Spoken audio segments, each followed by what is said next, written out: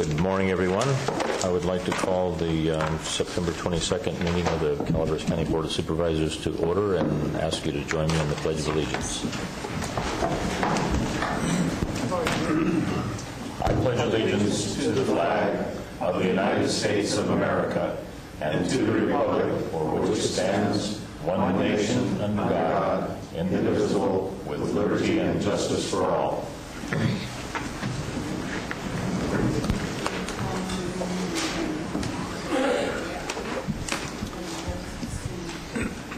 Okay, before I start reading the announcements, I would like to remind everybody that this is the first day of autumn.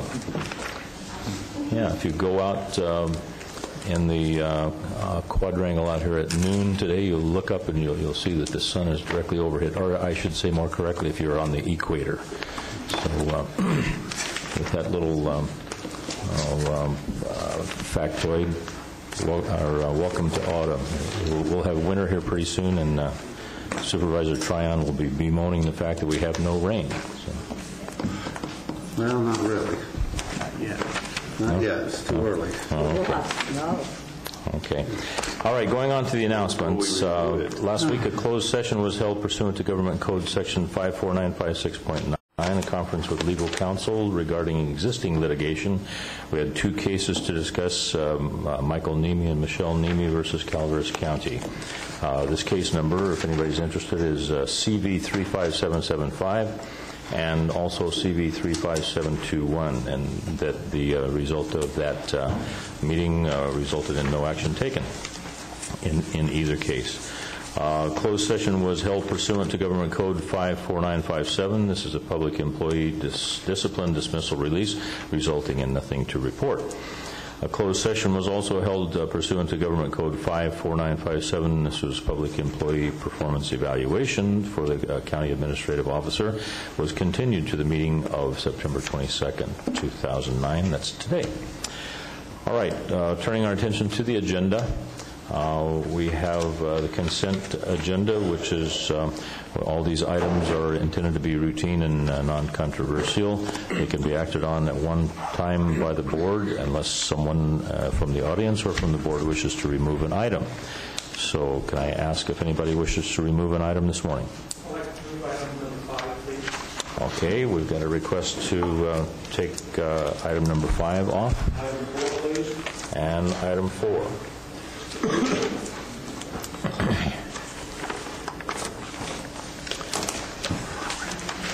Okay, we have a request for removal of item 4 and 5. Do I hear a motion on the balance? So moved. Second. Okay, moved and seconded to approve items 1, 2, and 3. All in favor say aye. Aye. Aye. Opposed? Hearing none, the motion is carried. So on item number 4, this is a resolution establishing tax rates for... Excuse me?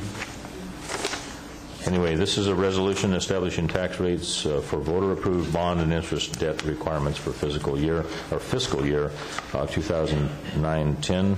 This is brought to us by the Auditor Controller. Is anyone here to make a report on this? Mr. Kelly, can you... Joe Kelly.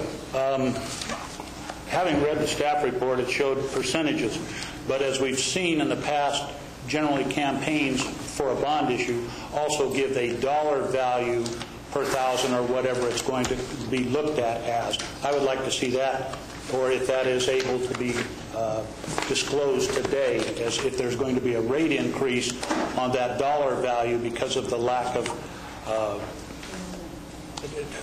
income coming into the county or revenue to be able to pay that bonding issue. And as we well know, the bond issues are a predominant priority within the state and the counties, I do believe. So if you could, please, that's my issue, is giving a dollar value to that rather than just the percentage value. Okay, well... Good morning, Linda. We've never been asked that before, but if it would suffice, we could have that put on our webpage, and it would be available to everyone. Would that be fine with you? Okay, we will take action to... Linda, but since it's on assessed value, it changes because Right. Because it's different for different people. It is different. I mean, If you whatever put they out said. the amount per 100,000, then in their mind, I think they can partially calculate that. And we can also put out, are you interested in the total amount that we have to collect for this year's bond payment? Please. I thought maybe that might be of more interest to the public. I'll move item 4 as presented, Mr. Chair. Second. Okay, we have a motion and a second to approve item 4. All in favor say aye. Aye. Aye. Opposed? Hearing none, the motion passes unanimously. Okay, on item 5, this is a resolution declaring October 5th, 2009 as Calaveras Habitat Day. Morning, Good Lucy. morning, Honorable Board of Supervisors. My name is Lucy Thine, and I am president of Habitat for Humanity Calaveras. And we're here because of your number 5 on your consent agenda. Thank you for declaring October 5th to be Calaveras Habitat Day. Habitat for Humanity affiliates all over the world will be celebrating this day to urge everyone to reflect on the global housing crisis and consider our collective responsibility for the future of the human habitat. Thank you for committing to do all you can to help make sure that all of our citizens here in Calaveras County will have the opportunity to live in decent and safe housing that they can afford. The new housing element of the general plan will be your first shot at making a stab at this promise. Now I want to tell you about something else we're doing, starting in January. There's a new program called A Brush with Kindness, and this is going to help eligible homeowners to spruce up the exterior of their homes. We're going to deal with junk removal, minor repairs, minor landscaping, and painting. The program is now in the planning stages on such details as family selection process, volunteer organizing, and coordinating with churches and other helping agencies, and we hope to start this by January. Now I have an invitation for you. On November the 5th at 4:30, we're inviting all of you to an open house at our warehouse down on California Street in San Andreas, which is behind the Thorne Mansion. Our warehouse is going to be called the Habitat Restore, not the warehouse anymore. And by November 5th, that new sign should be up and running. And I'll briefly explain the purpose of our store. We sell household items. It's not like a thrift store. There's no clothing or shoes or bedding or knickknacks or dishes in there, but there's sinks and toilets and doors and windows and furniture and stoves, refrigerators, freezers, microwaves, all of the kind of household items that people could use and at very reduced costs. They're all in good shape. We make sure they work before we sell them. We get brand new things from Lowe's and Calaveras Lumber, who have been very generous to us. And so we hope that all of you can come on November the 5th. And what time, Lucy? 4:30. And hope to see you there. Thank you very much. Thanks, Lucy. Lucy, before you go, you said that this is changing, the reference to the facility is changing from the warehouse to the restore? RE-store, restore. There's restores all over America, Habitat restores, and we chose to call ours warehouse the first year just to see if we were going to make it. Well, we did make it. We've done really well there. So now we're going to be a real authentic Habitat restore. And we've just hired a new manager. Some of you may know John Logg from Mountain Ranch, real dependable guy, and he's helping us get things straightened out down there. I've been about the only one, and some of it's just too hard for me, so we finally got a guy that can handle it. How do you spell Mr. Logg's name? L-O-G-G. L-O-G-G, okay. All right, so November 5th at 4:30. That's great. Thank you very much. Habitat has really matured as an organization since you started that first class you did years ago, remember? Yeah. Yes, congratulations to all of you. Thank you. I'll move this item. I'll second. All right, we have a motion and a second to approve this item, this declaration. All in favor say aye. Aye. Aye. Opposed? There are none. So Congratulations, Lizzie. Okay, we have arrived at 9:10, and we have public comments. I want to remind you that we're limited to 5 minutes per person and 15 minutes per topic. Anyone wishing to address the board this morning?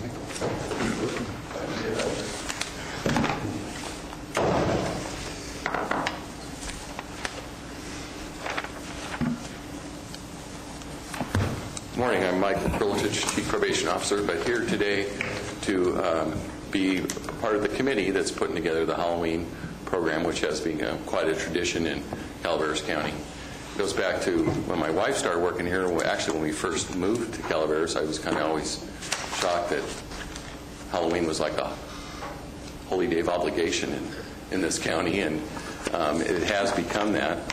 And once I started working here, it's a good day for everybody to just put away whatever baggage issues they got going and just get together. It's a time for county employees, staff, board members, and the community to kind of see what we can do and how we can bring people together. So we're kind of put the flyer out. We've got the judges picked. We're not going to tell you who the judges are, but because there's some bribery that goes on with that whole thing. So, and I just hope that the different departments and department heads, I only see a couple in here today, but those of you listening or watching, we hope you kind of pull something together. It's a good time to just kind of, let's just be who we are. And that's good county employees, people that care about this community and the health and welfare of everybody. Once again, the awards, I'll just tell you, is we've got the best office decoration, best group costume, best individual costume, best performance by a group. I don't know if you remember David Sackman a couple of years ago was he was Michael Jackson doing the Thriller. They did the whole big dance thing. We've had the DA's office be bowling pins and knocking down crime. So those kind of things. The best pumpkin carving and best judge's bribe. Only time in your life that you can bribe a judge and probably not go to jail for it. But I think the other thing that's so important, what we added last year was the Stone Soup Award, which now is a perpetual trophy, and it's about those of us that have a little bit of food to share. It's like, when I was in seminary, they said we passed a meal around, it was take a little, leave a little. And so what we try to do with Stone Soup last year, we gave about almost 6,000 pounds of food to the food bank, and also I think it was about $280. So that was kind of nice of, everybody, it's a little tight for everybody now, but at the same time, you can take a little, leave a little. So we'll probably come back again. And we've got a nice little committee. We have Karen from admin office, Susie from HR, Deborah from HR. She's also our graphics person, if those of you that have seen the flyer, and Jeannie Boyce, myself. So, and I got to throw in Alan Sullivan because the Jeannie, Alan, and I will be heading up the Stone Soup. And sorry, Mark, over at Behavioral Health, we're taking back the perpetual trophy's not staying at Behavioral Health. So that's a challenge. Okay, thanks a lot. Michael, while you're here, can you give us a report on the landscaping? I would love to. I would love some more money for staff so we could do it appropriately. What we're trying to do is we're doing about 2 Saturdays a month now. It's costing me some overtime, but at the same time, we have kids that have already been ordered to do community service in lieu of detention, so we can't get away from that. And so, not everybody's going to have to go to the hall. So we're trying to make do with what we have. So so we're working with Kevin from Buildings and Grounds because it's basically Kevin and Dave now. And so it's not as good as we could be. We were kind of bummed. Actually, some of the kids were bummed that we had got ahead of the curve a little bit. And then it started, waning because we had to get rid of the people that we had that were doing it. So I'm going to try to work on a proposal that hopefully you'll see could be hopefully cost neutral. But you got to think a little bit outside the box on how we could get a person, because I'd rather have somebody that supervises that program and trains and does that. But and I'll tell you, week before last, we had a young lady. She was the only one that showed up. Two of the other ones got sick. And with our staff person, it was kind of cool. She did a lot of work, and they still had some work to do. They weren't quite done with this one spot they were working on, and it was time to go. And she said, let's finish what we started. So she worked another hour, which she should have went home. But no, she wanted to. And that's kind of rare with some of the kids we have, and especially a young lady. And so she worked our staff into the ground pretty much. So I wish we could do more, but we're trying to do 2 days a month. Okay. The reason I mentioned that is I've been getting some correspondence from citizens that are bringing that the kind of dog-eared look around here to our attention. So I know that we're all scrambling to make do with less. But I think it should start looking up, though, just with fall coming, the lawns will slow down. Growth in a lot of the plants will just slow, and then we might be able to catch up. And actually, fall ends up turning out to be kind of nice, and then winters, it should look barren and we should barren get some season. and normal. Huh? Yeah. Okay. So anyway. Okay. Thank you very much for your report. You're welcome. Anybody else? Okay. Thanks. Anyone else wishing to address the board this morning? Good morning, Mr. Rusk. Good morning.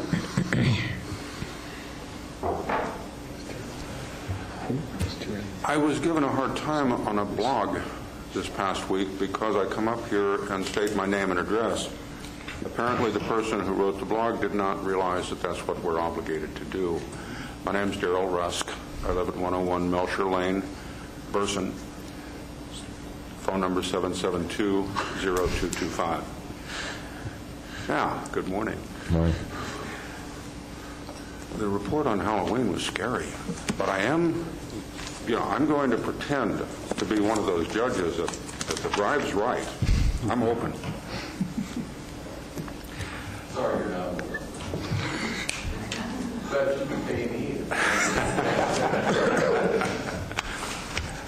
This past month, I realized that I have some shirts that are older than my kids. And I thought maybe it's time that I should rethink some of those shirts. Now, it may not always look like I have new shirts on, but I actually do. However, I finally made a decision that it was okay to let go of those shirts. And after looking at them, it was the right thing to do. Well, today you have that kind of decision again on your plate with regard to Trinitas. Sometimes it's okay to look back on past ideas or decisions or possessions, things that we might have held dearly, and say, okay, maybe it's the right thing to do to make some adjustments in our thinking. And I hope, with regard to Trinitas and to other lawsuits that are pending in the county, I hope the board takes some serious time to consider changing some of those shirts. Thank you.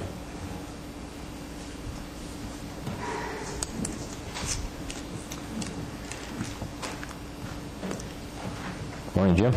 Good morning. Jim Turley, representing SEIU. I noticed we weren't on the closed session agenda this morning, and that's the reason I'm here. We were told that we would be. It's negotiation time again. Health insurance in particular. Health insurance is going to go up 4.9% for the employees of the county, as well as dental is going up 2.9%. We have requested through the negotiation team that the county absorb this based upon the fact that we absorbed it as an employee base last year, and we also absorbed a no pay increase for a 28-month period. We were told that this item would be brought to the board today, and it is not on the agenda. We do not know why. We were not communicated with as to why. So I am presenting it to you now that we would like the county to absorb this extra expense. It will run about $80 for a family, and we cannot, as a group, absorb this kind of expense in these economic conditions. As I said, I hadn't planned on coming up here today because I wanted to wait to get the answer from the board. And I sincerely hope that you take this very seriously and that you consider the fact that the expenses to the families within this county are already astronomical and that we just can't absorb this. I would also ask that you remember that the employees of the County of Calaveras are the most important asset that you have, and this doesn't just affect SEIU, it affects everyone from yourselves on down. So, keep that in mind as well. Your managers, mid-management, all of us are going to be absorbing this, and it's going to be a very taxing time. So I hope you take this very seriously. And as I said, the employees are the most important asset to the county. I would also ask you to remember that 95% of the employees here, that's an estimate, are probably your constituents as well. So I would ask that you remember that. Thank you very much. Thank you, Jim. Good morning. My name's Bonnie Newman, and I belong to SEIU UHW. And I just have a question. When is it appropriate to ask what happened in negotiations? Because when negotiations was happening, I asked a couple questions. Well, like, are certain departments willing to take pay cuts? And, oh, you don't talk about that because that's in negotiations. Are they ever over? Can we find out? Because I still want to know, did anybody in the county take a cut in pay? In the whole county? Yes? Mm-hmm. I did. I'm talking about the unions. We have 4 or 5 unions. Did any of these people that, I've listened to them as much as they've listened to me whine about... Bonnie, the only unions that took a reduction in pay in order to bring back some laid-off employees were in law enforcement. Law enforcement did. And voluntary elected officials. And voluntary... Well,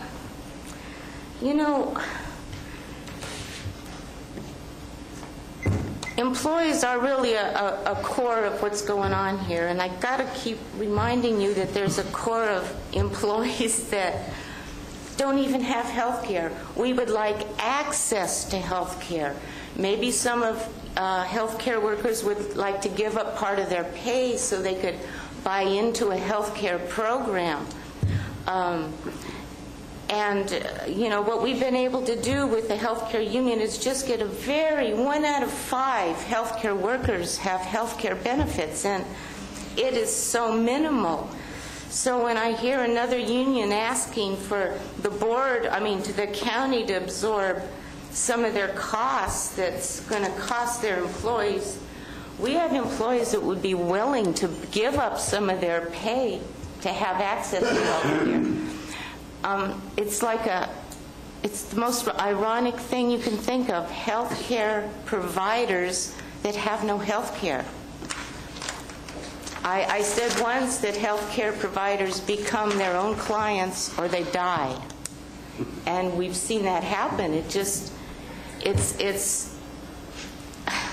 no pay, no benefits, no vacation, no sick leave, no health care, and we're still getting slammed by the governor to cut costs because we're all committing fraud. We're not doing a good job. We're cheating the taxpayers out of something because we're unsupervised in people's homes. And you want to talk about a bunch of people are getting slammed all the time. It seems ironic that people that even have health care don't recognize that there are other county employees that don't even have any at all.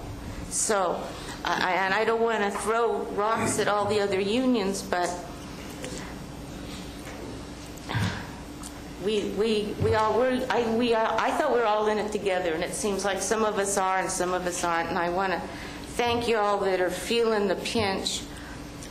We may not have had our wages cut, but we're feeling the pinch. I mentioned the cut now client hours. It was like a demoting of clients, of eligibility, because it's hard to understand, but every client is rated from 1 to 5, and you're on a level, and they're doing, like, if you're on a 4 or under, you're getting all your household hours cut. And you think of all these poor people that certainly can't do their own household chores. We go into their houses. How long do we look at them living in filth before we turn them in for not being able to sustain themselves? Because some of these people can't clean a toilet. They can't bend over. They'll pass out. And then our healthcare workers aren't being allowed to do that unless we do it on our own. And I think that's what they're counting on, is people willing to go the extra mile. And that's something you got to say about healthcare workers, because we always have been, and we probably always will go the extra mile. Thank you. Thank you, Bonnie. Anyone else wishing to address the board this morning? Joe Kelly. September 3rd, I submitted a letter to the board with the attention of Chairman Thomas, and it was in regards to Government Code Sections 54960.1, 54954.2, 54954.3 states. The reason I'm doing this is because I kind of anticipated that I would receive a letter back or some sort of notification that, yes, you would be advised of this and take it into consideration. And in lieu of that, I'm going to read the letter into the record. But I think it's time for the people of Calaveras to understand a few more things.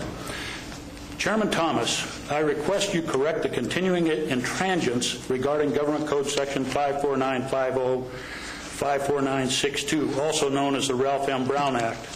September 1st, 2009, during a regularly scheduled and noticed Board of Supervisors meeting, public comment was sparsely offered on agenda noticed items and not at all for item 8.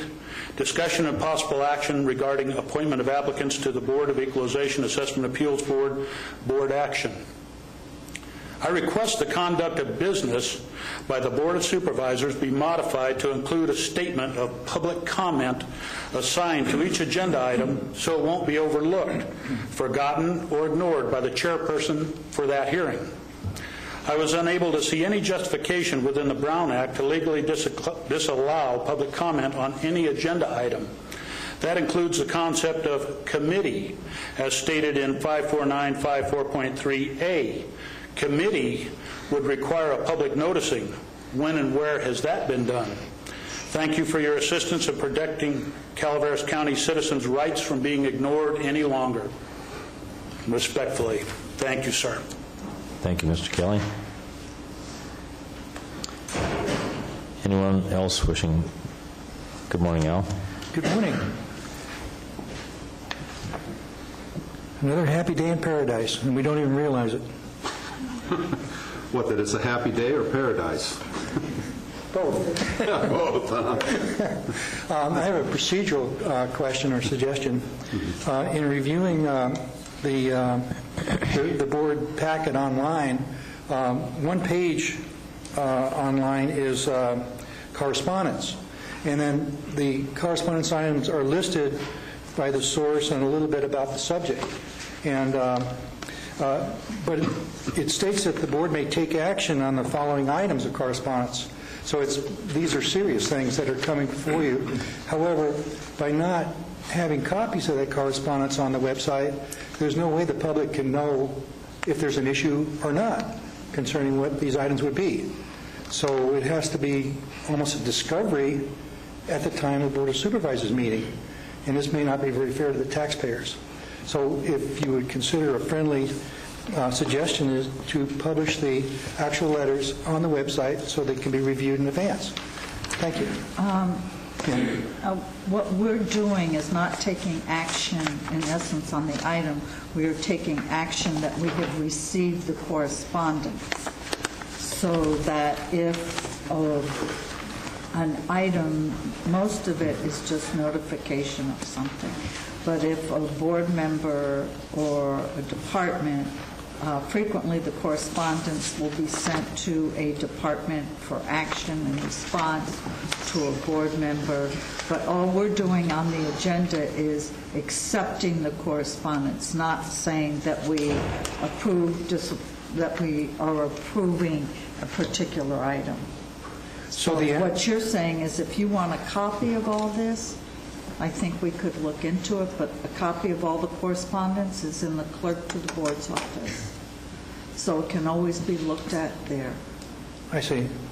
So you're suggesting that the statement the board may take action on the following items only relates to the fact that we're taking. You're going to give the correspondence to somebody to do something. The board has never pulled something from correspondence and taken action on it. I mean, it would need to be rescheduled for a regularly scheduled meeting. Okay. Because that wouldn't be an acceptable notice. All right. Thank you very much. Thank you, Al.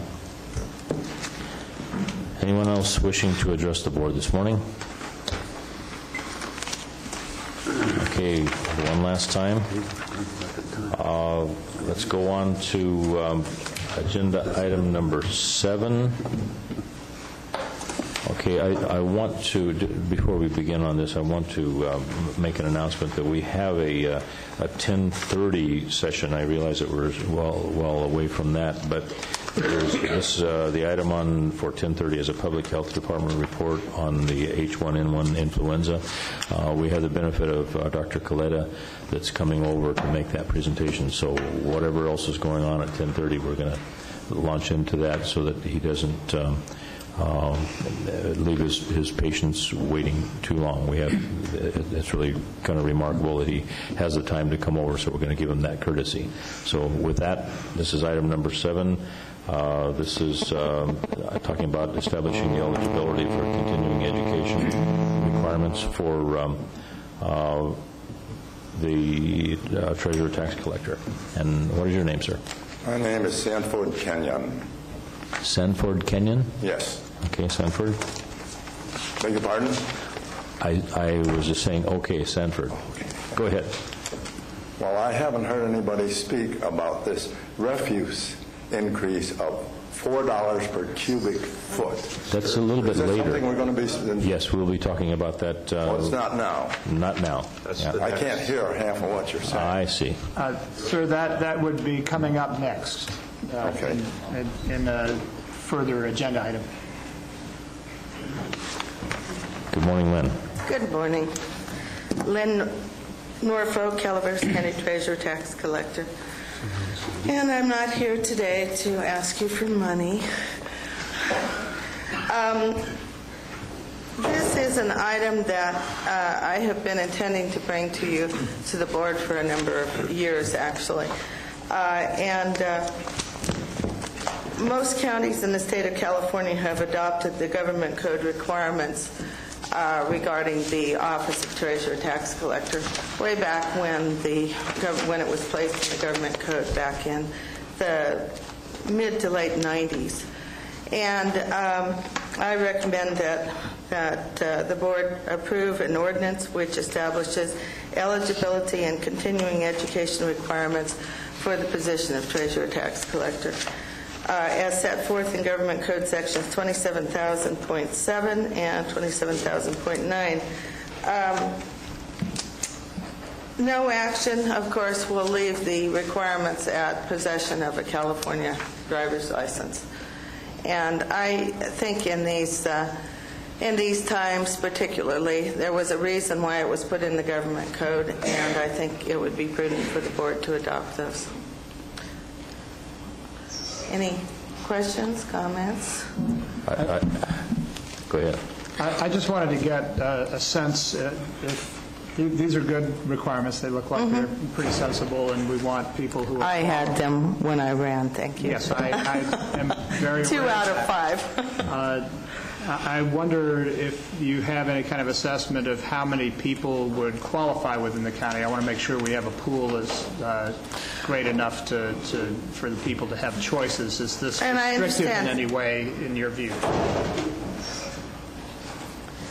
I would expect that we have, because as it says, no person shall be eligible for election or appointment to the office of county treasurer or tax collector unless that person meets at least one of the following criteria.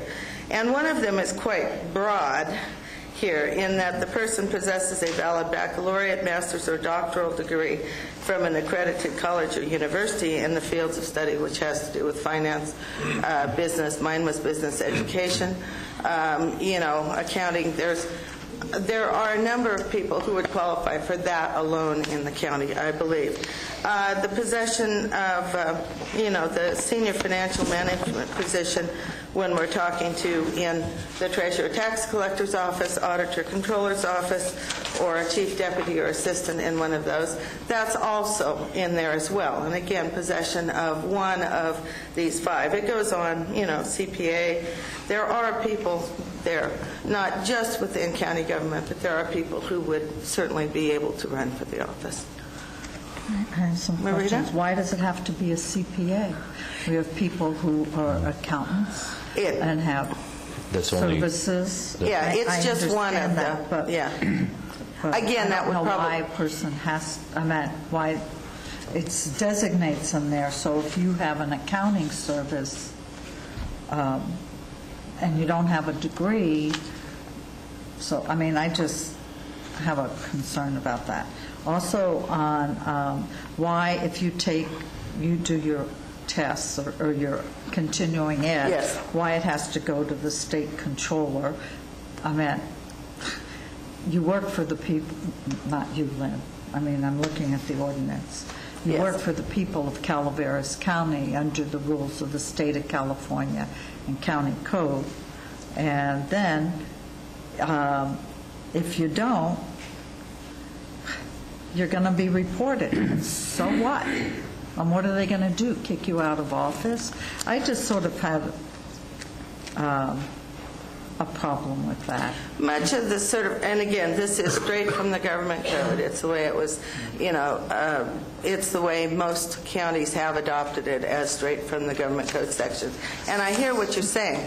I think many of the things, Marita, have to do with there are many of the things that we do in the auditor's office, the assessor's office, and tax collector's office that do report still to the state controller's office. All right. So, not near as much as it did 20 years ago either. So if it's in government code that this is a requirement, why are we having to do it? Because we have to follow. We're a subdivision of the state. Why? Well, that could be a claim that it is in government code, so why does the county have to adopt it? Is that what you're saying?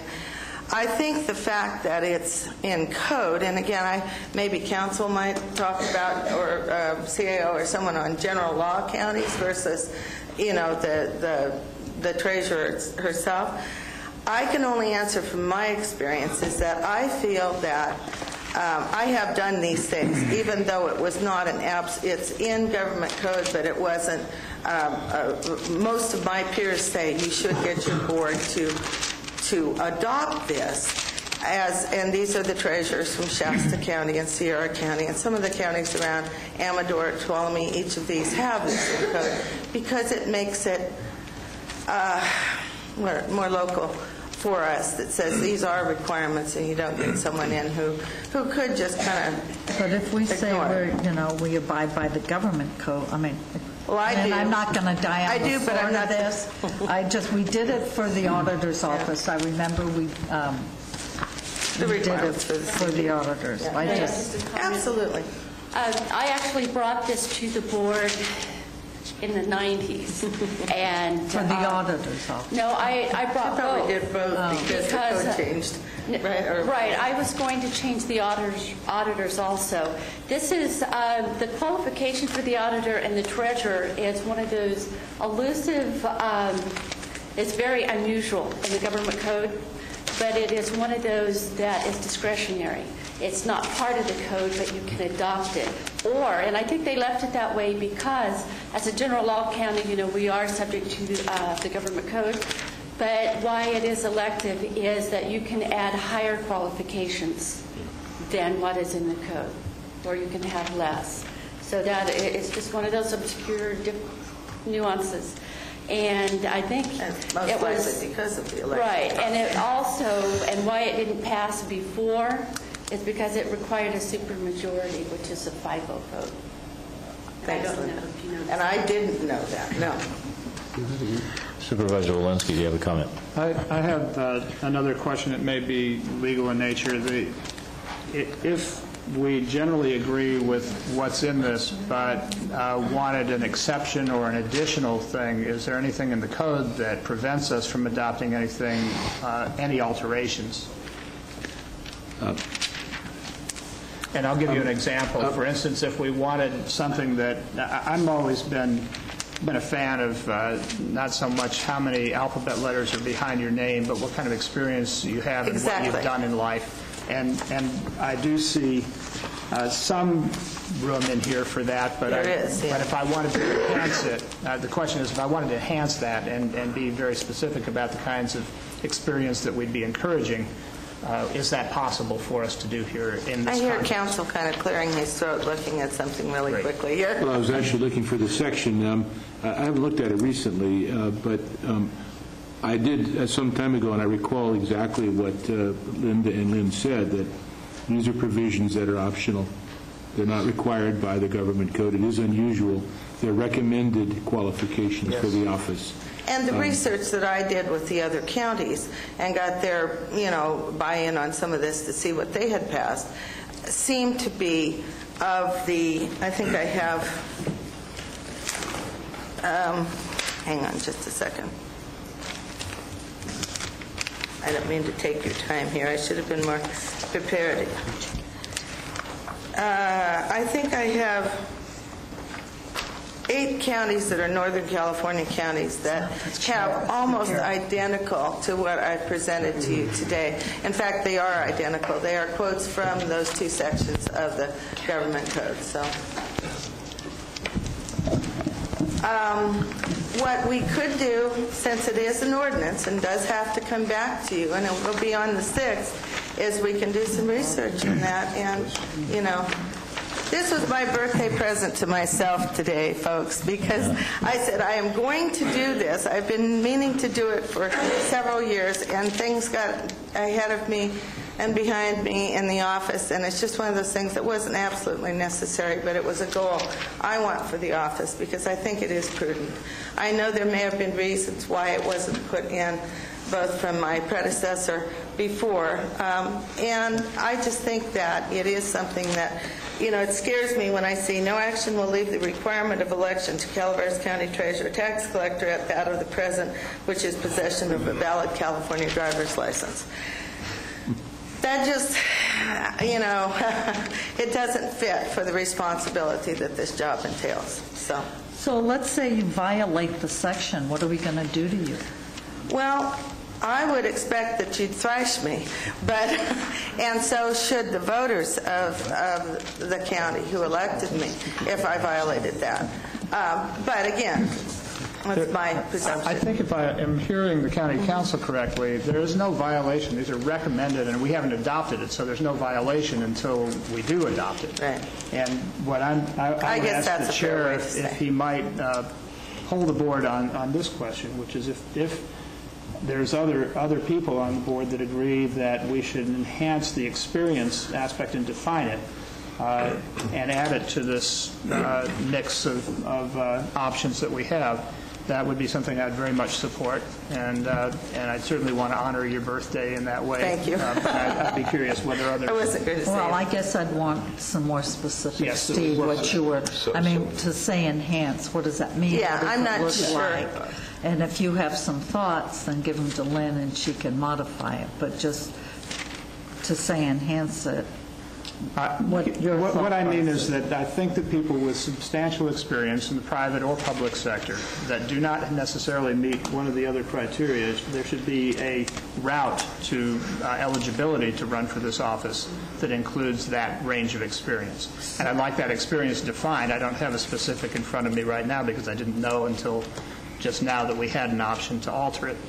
But I would ask if staff might come up with some options about defining that experience that could accommodate that additional group of people into eligibility.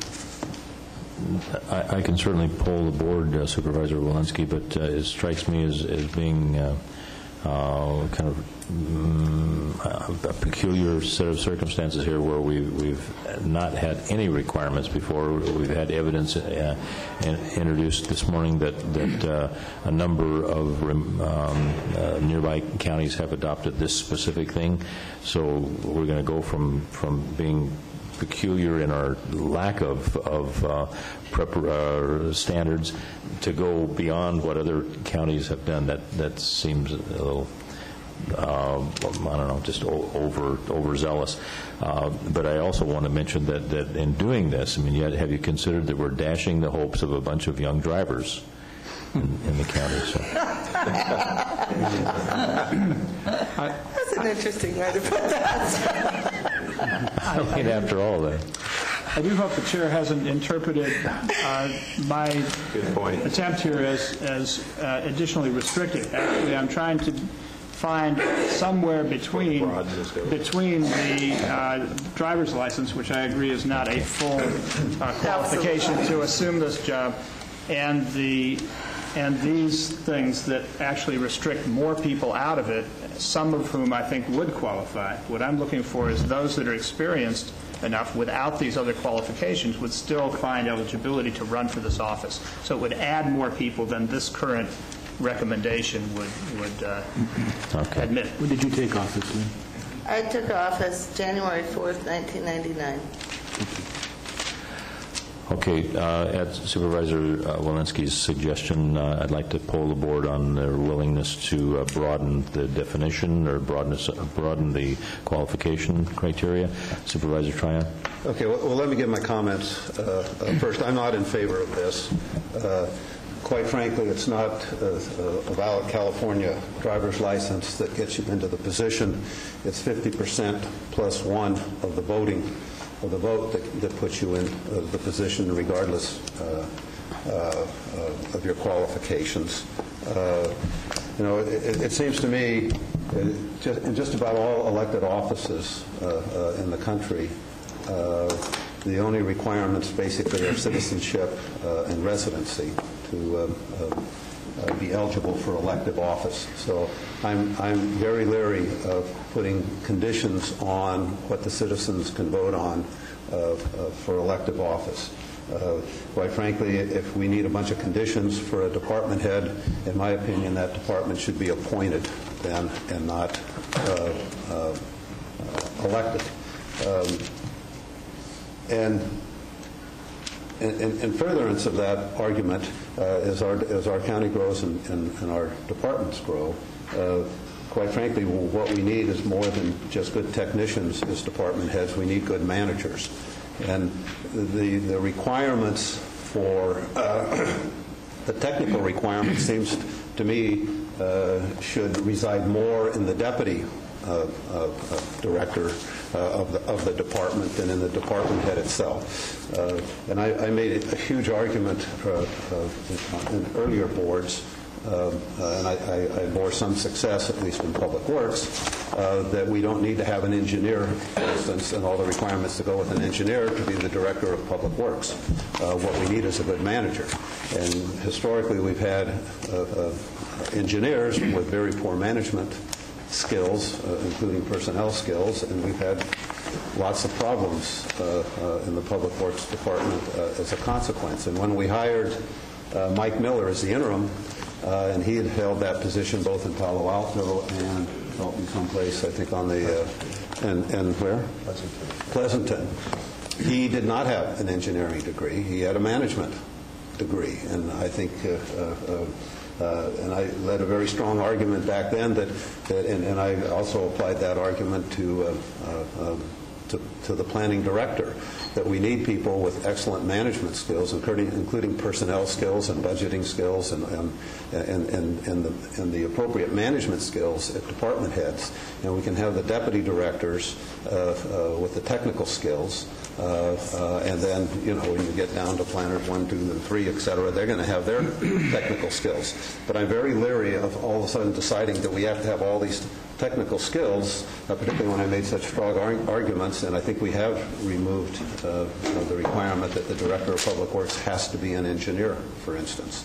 I think what we need to look for are excellent managers of departments and look more for the technical skills to be at the Deputy Director and thereafter within the department. So I'm very leery of taking the department heads and all of a sudden limit. I have a real hard time, this is public policy, saying we're going to limit the electorate's choice in an election as to who they elect. I'm not comfortable with doing that. I wasn't really happy when the board put the technical requirements on the auditor's office. So I'm not in favor of going here. I'm in favor of leaving the election up to the citizens. Hopefully they will elect somebody competent enough to have a good deputy director and have good management and personnel skills to operate the department. And we have all kinds of people with excellent technical skills that don't have good management skills, quite frankly. And at the department head level, in my opinion, we need good management skills. So I am not in favor of proceeding with this action. Okay. So those are my comments. I think that was a no. Supervisor Walensky, on the polling, you are a yes to broaden it. Supervisor Topanelli? Did I get around to answering the question? No. You sort of did. Pretty much blanket, right? Yes. I heard no is I'm in no. favor of broadening the scope of this. I think it limits quite a bit. Okay. In a moment. No, but soon. I have a feeling. Supervisor Callaway? Or, I forgot, Tom brought up a good point about not limiting, not setting up what a criteria would be. I mean, I'm not adverse to what Steve wants to do, but, based on what Tom said, I'm not sure I might not take that under consideration. So if we're going to postpone this for 3 more weeks, that would be fine. Give me a chance to do maybe a little more research on it. Okay, but if we finish the polling, I think that we have 3 supervisors, including myself, that would like to see the criteria expanded. Then it's a wrap.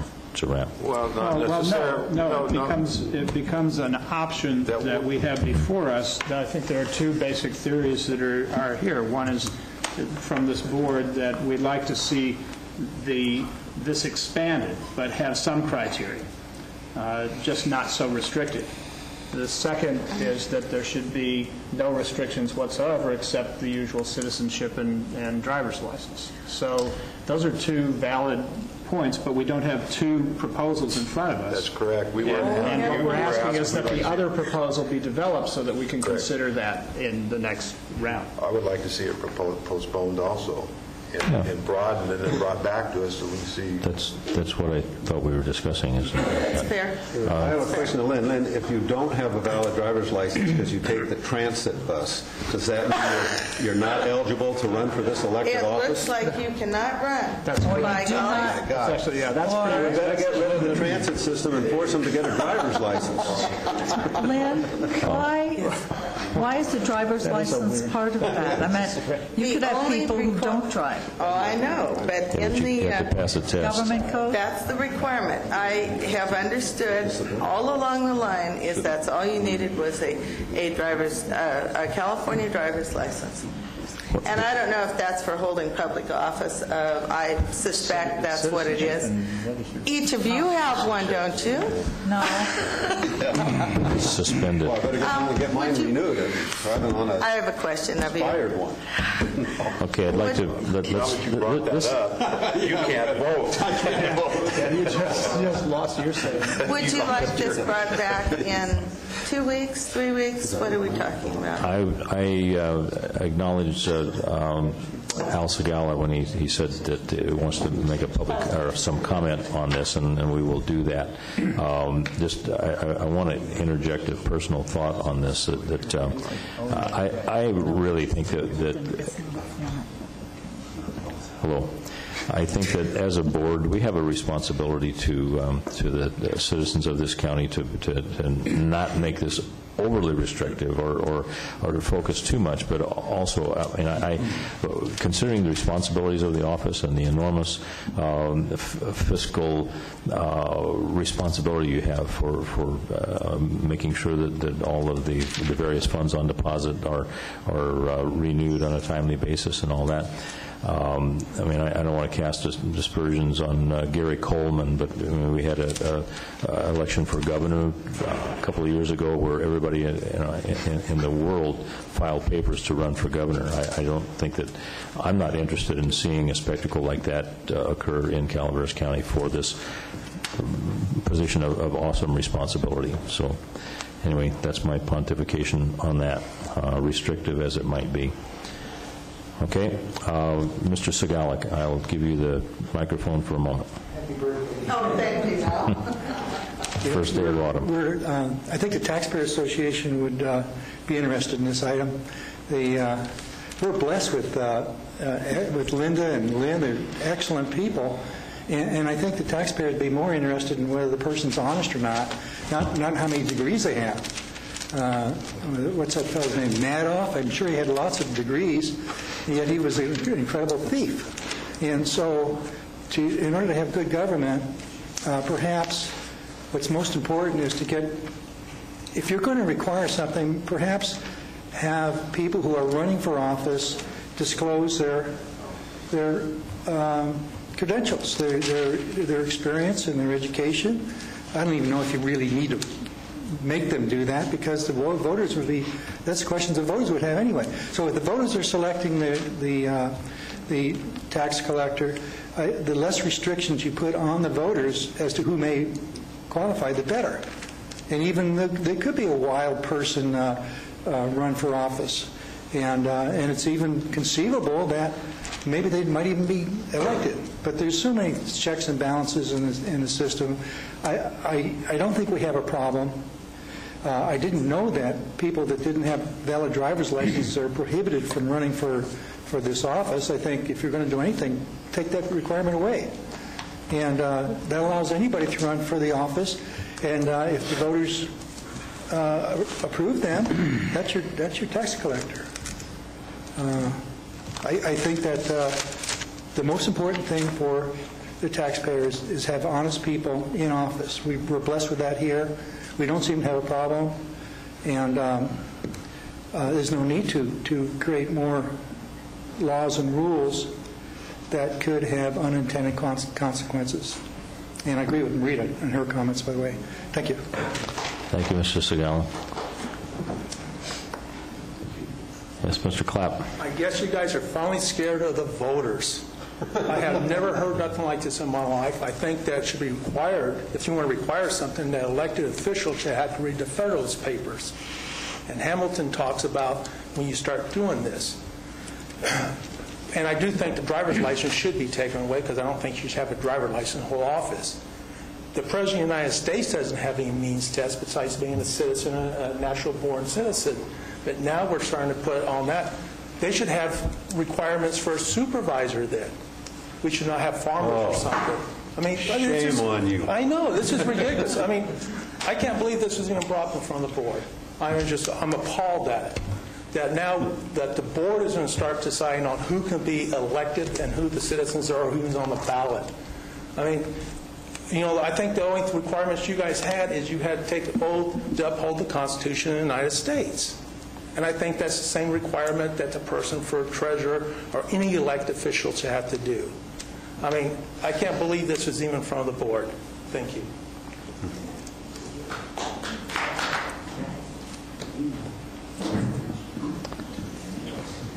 Mr. Rusk. Just a brief comment. Very brief, I promise.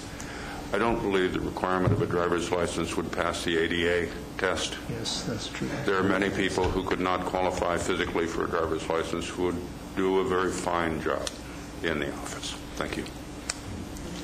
That's true. Yep. Joe Kelly, I agree with Mr. Clapp. I think it is pertinent that you reside in the county. If you want to be a registered voter, you'd be a registered voter. But the oath of office is the main thing. That's something so many people, once they get into office, overlook. forget, ignore. But one other thing, when you look at something she stated about what the other counties do, let's look at another thing. You get into negotiations with your unions, and what do? They all refer to the surrounding counties. They're getting this for a pay. We're down here. Well, it kind of goes the same way. But something I've noticed with some offices, such as hers, which is a technical office, is that the person remains there for life. So if we have it to where others can and make it a nice political run, that people can come in and run for office, I think it opens up a door wide enough that allows us to be transparent and open. Thank you. Anyone else wishing to make a comment? Good morning, Will. I'm Will Moore, and I'm wondering if any of the people who signed the Declaration of Independence actually had a college degree. Or should we have, a PhD requirement for the Senate and a MA for the Congress?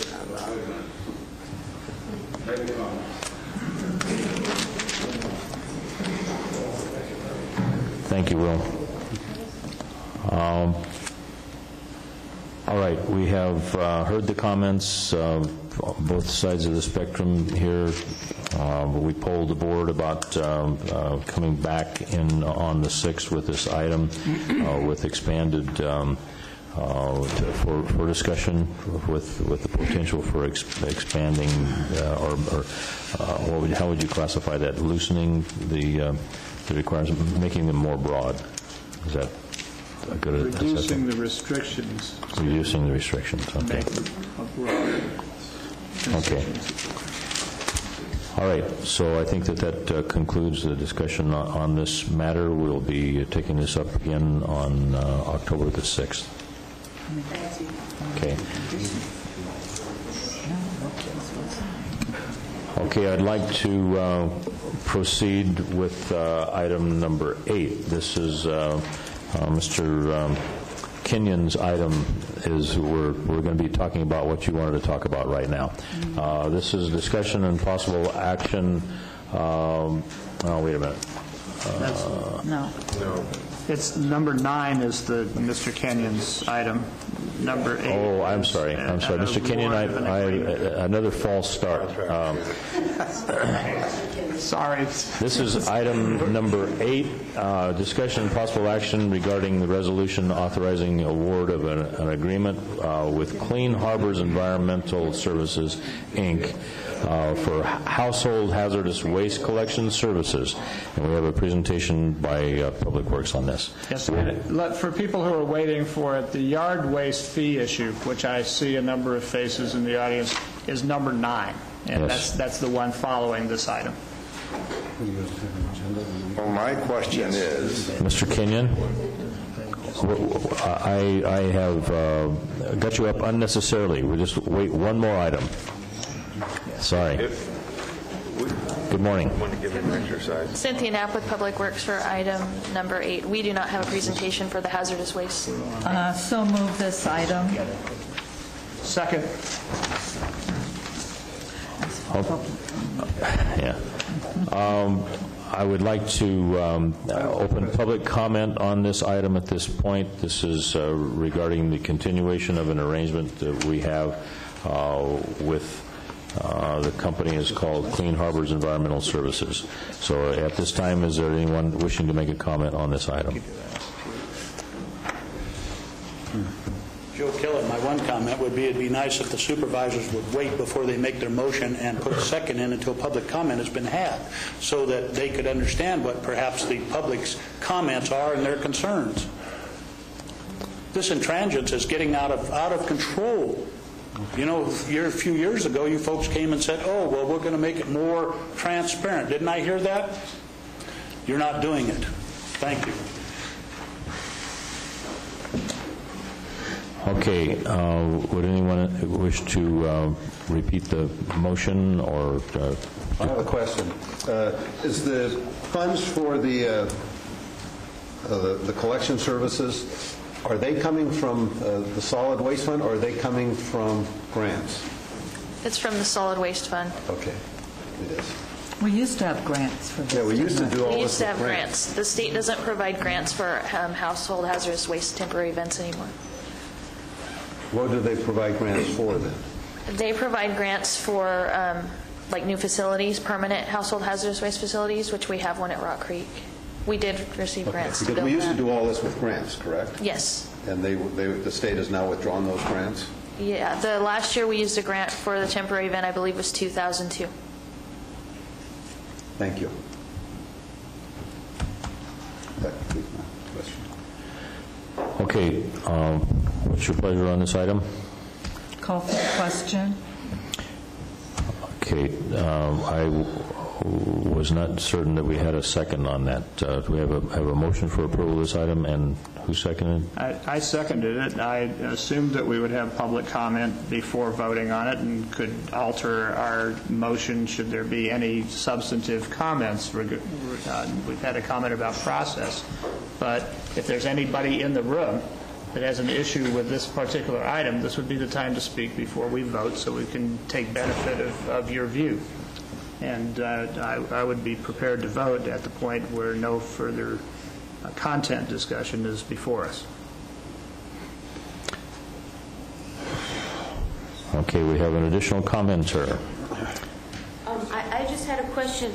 It says, I was just wondering how much money it's costing and how many times a year they haul it away. I mean, that's just a technical thing. Maybe that would help answer the question. It's a one-time a year, and it's $117,000 this year. And where does it go and what do they do with it? The $117,000 is the total amount for all hazardous waste collected in the county. That includes the hazardous waste collected at the permanent facility, which is picked up about 4 times a year from the contractor. And the hazardous waste goes to several different facilities around the state and is either recycled or disposed of properly.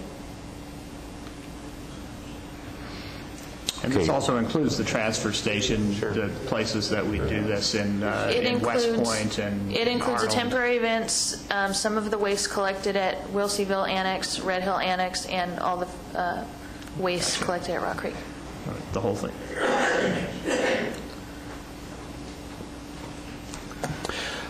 Okay, if there are no further comments, I will ask for the question on this. All in favor of the motion, say aye. Aye. Aye. Aye. Opposed? Hearing none, the motion passes unanimously. And the events are this weekend. So just if you guys need to pass the word in your Could you say that again? The events are this weekend. San Andreas and Arnold are the 26th, and West Point is the 27th. That's for hazardous waste collection. Yes, the temporary events. Okay.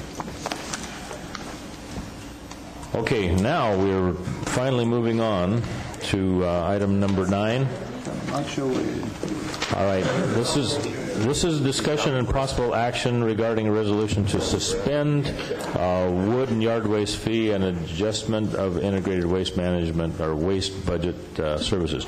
Okay, before we launch into this, I want to remind folks of what I said a moment ago. When Dr. Coletta walks in, we're going to suspend discussion on this. If we don't get through it, we'll come back and finish it up.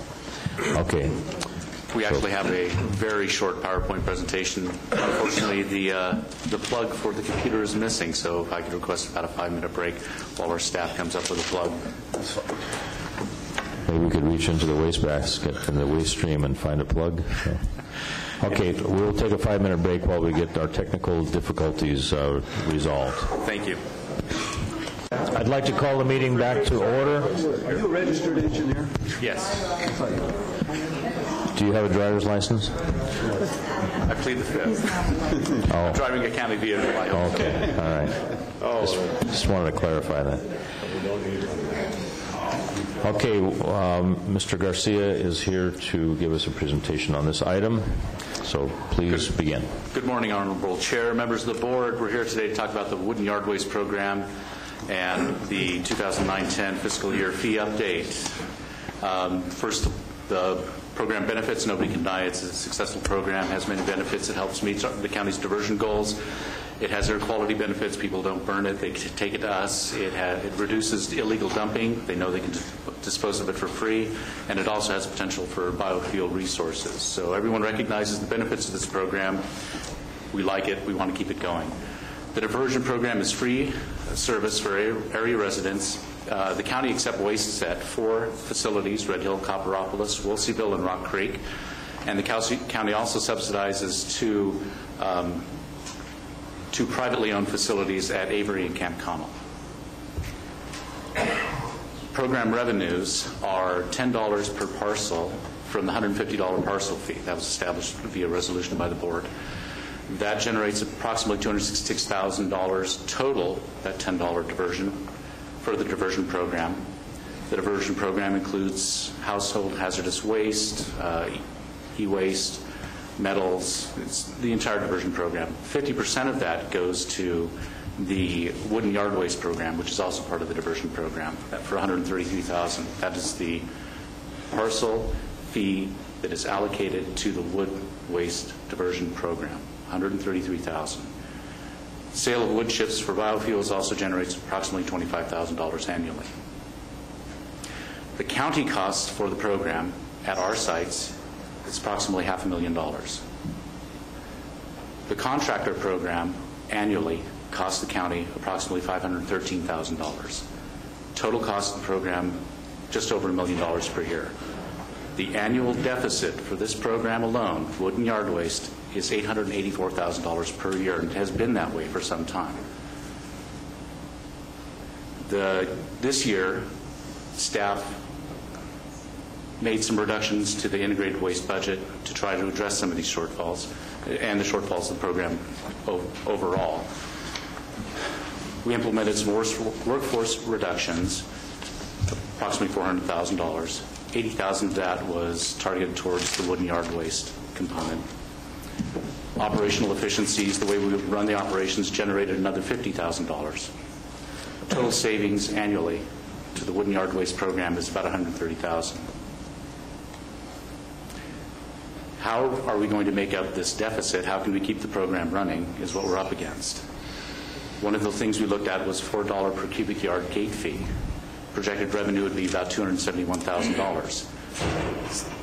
Many issues with this program: public resistance to the gate fees, potential increased illegal dumping, and a potential of decreased diversion of this material out of the landfill or out of other sites. Alternative number 2 is relocate the additional funding from that $150 fee to the yard and wood waste program. The issues on that are reduced funding for the waste program, the operations for running our landfill and transfer stations, reduced hours of operation for the landfill, reduced hours of operation for the transfer stations, possible reduction in the number of transfer stations, and subsequent staff reductions.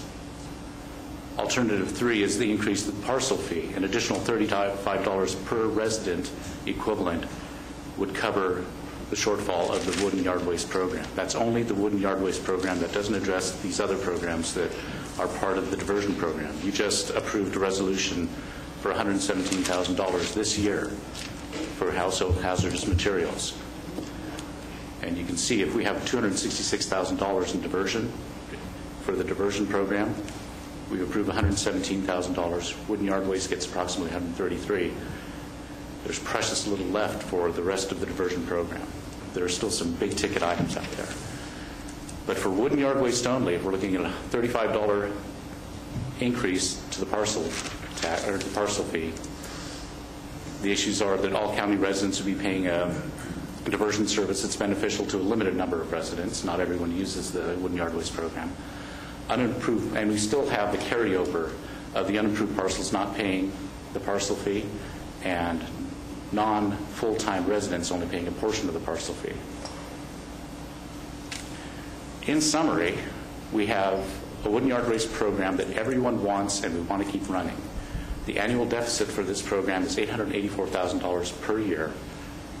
We can either cut the programs to pay for the costs, or we can raise fees to cover the program costs.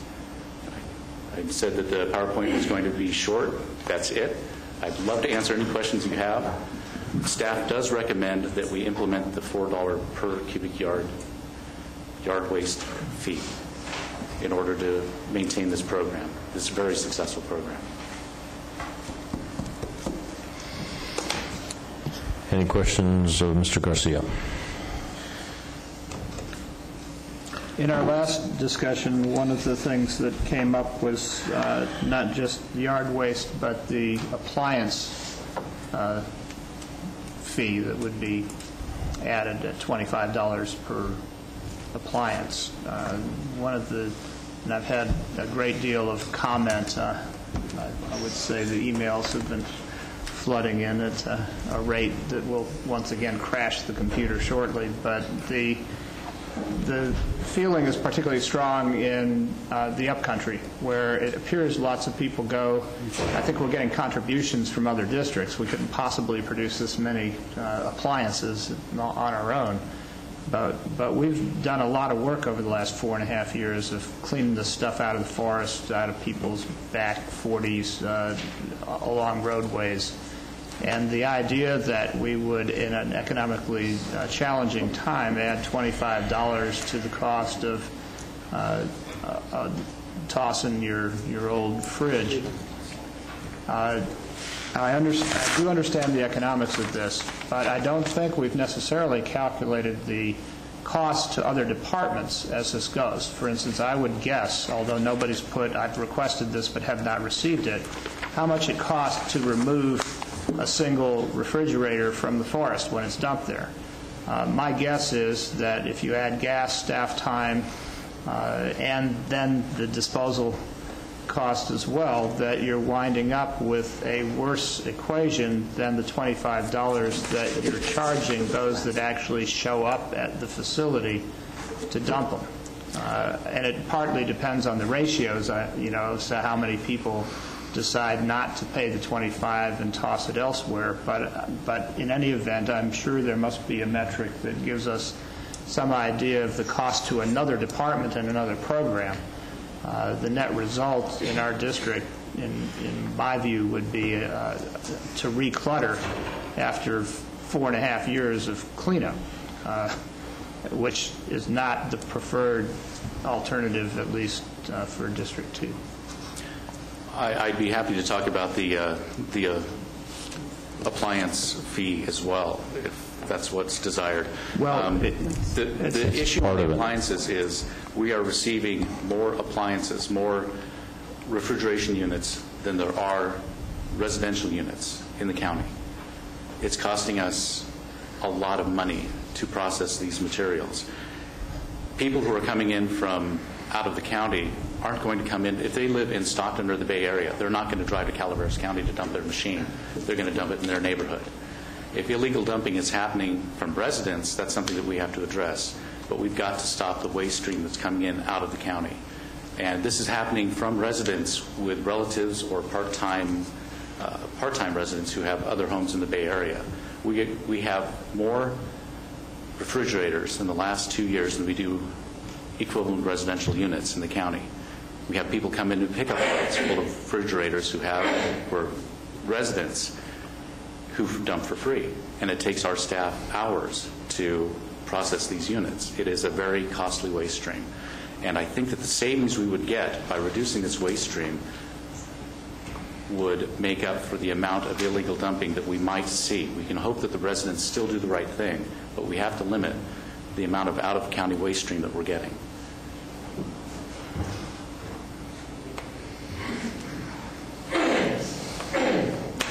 Well, maybe just another comment on my part on that. It seems to me there are a number of different strategies other than charging local residents that might reduce out-of-county dumping, which is not just appliances but many other things.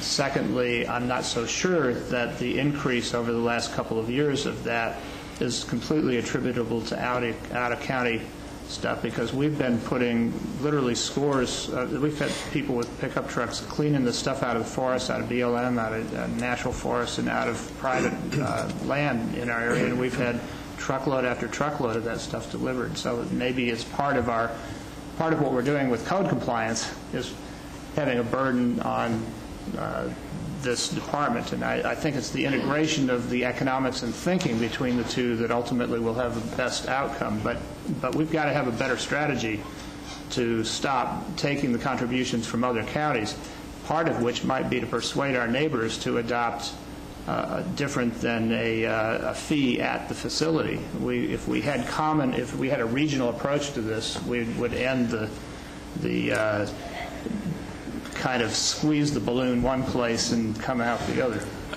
Unfortunately, garbage is like water. It seeks the lowest level. And right now, Calaveras County is the lowest level because we have no gate fees. We attract a lot of waste. And it's the problematic waste. Going to a transfer station with your household garbage is no big deal for another county because it's cheap, it's easy.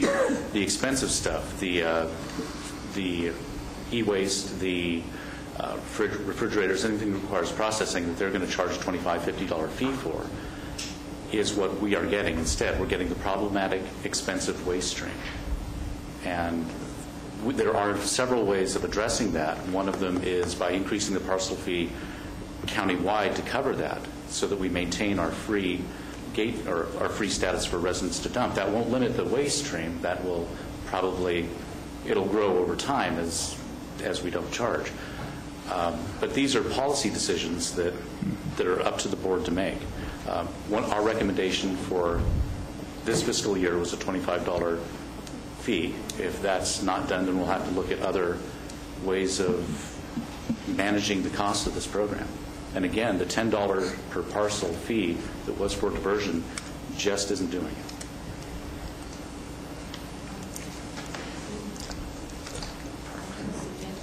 I haven't heard in all the discussion. Would you like me to cede the floor? Oh, I'm sorry.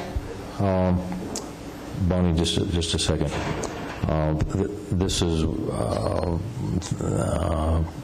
getting to a situation where I made a statement earlier that we were going to take up a topic at 10:30 about this H1N1. A situation where I can't win. Try to do the proper thing for considerations of people's donated time and such. I'm not oblivious to the fact that there are a lot of people here that want to talk about this waste stream. I am very aware because my computer is also filling up with a lot of emails on this. I'm going to ask my colleagues here to give me some help on this decision. Supervisors, we have a room full of people who want to talk about this waste stream issue. I would predict that we could talk about this for another hour at least. I am inclined to stay with my original statement that I said at the beginning, that we would begin to talk about this when Dr. Kaleda arrives. He is here. If there are no strenuous objections to us just holding this waste stream, we're not going to be able to solve this in the next 10 to 15 minutes. I don't want to disenfranchise anybody in particular, but I did make this statement earlier. Okay? Okay. Mr. Garcia, with all due respect, can we just put this on hold? And I would like Colleen Tracy and Dr. Kaleda to come forward to start this presentation on this, the H1N1 pandemic.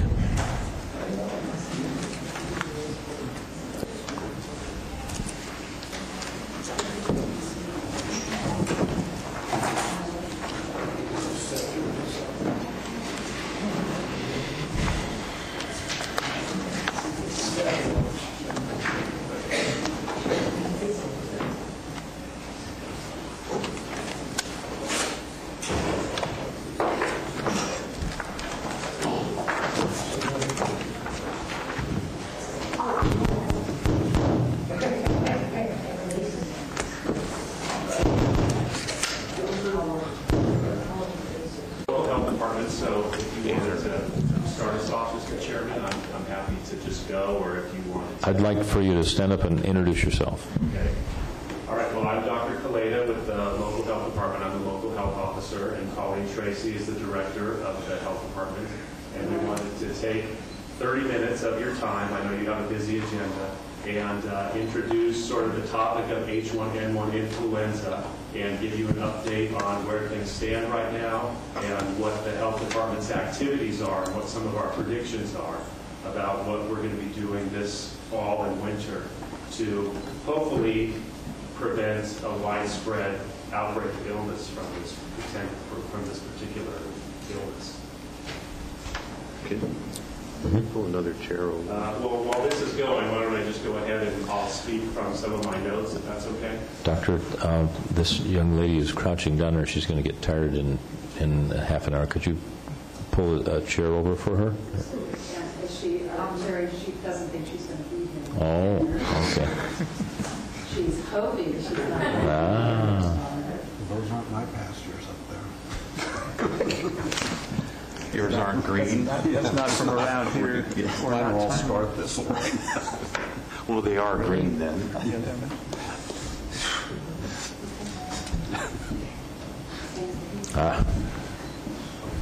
So you see, a lot of times, technology is not really under control of, the people that are, conveying the information, so we rely on staff a lot for that. And so while this is warming up, I just basically want to, kind of set things up, okay?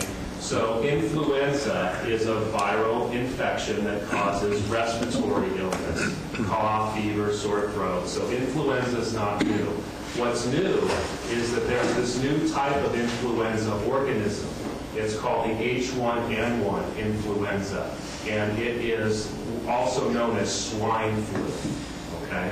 And so it's an influenza virus that is originally from a swine origin, and it is worrisome to public health experts because it's a new strain, it's a novel organism. And so it hasn't been seen before, so there's no immunity to it in the population. And so and it's transmitted from person to person. So those are very potentially worrisome ingredients for very widespread infection in the population and a pandemic. And that's indeed what we've been seeing. So just have to go on slideshow. Okay, who said you need brains? Okay, so back in April of 2009, that's when this organism was first identified, and it caused originally illness in Mexico, very quickly moved to the southwest United States, throughout the United States, and now through the world. So from April 2009 to June, when it first was originated, until June of 2009, it's become a pandemic. Right? So a disease can be epidemic if it's really widespread, and pandemic if it's spread all over the world. So a pandemic is a really big outbreak of a disease, okay? And so that's what we're dealing with right now. The H1N1 influenza is categorized as a pandemic. Nationally, what we've seen is over 1 million infected persons, 9,000 hospitalizations, and 600 deaths. In California, 167 deaths. And this is very current information within just the last few days. Over 2,000 hospitalizations in California. And in Calaveras County, we've had 5 confirmed cases and 1 hospitalization. And so this infection is occurring locally in our community. And that 5 confirmed cases is just the tip of the iceberg, because testing is not really even being recommended for routine cases of someone who's just coming down with the flu. It's really recommended just for hospitalized cases and for fatalities.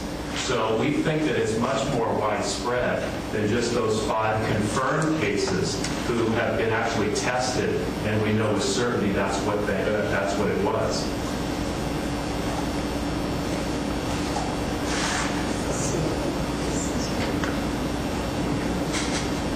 What's a little bit different about the H1N1 influenza than the regular seasonal influenza is that it's affecting different groups of people disproportionately.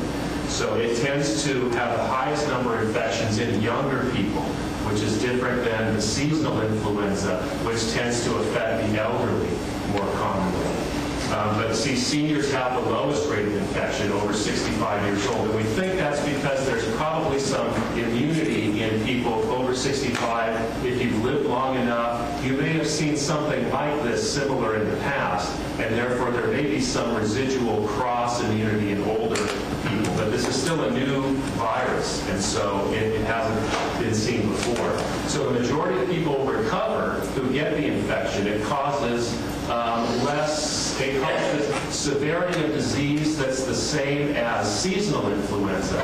So that's fortunate because it's not causing severe illness like the pandemic influenza outbreak in 1918 that killed 50 million people worldwide. This is causing lower level, lower severity of disease analogous to seasonal influenza.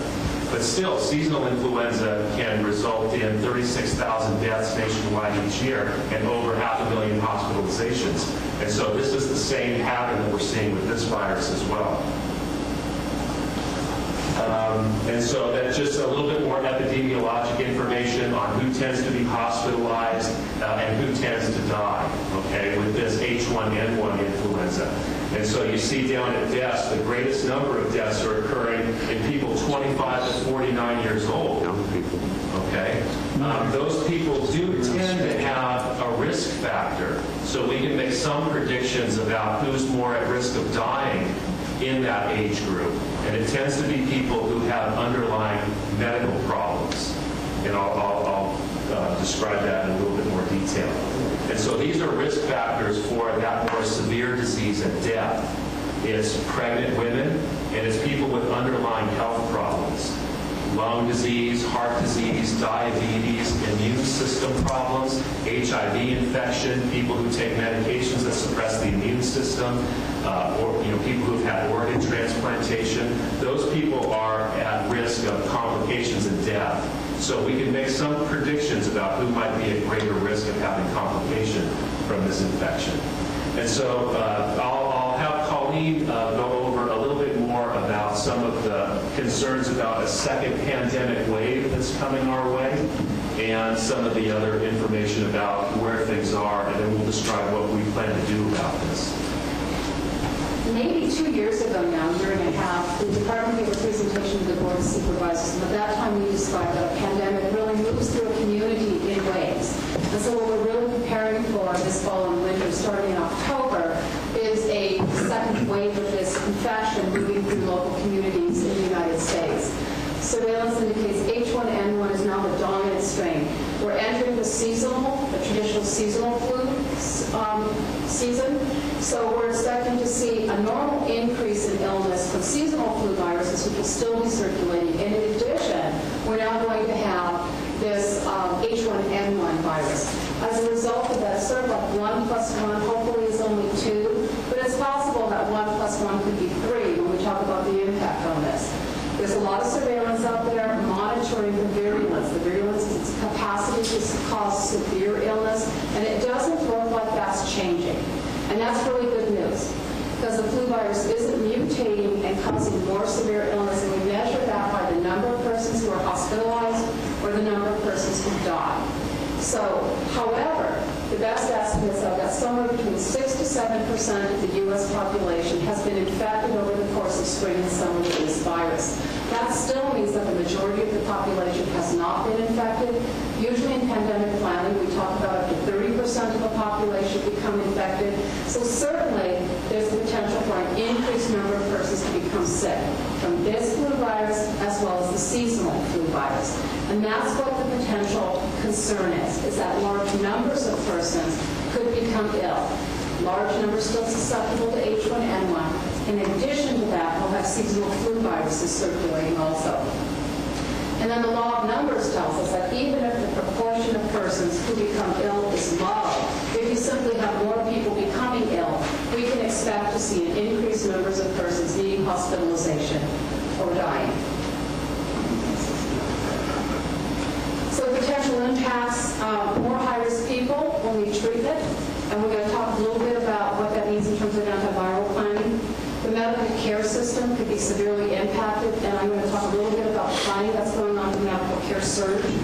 High absenteeism in the workplace because people become sick, because they need to stay home and care for a family member, or because a child care center could be closed, although I'll talk about that. That's not a likely scenario, but child minding needs. There could be community interventions needed, and I'll touch briefly on what the current status is related to school dismissals. So there are some key response activities. In the report you received, we really described what happened in spring and what we did, what continued during spring and summer, and what we've been planning for. And this is really the key response activities that we anticipate needing to manage over the course of this fall and winter, and possibly into spring. Flu season traditionally goes through April in the United States. Antivirals are medications that are used to treat flu or prevent illness in high-risk persons. One of our responsibilities is the recommendations on who should receive them change, and that's partly because it's a scarce resource if you have a lot of people who are very sick. So there's a prioritization need here in terms of focusing the use of antivirals on persons who are seriously ill, at high risk of having serious illness, and it can also be used to prevent illness. So if a person who has a high risk factor, as Dr. Kaleda described, is exposed to it, and antivirals are available, we want to use those to prevent them from developing illness. Antivirals do need to be used early, and so we're constantly monitoring changing values. And that's been a little confusing, I think, for some members of the public, that the guidance seems to be changing. That's expected, and in fact, it's expected to continue. It's a new infection. We're learning about it. And so what we learn makes changes to what we do and what recommendations we make. One of the things we do is monitor on a weekly basis what inventory of antivirals is available from local pharmacies. One of the things we also do, a very important responsibility for the health department, is to manage a stockpile of antivirals that's part of the federal strategic national stockpile. There is enough antivirals to treat 25% of the current population. We have maintained a residual amount of that supply that we are managing actively. It is intended as a resource of last resort. This is an access to treatment issue. The stockpile is intended to be provided to physicians and pharmacies for treatment of people who either have no health insurance, have cost barriers associated with their health insurance, or if local pharmacies, their supplies are depleted. I have to say the local pharmacies during the incident, we met with them on 2 occasions. They were very responsive. They all increased their supply, and we've had a high level of participation from the pharmacies in terms of looking at antiviral use. Another key response activity in response to large numbers of persons becoming ill is what's known as medical care surge. You may have seen in the record yesterday there was a small article about pandemic preparedness, and it really did focus on our readiness to surge the medical care system in response to a rapid increase in demand. This can occur suddenly. Okay? Again, we're entering the traditional flu season. This is that classic cold flu. 1 + 1 is 2. 2 may be difficult to manage, but if the number is 3, it could be exceedingly difficult. We have a small local primary care system. Although a lot of surge planning is focused on hospital and emergency department, it's really the outpatient care system that stands between the number of persons who are becoming ill and really overwhelming the local emergency department. As you know, in our rural county, there aren't a lot of local primary care providers open on weekends. We have an emergency department that already traditionally deals with an increase in demand on weekends when primary care providers are not available. So that backdrop is what really drives our medical surge concerns.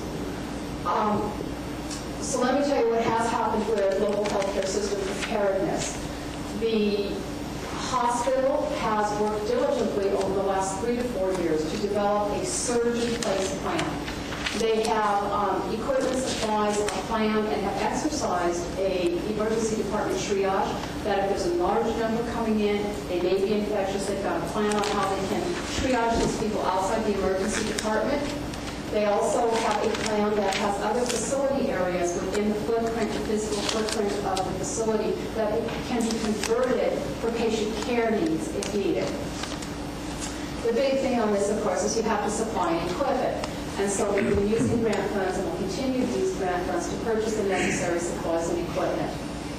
Outpatient clinics are a little harder to surge in place. Okay? They don't have a lot of extra unused space that they can expand patient care into. And of course, I'm putting aside in all of the staffing, where did the personnel come from to deal with this? The two things that we've really been focusing on with outpatient clinics is making sure that they're prepared to deal with numbers of people coming in who have a respiratory infection.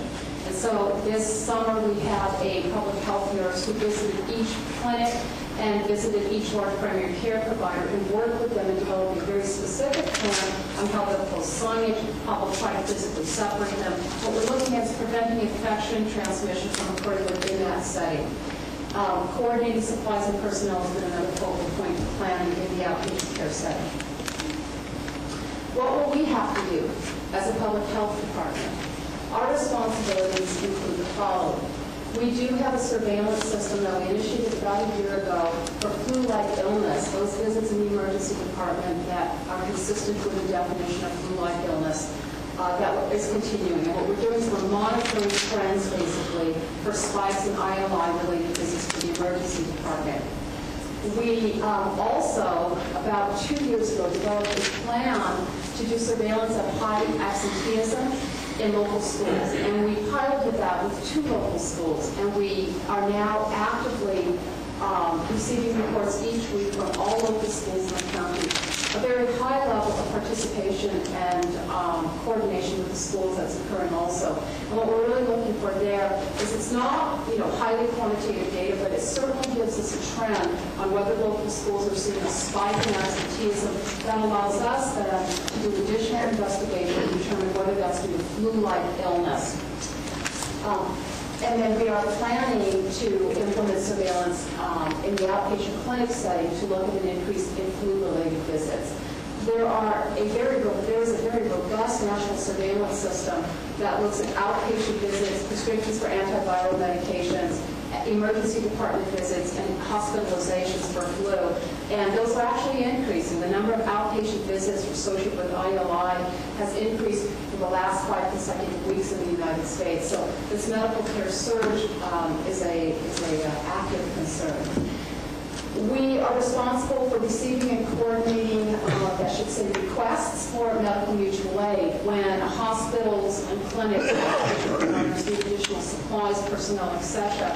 We are the first line of receiving those requests, coordinating those requests, and then either sending them on the county for review and authorization from outside the area through a medical mutual aid system. But we catch the request, see if we can fill it, if not, pass it on. We have been working on stockpiling medical supplies. We're responsible for coordinating their deployment. So we have stockpiles of certain types of personal care items, medical supply items, etc. The hospital also has been stockpiling medical supply items, and we're combining those inventories so that we have a picture of all stockpiled medical supplies at the county level. Mass fatalities. Fortunately, this scenario, because the severity of the virus is not changing, this does not look like a likely scenario, but this last year we used grant funds from our emergency preparedness grant in public health and facilitated the development with the Sheriff's Office through OES and the coroner of a mass fatality response plan. It is an operational framework for what to do. It certainly would require a lot of resources to do it, but we have an operational framework for responding if there should be a large number of fatalities. The hospital also, during this past year, developed a mass fatality plan. The hospital does not have a formal board, so we needed them to have a plan also, and these 2 plans are complementary. The last part is a really important part of this, something that we are actively engaged in as late as this morning when we were in a teleconference on this. The county, under its obligation to mitigate the impact of a local emergency, has a responsibility if the medical care system crashes to ensure that medical care can occur. So what our responsibility is to plan for and authorize an alternate site for medical care to be delivered. That's called an alternate care site, or an ACS. The level of care will depend on what our available resources are. And in a flu pandemic, which happens simultaneously, unlike fire mutual aid, you really can't plan to import resources from outside of the county to assist you in your response. Therefore, we really look at what's available locally that would support the provision of care. and what care is possible. We are planning for a 50-bed alternate care site to be located at Calaveras High School. There will be a modular plan, so we'll plan it in increments of 50 with the idea that we can expand it to the limit of the facility. We've chosen Calaveras High School because it has best proximity to the hospital. The county is not responsible for operating the alternate care site. Although in large jurisdictions where they operate county hospitals, we have that expertise. That's probably what they're doing. What we are doing is relying very much on a partnership with North Queen St. Joseph's Hospital to use their expertise in managing this site, okay? And then all of us, in terms of medical mutual aid, would be supplying it, staffing it, etc. Our initial focus for this fall is to define what level of care could be needed for flu patients or for palliative care. Emergency risk communication will continue to be a key response activity. We're continuing to plan for how we would manage and respond to large volume of public calls. We have a plan where the health department itself can serve within the constraints technically for a public health hotline. After that, it really becomes a county responsibility that would be coordinated through the Emergency Operations Center. Medical care triage planning. Implicit in an alternate care site where you can't deliver care to the routine medical care system is that the standards for care would change. So we shift from a focus on do everything you can to save this single life to deliver care that will save the maximum number of lives. Therefore, where people go for care, who's receiving care, would need to be triaged. And Dr. Kaleda, with a group of additional medical care providers, would make those decisions under those circumstances. And then the public would really need to know how to get care. It would probably be a concept of a nurse advice line where you would call in. That's an area of planning that we need to engage over this fall. We'll continue to plan for providing information to different venues, the media, etc., on protective actions. We do a lot of work with schools in terms of getting information to families, child care centers, etc. We conducted a series of 3 meetings. The first meeting was in April. The second meeting was supposed to be in May, but then the incident happened, so we actually delayed that meeting. But we did conduct 3 meetings with representatives of organizations that serve special needs. It's not mobility needs, all types of needs that might make it more difficult for them to access interventions like vaccine or to receive information that would allow them to make best personal decisions. We will continue to work with what we're calling our Special Populations Network. We are planning to develop a communications network. We recognize that they have relationships with their clients and are trusted sources of information. So we're planning to send them information which they can then assure gets down to their clients. So it's sort of a broadcast network concept, and we'll continue with that work. Our website, there are many ways that people access information. One of the things we're modifying on our website is to put up a local activity section so that people will be able to go in and see where there's local activity and then actually access the documents and responses we send. So if something's happening in a local school and we're responding to it, and we send information to parents, providers, other people in the community will be able to go into the website, see that, actually pull down the lens, so they'll know exactly what advice the health department has been providing related to that activity or that disease cluster. We are looking at starting to work with tech services on the use of social network media. This has become very prominent. State health officer set up a Twitter account in the middle of the incident in the spring, and so much to my surprise, it was really, it was heavily utilized. So we're looking at what communication value the use of social network media would have. Community interventions, we've been working actively with the schools, and we'll continue to work actively. You get a lot of kids who don't manage their secretions well, close to each other, and you get disease transmission happening. So what we're really looking at is how can we prevent school campuses becoming sites where disease transmission is actively happening, then those kids go back into communities and families and transmit the infection further. We provided them with prevention materials, guidance on cleaning, how to manage and respond to staff or students who become ill. During the spring, there was a lot of publicity and a lot of media coverage on dismissal of students, okay? And that a lot of people have really questioned that, but that's somewhat of an overreaction. And our opinion is, no, it wasn't an overreaction. It was a new infection. We didn't know how lethal the infection would be. We know that it's common for our viruses to be spread on school campuses. So a prudent response was, if someone became ill, to really dismiss the students. Within 4 weeks, there was enough data that that standard was relaxed. What we are expecting is, as long as the severity of the illness doesn't change, as long as this remains like seasonal flu, that this would be rarely used, and only in a circumstance where there was a very rapid and large increase in flu-like illness occurring. And that's what our surveillance system is designed to support. We're really trying to balance what happens to families when kids have to be out of school, what happens to students who aren't able to access education, and also schools, of course, do many social services in today's world. There's school lunch programs, there are after-school daycare programs, okay? And so there's really an impact not just on learning, but on other services that children and families depend on. And we would expect that if it were implemented during this fall and winter, it would be for a limited time period. Some 5-day maximum is a recommendation at this time. In terms of communities, we've also planned in the past, really, that if it were very severe condition, that we wouldn't want large groups of people together.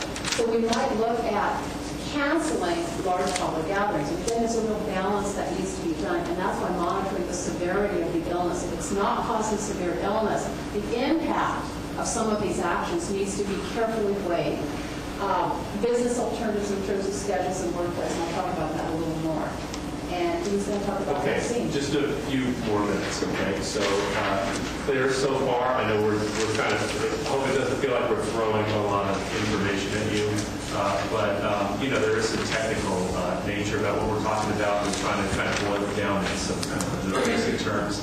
I wanted to talk about the vaccine, okay? Because that you'll hear a lot about that as the season unfolds. There's a vaccine to prevent H1N1 influenza infection, okay? It's not the same as the seasonal flu. So there'll be 2 flu shots this season. There'll be a regular seasonal flu shot, and there'll be an H1N1 swine flu shot, okay? They're different, and neither one will protect against the other, okay? So people will have to get a unique H1N1 influenza vaccine.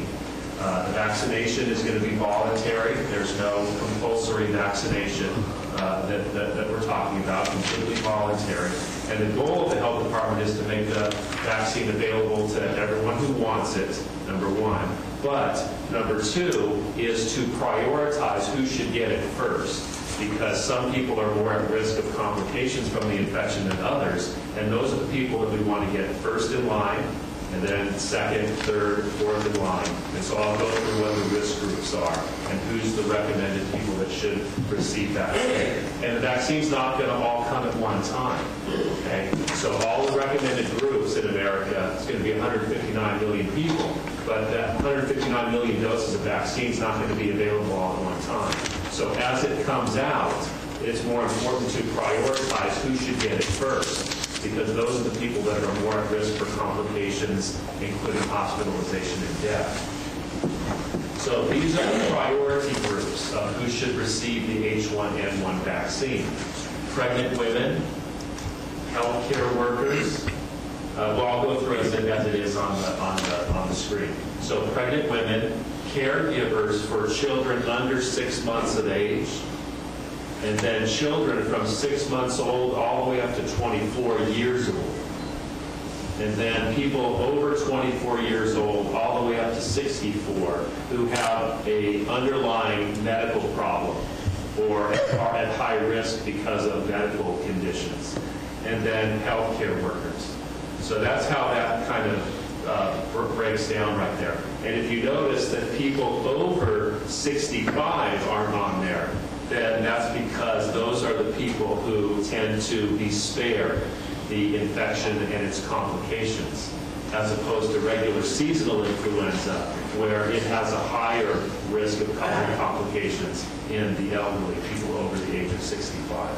So at first, when the vaccine comes out, which should be available in late October, early November, then those are the groups that we're going to be prioritizing get the vaccine first. So those will be in our educational and outreach information that you'll see in the community are the groups of people that we want to be first in line, as opposed to the general population, which might not be in those risk groups, who can still get vaccinated, but we want to defer their vaccination until the priority groups have been vaccinated, because the vaccine is going to come a little bit slow at first.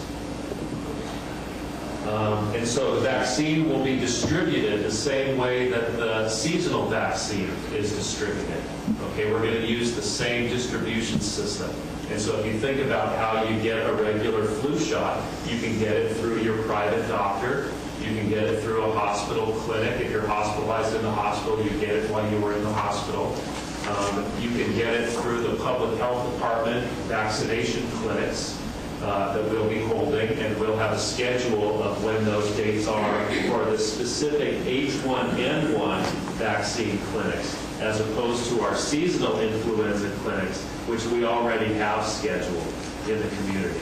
But this will be a dedicated clinic just to deliver the H1N1 vaccine.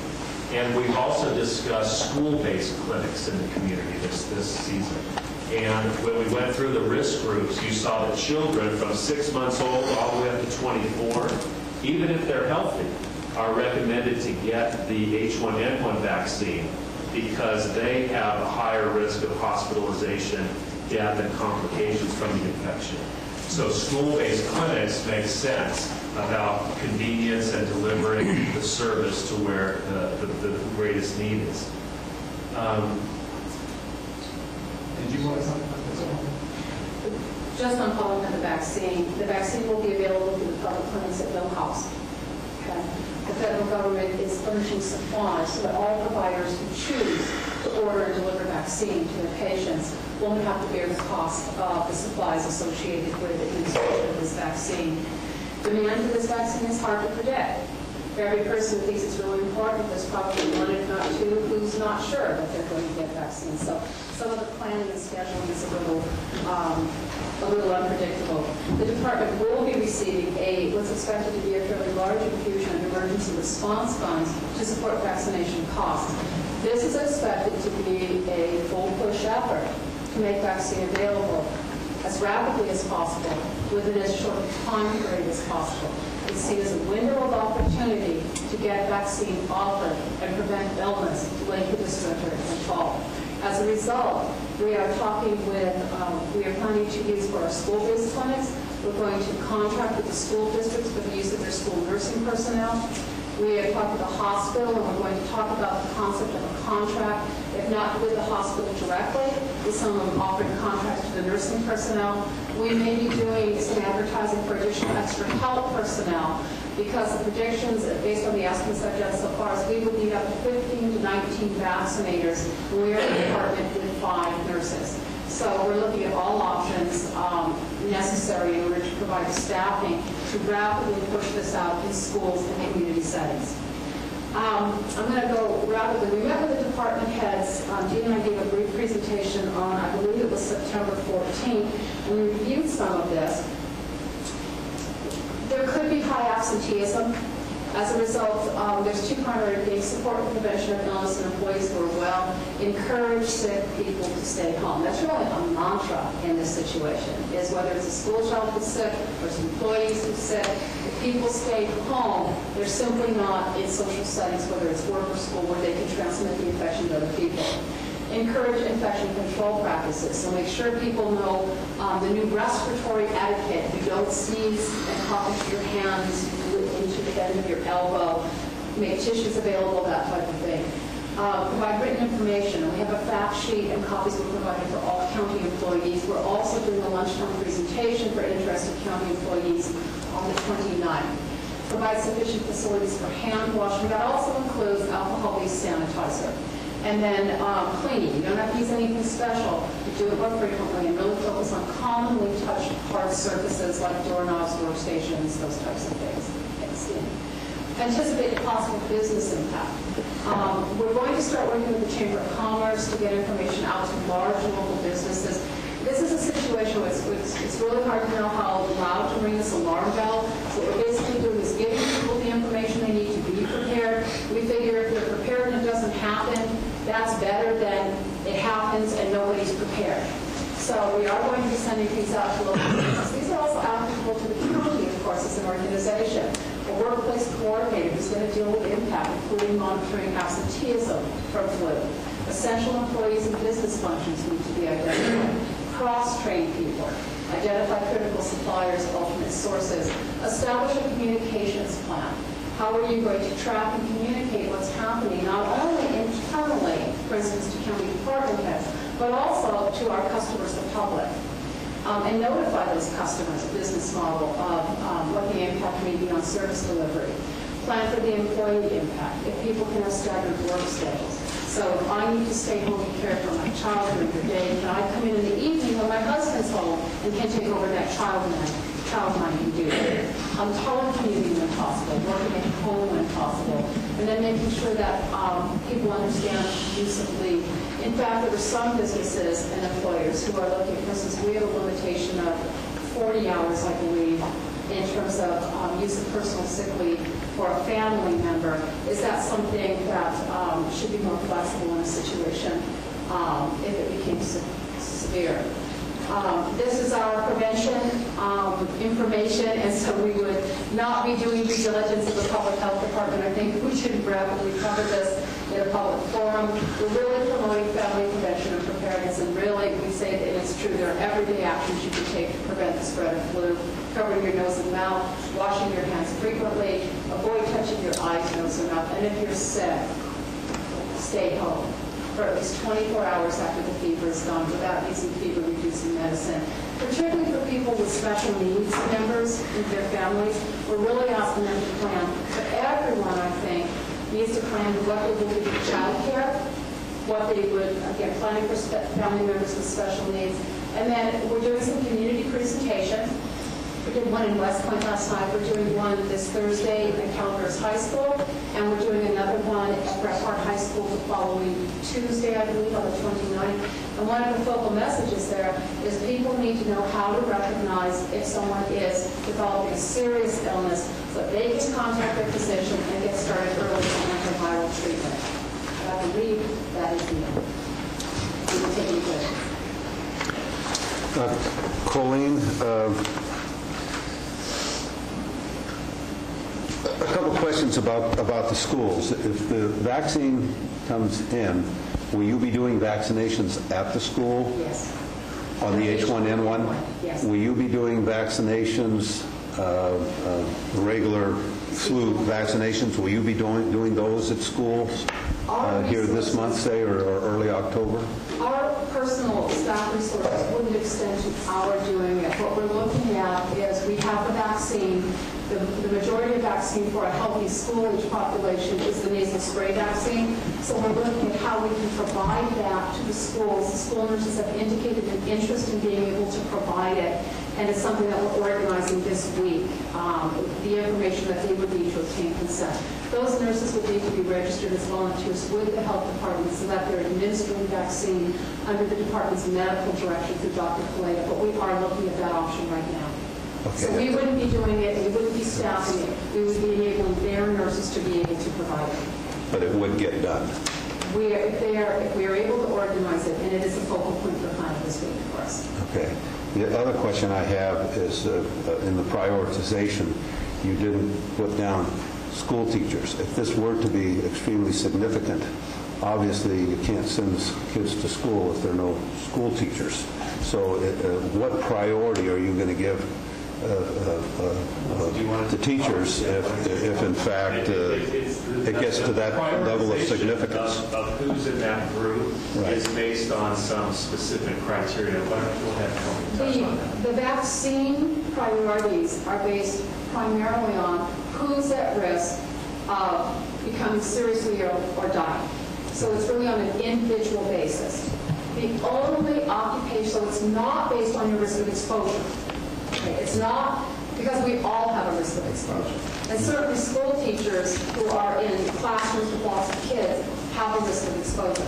But the only occupational group that's on that first priority list are healthcare workers and emergency medical service workers, and that's for 3 reasons. 1, they have the highest occupational risk of exposure. 2, if they become sick, they can infect sick people who are more likely to become seriously ill and die. And 3, we don't control the virulence of the virus and its ability to cause people to become severely ill. So what will actually make the difference in terms of whether people live or die is our ability to provide health care to them. And so the only occupational group that's recommended are healthcare workers and emergency medical services. And that, quite frankly, was a change from the federal guidance before we had a pandemic. So school teachers, and we know this is not what people want to hear, okay? But the priorities are, if there's 2 people and there's 1 dose of vaccine, who you give it to is that person who's most likely to have severe illness or die. There will be vaccines available for everyone. The best predictions that I'm hearing are that it will only be, it's likely to only be a few weeks before everyone will be able to access it. But as Dee put it, the first person in line has to be those high-risk people. And then it's those healthcare workers to continue to deliver medical care. And then what we're anticipating is if we can rapidly, that's why it's so important to have this big vaccine push, is because we want to rapidly create opportunities for those people to get vaccinated, partly so we can open it up sooner to other groups. So when we do the H1N1 vaccine, are we going to be the enforcement police? If people have a risk factor, including school teachers, they'll be able to receive vaccine. I don't think it's going to be that long before those criteria get relaxed. Okay. Because if we're not going to give them a priority, we better have some plan. It seems to me that if there's a shortage of teachers, somebody has to take care of the kids. And my last question of you is, given the cutbacks in funding at the school levels and even in county government here, it seems like there's one of the big hits has been on the janitorial types of service, and I'll include county government in that. So the question then becomes, particularly at the grammar school level, and I'll put the county government sort of at the high school level, is, what are we going to have for a level of cleanliness if rooms are not getting cleaned every day, they're going to get cleaned once a month or twice a week, et cetera? Are we having some discussions with the institutions out there, particularly the school institutions, as to what level of cleaning is necessary and what the methods of cleaning and what they're using for cleaning, et cetera, particularly in the grammar schools?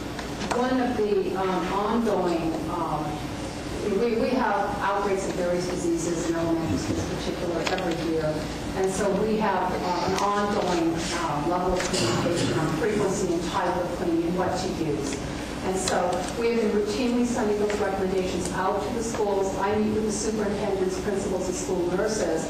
I do know that during the spring, they all increased the frequency and the types of objects that were cleaning, and I didn't hear that there were any concerns about inadequate personnel to carry that out. In county government, we have not had a specific discussion with regard to how these recommendations in terms of frequency and object types might be implemented. I know that many county employees, at least in the health department, have hand sanitizer and wipes and take responsibility. County government's going to shut down, but the only place will be healthy is the public health department that has the right personal hygiene. Hopefully some of those same practices can be adopted. But I think you need to work on the preventative side also. And make it very clear as to what standards are acceptable. Vaccination is the most effective way of preventing illness. So I wanted to emphasize. It says hand sanitizer, but it's gin. That's my kind of alcohol.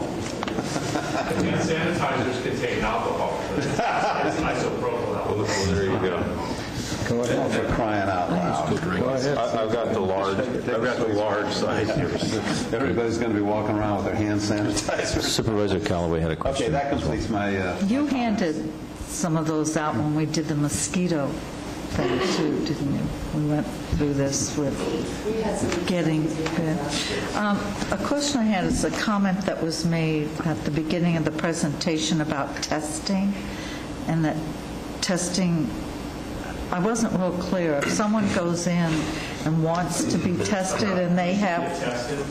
Yeah. Well, there's recommendations on who should get tested, and those recommendations are based on who is it most important to identify the infection in.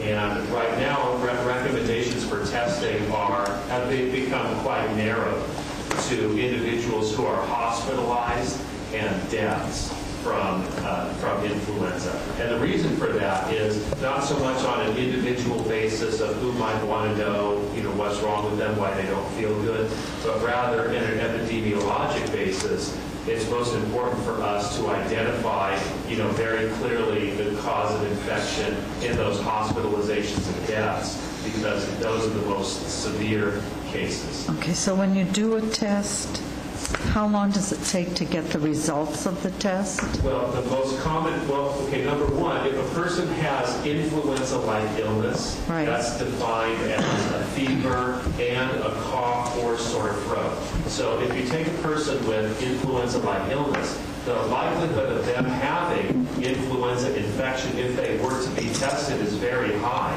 So just the diagnosis of ILI correlates very highly to the positivity of influenza if that person were to be tested. The type of test that's done is a swab that's placed in the very, very back of the nose, and then that's submitted to the laboratory, and that's run for the presence of influenza. And then we will type it, whether or not it's seasonal, routine influenza, or the H1N1 type of influenza. How long does it take?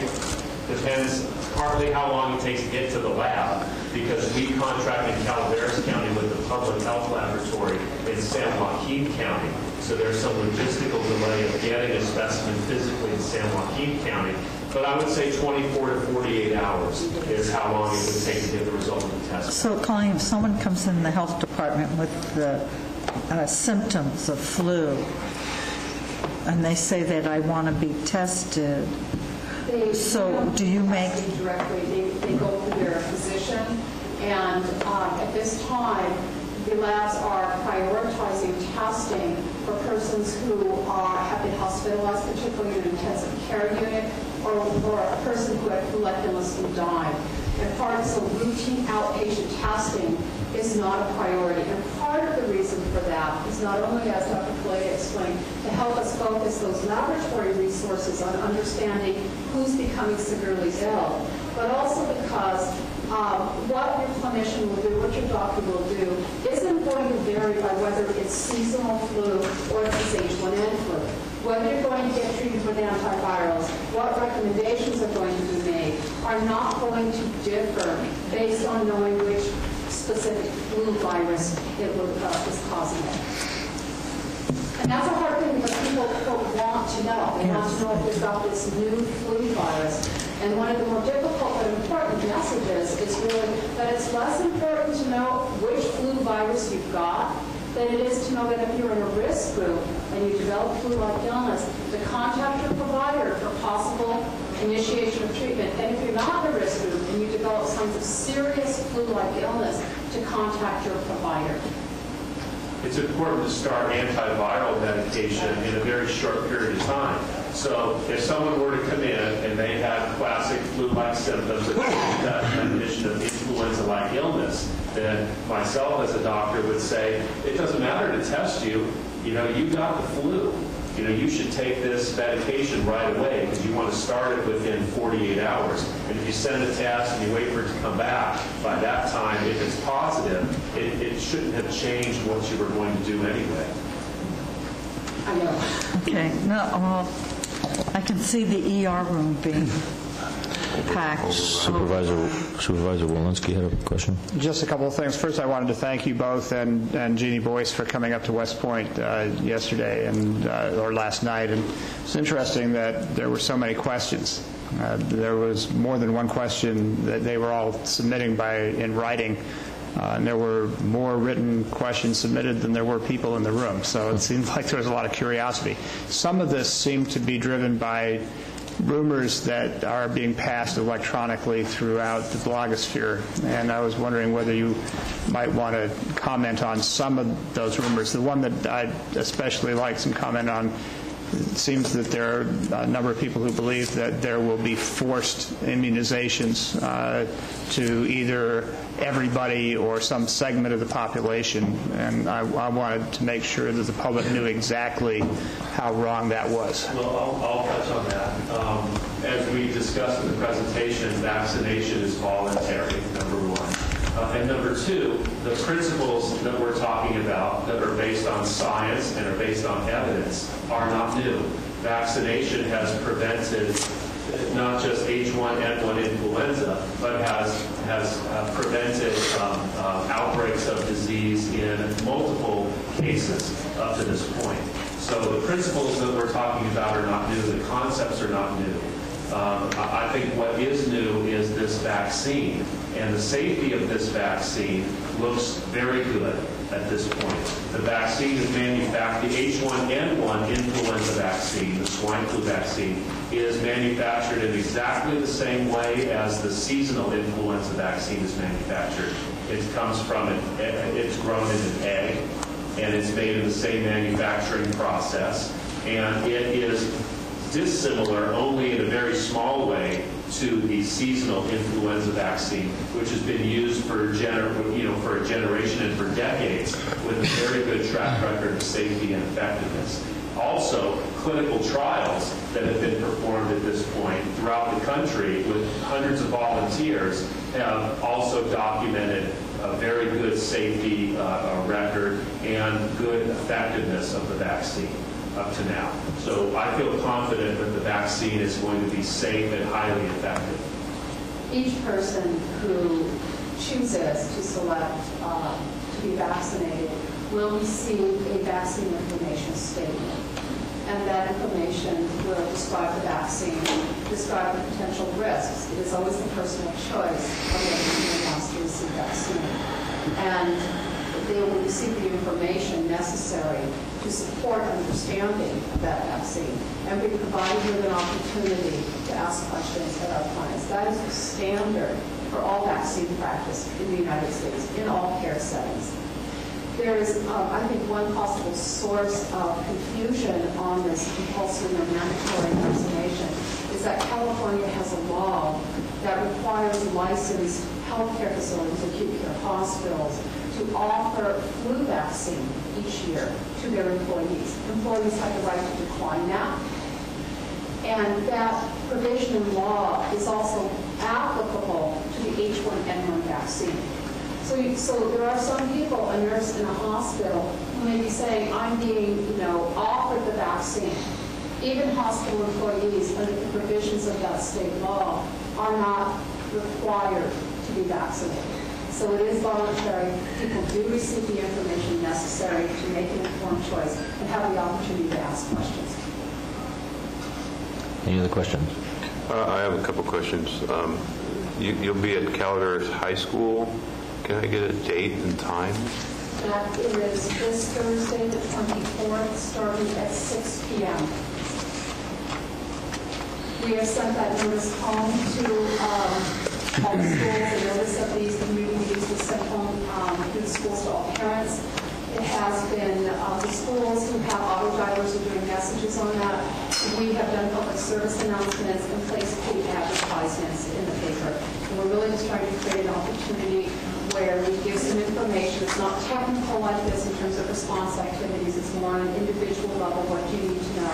And then an opportunity to ask us questions. And are you familiar with the auto dialer? What happens is that the parents will get a phone call, and it'll be a recorded message from Superintendent Mark Campbell, and it'll say, that it kind of announces the date of the form. I have another question on the vaccines.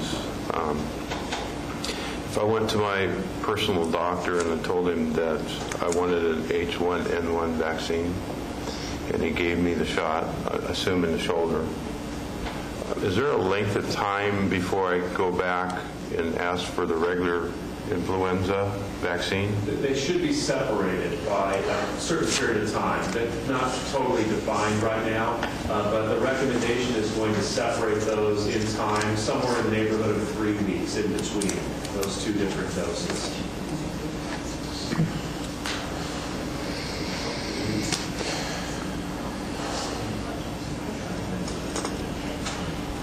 But you give us an opportunity to say something that's important, and there's a lot of discussion about H1N1. And while that is important, we don't want it to overshadow seasonal flu vaccine. Okay. 36,000 people a year in the United States die from seasonal flu vaccine complications, and 90% of those deaths are in persons over 65.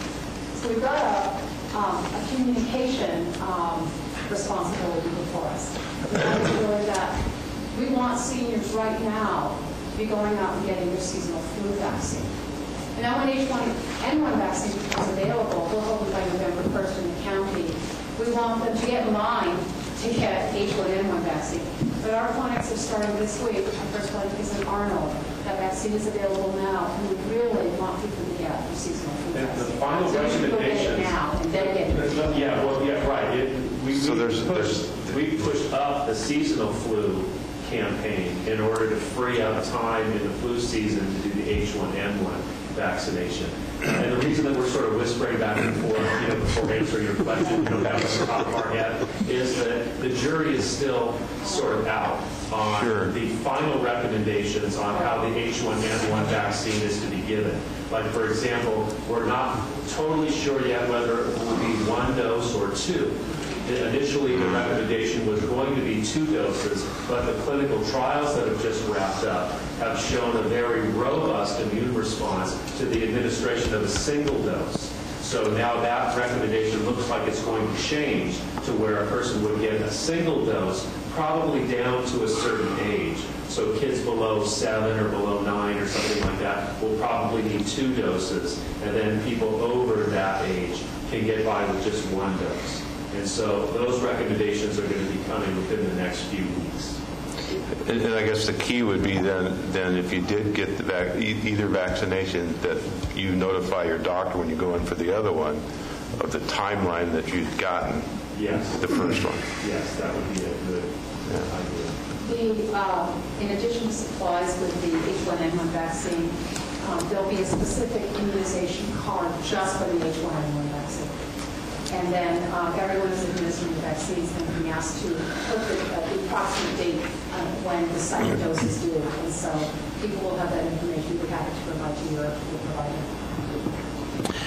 Okay, I just have a couple of questions, Colleen. You touched on the county's responsibility for setting up a contingency plan if the hospital were to crash. That I'm certain that by the definition of crashes, they would become inundated, overwhelmed. Okay, all right.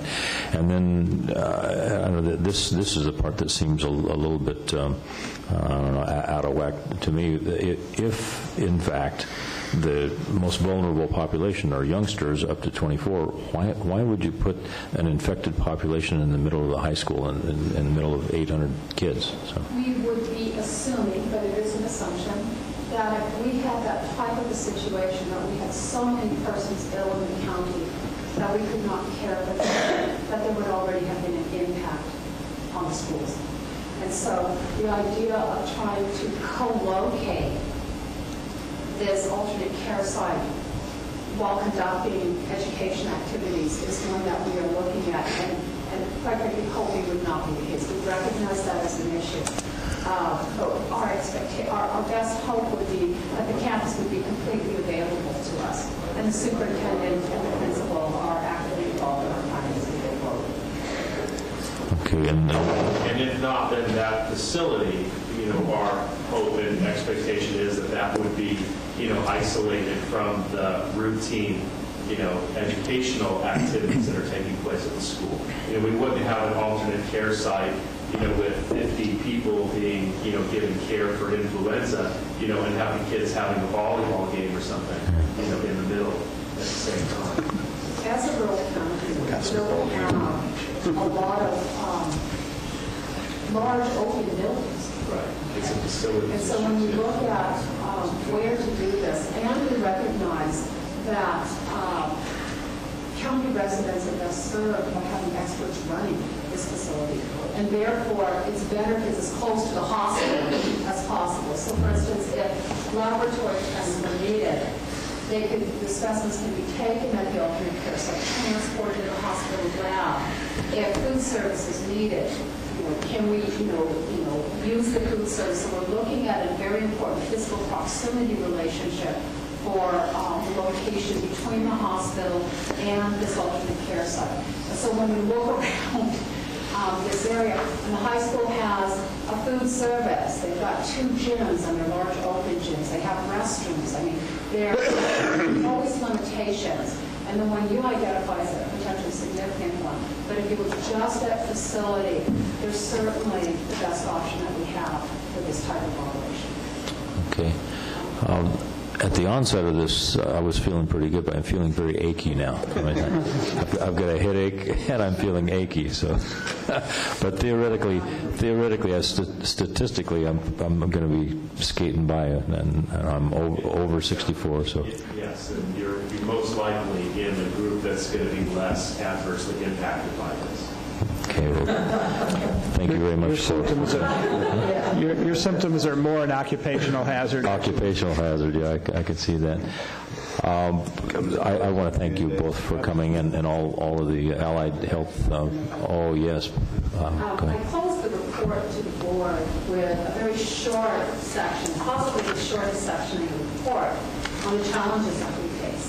And I really ended that quite deliberately with it's really a fairly small group of people. We call it the same 10 people, but it's not even 10 of us who really form the nucleus of moving these things forward. Some of them are here, and I'd like to recognize them. Some of them are from Mark Twain, St. Joseph's Hospital.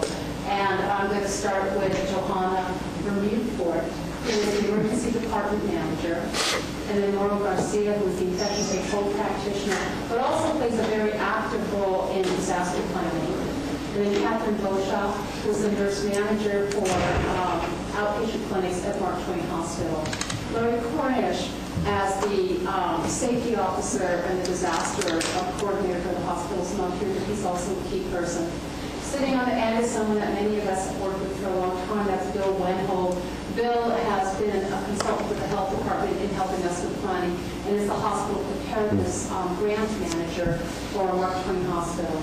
We have some key people from the health department who are here also who deserve recognition. I'm going to start with Joe Mazzetti. Joe is our health education manager and oversees emergency and crisis risk communication. And that has been, as you have heard today, quite a challenging task before us. Linda Wynn is our public health nursing director and is actively involved in the vaccine planning, which I know she enjoys every day. We have a Friday weekly meeting on that. Fred Clarge is our public health emergency preparedness coordinator. Terry Maxwell, who provides our technical support as well as other kinds of support. And someone who's not here is Nina Miles, and I hope she's listening. She's the person who provides support to my office and Dean's directly, and without all of these people, none of this would happen. Thank you. Okay, before we conclude this, we've been admonished several times today about not including public comments. So, Mr. Kelly, do you have you want to make a comment on this? Anyone else wishing to make a comment on this? Thank you, Al. I was counting on you. You rescued us. We're gone beyond the half hour, but that's okay, I think. I have an easy question. It's our lunch break, Al, not yours. The question's really easy. How serious is this? In other words, compared to regular flu, is this worse, or is it mild, or... I know we're putting a lot of attention on it, but I don't know if it's really a problem. Well, it's as Colleen said, it's hard to know how loud to ring this alarm bell. The symptoms and the severity of disease of this H1N1 infection is similar to seasonal influenza. And the complications of seasonal influenza, are significant nationwide.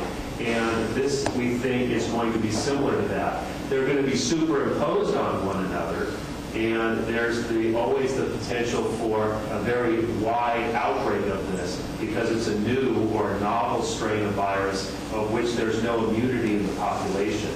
So those are the ingredients that we're worried about. A disease that might have a low risk of complications or death, But if you magnify that by the numbers in the population who are susceptible to it, then that could very well translate into a significant impact of hospitalizations and deaths, even in a community of this size. And it's preventable. Thank you. Okay, if there are no further questions. I'll just ask one last question that I know the citizens in the room are dying, and the citizens all over the county will be dying to know, and that is in your sense of prioritization for vaccinations. Where is the Board of Supervisors? Very low. And don't forget, we control the public health budget.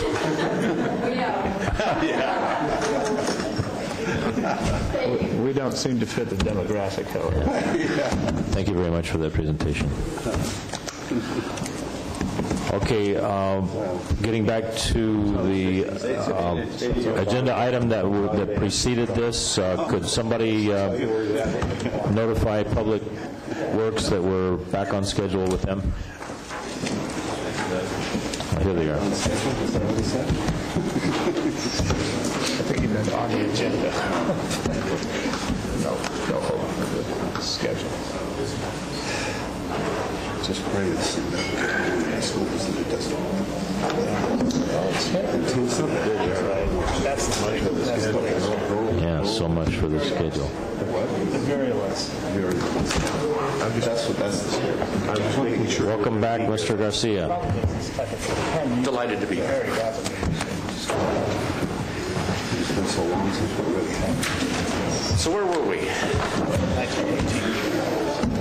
So that was Okay, we were last talking about the significance of the appliances and the impacts of appliances, and before others jump in here, when we talked about appliances before, we were focusing on refrigerators and what a cumbersome thing about removing a condenser and evacuating the Freon and all that kind of stuff. And I've had a number of people communicate with me and say, well, what about like an old wood stove? I mean, that's an appliance too. So we have a flyer which designates the specific items that we would be charging a fee for. Those are things with compressors like a refrigerator, a freezer, a water cooler, things that you have to take the compressor out of, drain it, snip the lines, and handle the compressor as a separate waste stream and ship that out. Other items that have mercury switches, things like stoves, I believe dishwashers aren't part of that. I would have to refer to the flyer, but things that with heating elements, large heating elements, not a dishwasher, not microwaves, but things with large heating elements, not water heaters. when you mention water cooler, you mean a refrigerated water cooler? Correct. Okay. All right. Okay. Are there other questions about the appliance aspects of this? Okay. Now, one of the most cumbersome parts of all this that has everybody going a little bit wacky is how many yards can you put on a pickup? I mean, you told us before that a pickup is usually 2 yards. A full overbursting yard. Yet the gentleman at the transfer station in Copperopolis told a friend of mine that her pickup had 7 yards of material on it. So. I think what happened is he told her it would have been $7 or something akin to that, because there's no way a pickup, and this is, the people who work at the transfer stations know volumes. That's their business. They know what a 2-yard pickup is. They know what a 1-yard pickup is. They know what a trailer holds. So I would be highly suspect if that was actually what transpired. There must have been some miscommunication occurring, because an operator that works for the county would not have said that a pickup could hold 7 yards. We have dump trucks that hold 7 yards. No. Okay. But this gentleman, could you come forward and identify yourself? Hi, I'm Mark Zane with Gamby Disposal. I could probably clear some of that up. I had a discussion with Bill at the transfer station. Okay. And he asked me those same questions, but he knew what 2 cubic yards was. So I don't know where the 7 cubic yards came from, but Well, it came from a discussion from a constituent down there that asked Bill, for the sake of discussion, how many yards would I be paying for with this truck? And I don't know, I wasn't there. I'm just getting them there. There was a miscommunication then, because I did have this same discussion with him on the telephone, and he knew what he was talking about. It wasn't a 7 cubic yard pickup. That would be a dump truck. Okay. Thank you very much, Mark. Tom, is there a possibility to eliminate any confusion to just say that it costs X amount of dollars for a pickup? We could do that. We could go per load. However much you could put on your pickup or whatever, it's X amount of dollars. Other jurisdictions charge by the vehicle.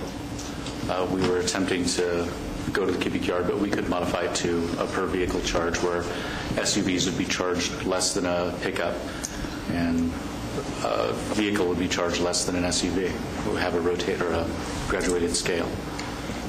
And that is an established practice for landfills across the state.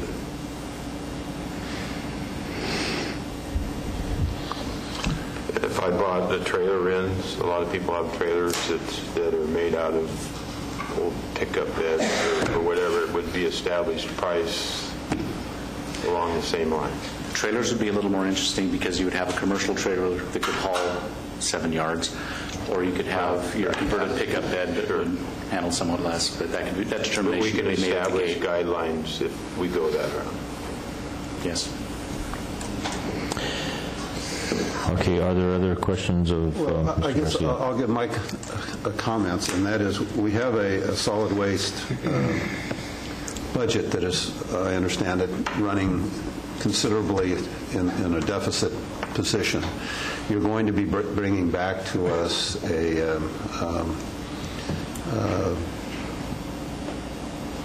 financial proposal that is going to have to go to the vote of the voters to increase the solid waste fee, which has not been increased for, 10, 12, 15 years, whatever.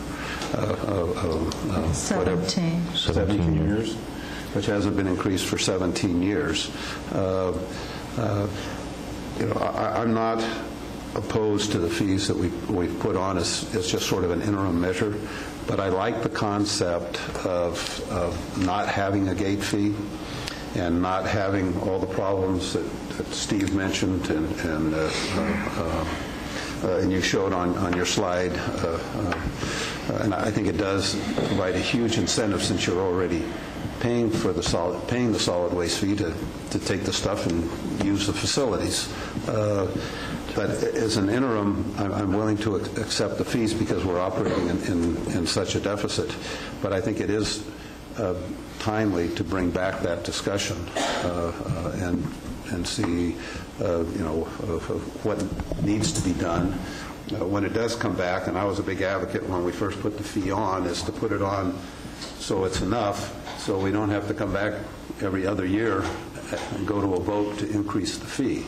And we put a substantial fee on, and it's lasted for 17 years, even though there's been, in that 17 years, a huge increase in state mandates that deal with solid waste and recycling, and we expanded it into the yard waste facility, which is not a state mandate, but the board chose to do that.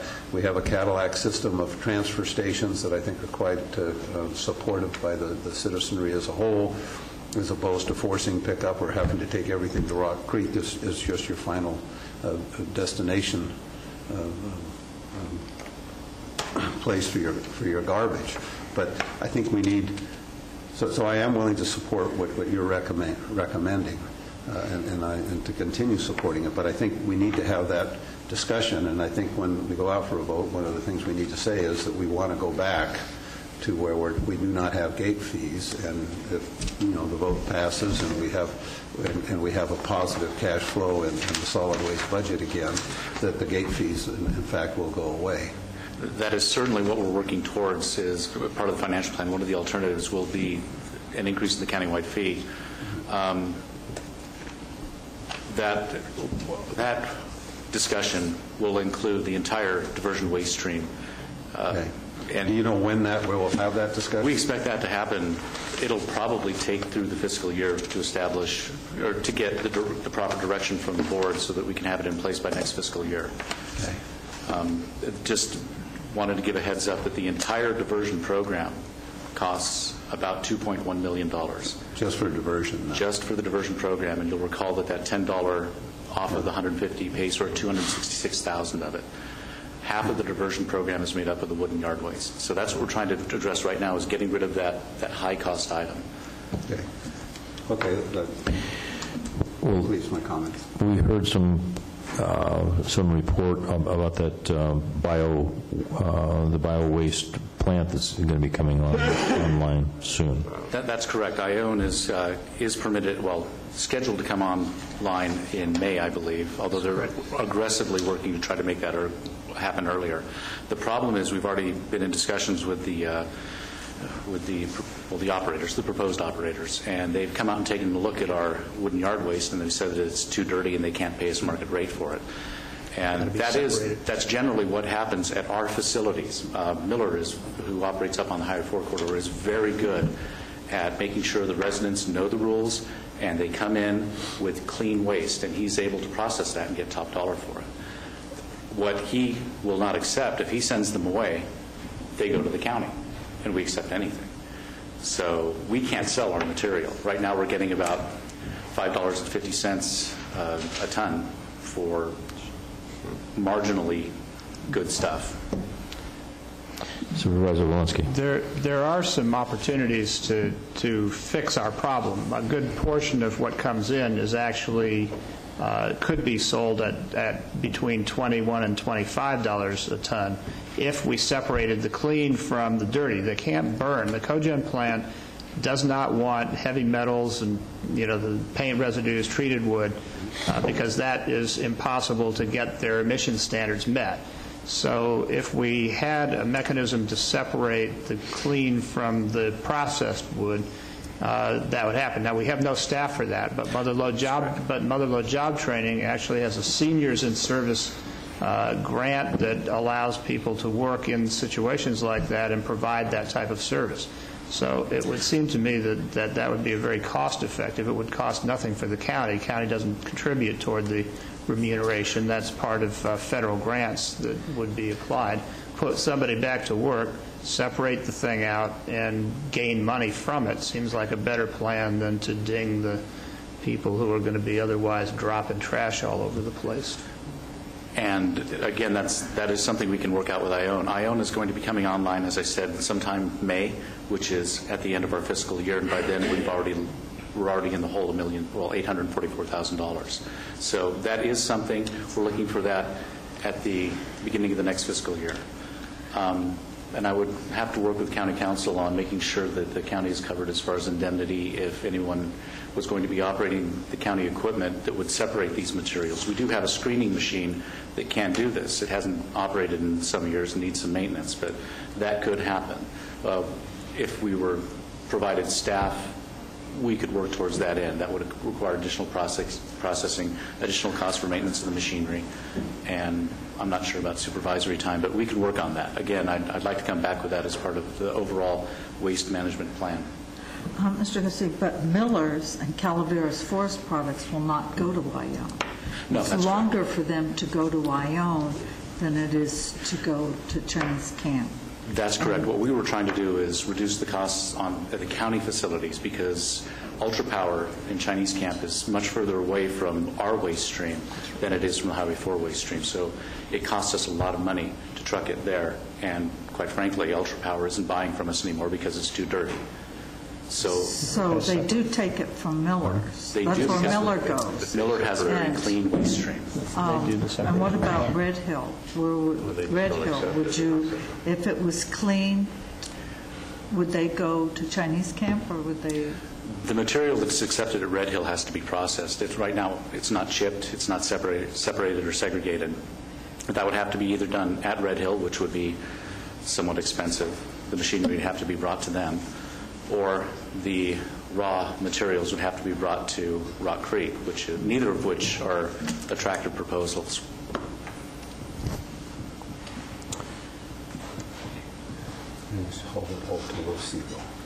Do you have another question? Okay, Mr. Garcia, it's been some time since I've been out on the back 40 at the transfer or at the solid waste facility to see the grinding machine working. Is it still working out there? We contract out for our grinding services. We do have a grinding machine. Its performance has been sporadic. Again, the material we take in is dirty. We have axe heads or maul heads that come in. We have chunks of rock or metal, and that just destroys the grinder. So when it comes up, it's up for a week or two, then it goes back down. We have to maintain it. When we contract out for the grinding services, it seems to work a bit better. But we do have the equipment. We ship the equipment out to the remote facilities when it's needed. When you say we have it, the county owns it? Public Works owns it? Correct. Okay, so that big thing with the teeth that whirls, that's the county owns that piece of equipment? We own several grinders. Integrated Waste has the one that operates the landfill, yes. Okay. All right, but when you say that when you contract it out, it works better, that they... It's less cost in maintenance. Okay. All right, if there are no further questions for Mr. Garcia, I know that people have been waiting patiently here to hear this discussion and make comments. I want to open the public portion of this. Can you come up and make some comments, please? I just had two things. Did you say seniors in service at the Motherlode job training? Yeah, they have a seniors program. People who are on fixed income, not quite making it, have an opportunity to come back into the workforce providing certain services, and this fits that category. Like 60 and over? I mean, what's a senior to them? Not sure what their cutoff Okay. is, actually, but last I heard it was, I thought, high 50s. Oh, okay. And the second thing is... 55.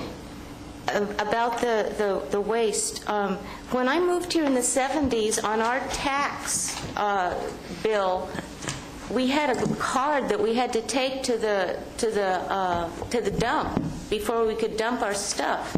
You know, it was just a piece of cardboard. But nowadays, you got credit cards. It could go through a slider that they could check how many families are dumping 40 refrigerators a year or something. But that was a way for the dump to monitor that only Calaveras County residents were dumping in their site, and we had to pull our card out every time we went to the dump back in the 70s, and that might be a way to limit other counties dumping at our sites. Just a thought.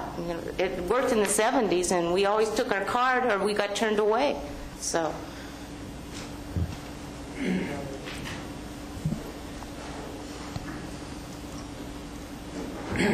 Hi, my name is Bob Phillips. I reside at 1928 Skull Springs Road, West Point. I have a California driver's license. Seriously, been a resident of the county for 26 years, and I liked what the lady just had to say there. Bonnie, I believe her name is. I've been thinking about what way could the county facilitate this program to where we could ID that person that's doing the dumping. I, again, been a resident for 26 years, been know the people that work the transfer station in West Point, Wilseyville area. I don't see residents from other counties coming in there. And the people that they have at that particular transfer station know, they've been in the county a long period of time, and they know the people. And when they don't know them, they challenge them. I don't know where the problem is in the county that they don't know the people. But that seems to be a problem with that, at that transfer station. It's just not happening at West Point. The people are well known. I'm hesitant for you board members to go backwards we just got through with a horrendous cleanup of District 2, and it was very costly. And before you really take that vote this time, I would like you to take and look at the cost that generated. And that came out of my pocket too. And if you take and you allow these tires and these refrigerators and all that stuff to be strewn back onto our roads, I think it's just a bad act. And you're going to be responsible for committing it. The people that I have polled on this, and I've polled about 50 people, all of them are talking just exactly like I'm talking. They're angry that you're even considering this. It's not profitable in the long run. You're going to pay for it. If I pick up the telephone because I see a refrigerator or a washing machine somewhere or a tire, you're going to send somebody from Public Works out there with a vehicle. Time, piece of equipment, maintenance cost, and retirement cost. How much did it cost to pick that tire or whatever the hell it is up? Think about that, because that's exactly what you're generating. They're going to throw this stuff. They've had generations of this. We've now seen the light of day, and it's halfway clean. It's not totally clean. If you'd like, I'll take you up, and I'll show you areas that I went this weekend, just going up to the gate. It's pathetic. It'll go into the woods. It'll go into our streams. We'll be drinking that stuff. So I've said all that I can say on it. Please reconsider. Do not charge this fee for the waste. Lower the fee on the appliances. Make it possible that these people can meet that. If you got people that are on welfare or some other form of assistance, what are they going to do with that appliance? You can answer the question yourself. It's going to happen, people. I'm telling you. Thank you very much for your time. Thank you, Mr. Phillips. Well, my name's Les Martin. I didn't come here to address the board again, as usual. Got the driver's license and all, but Tom Garcia comes up with some good points there. There is a lot of out-of-county dumping making it down to Rock Creek. You see it, and when he starts talking about the refrigerators, gosh, everybody must have 20 refrigerators in their house. The lady touched on something. If there was a card or a chit or something, say, look, I'm a resident and this is my stuff. There are people that own property in Calaveras County that reside outside the county, and they haul garbage up here continually. If there was like a limit on the number of large items, somehow just say, okay, you've met your limit, you're paying from now on. I don't have a problem with that. I do have a problem having two pieces of property here in Calaveras County, and if I go to Rock Creek twice a year, that's a lot, and I'm paying $300 a year. Get a little bit nervous, because I see, and I hope I put this in the right way, I see inefficiencies at Rock Creek. I think you better look at your processes, your procedures, and your revenue streams. I saw one note here that you get $25,000 or something for wood waste. Well, what about non-metallic waste, non-ferrous, aluminum, brass, bronze, copper? This guy, Ginger, that was talking about people, hauling off copper waste from West Point or wherever it is. Why can't we have a breakdown on what is the recovery by waste stream and the dollars received? It was $25,000 for a bunch of wood chips. What's slipping through the doors? So let's start looking at, maybe look at some of the processes and procedures. If we got grinders and stuff that are sitting out idle, and we're contracting for someone to come in and do your grinding, why is that equipment here in the first place? How did it get here in the first place? Because of inefficiencies or somebody, some Pollyanna type thing saying we're going to do everything in this Cadillac dump? I think we should take a good close look at what goes on in every one of these transfer stations and the dumps, and put the screws down a little bit and say, what can we do to save money there or make some more recoveries? That's all I have to say. I don't have a big problem if someone says, if I've got some out of the ordinary load coming in as scrap, say if I pull a set of cultivators off a tractor, that's all scrap steel. Why should I be paying, $7 a yard or something like that for that? It's recoverable items. So let's look things over real carefully, and before we start raising rates, make sure that that place is running 100% efficiency. Thank you.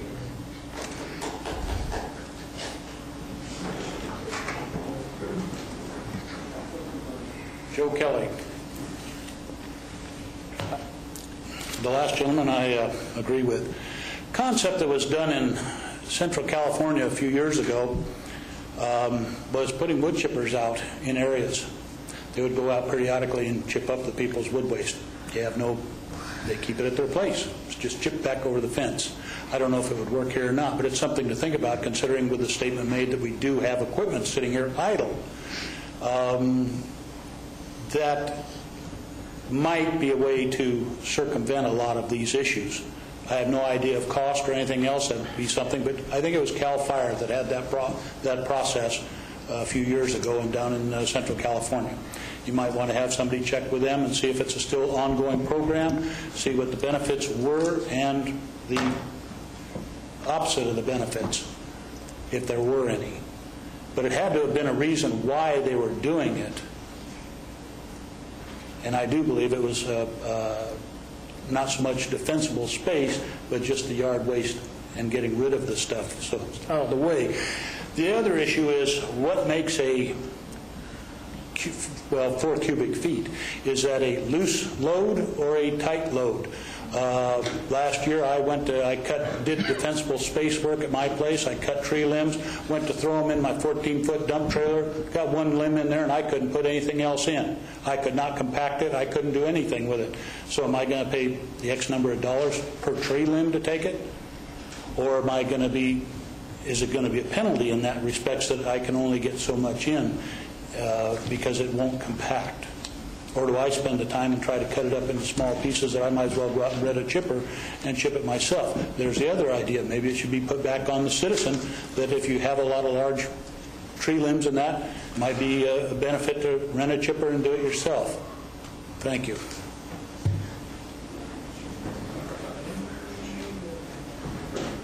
Yeah, I sort of agree with Bonnie. When I first came here, when you guys first did it, they would not let you in the dumps without a driver's license, your tax receipt on the property you had.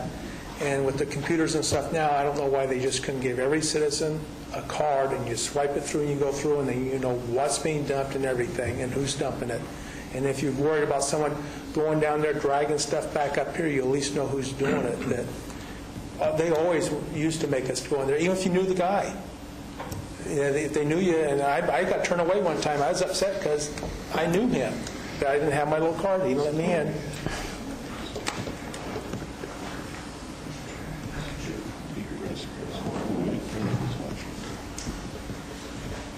Good afternoon, seeing as how it's not morning anymore. My name is Bill Butler, and I live on Grinding Rock Court in West Point. I'm a newcomer to the area. I've only been up here since '03. But I've seen the transfer station in Wilseyville go from tires and garbage to recycle, e-waste. Everything has been picked up, and people are actually doing the job that they are asked to do. They are recycling all their stuff. It will stop if the charges start. I lived in the Bay Area. I know what happens. A suggestion with appliances and stuff like that, maybe once or twice a year, like your hazardous waste, we have a free collection day, if this is what it comes to. I'm not saying it's a great thing, but I think people have learned how to deal with putting things up and recycling instead of throwing. I hunt the forest. I go out, I have seen refrigerators, washing machines, truck tires, you name it, in the forest, which it makes me sick because I know that years ago this was standard practice. Every community had their own dump. People didn't have time to go to the dumps, they dumped it in the forest. And I think that if we start doing this and start charging for every appliance and all of the yard waste, I recycle all my own yard waste. I chip it. I have a chipper on my tractor, and I clean up. I have 7.5 acres. I try very hard to clean up my own waste. But there are a lot of people that can't do that, and they need to take it someplace where it can be ground up and reused, either in gardens, cogeneration, whatever it is. But I think it's only fair that these people be allowed to do this without being charged every single time they want to do something to help clean up their community. And that's all I have to say about that. Thank you. Thank you, Mr. Butler.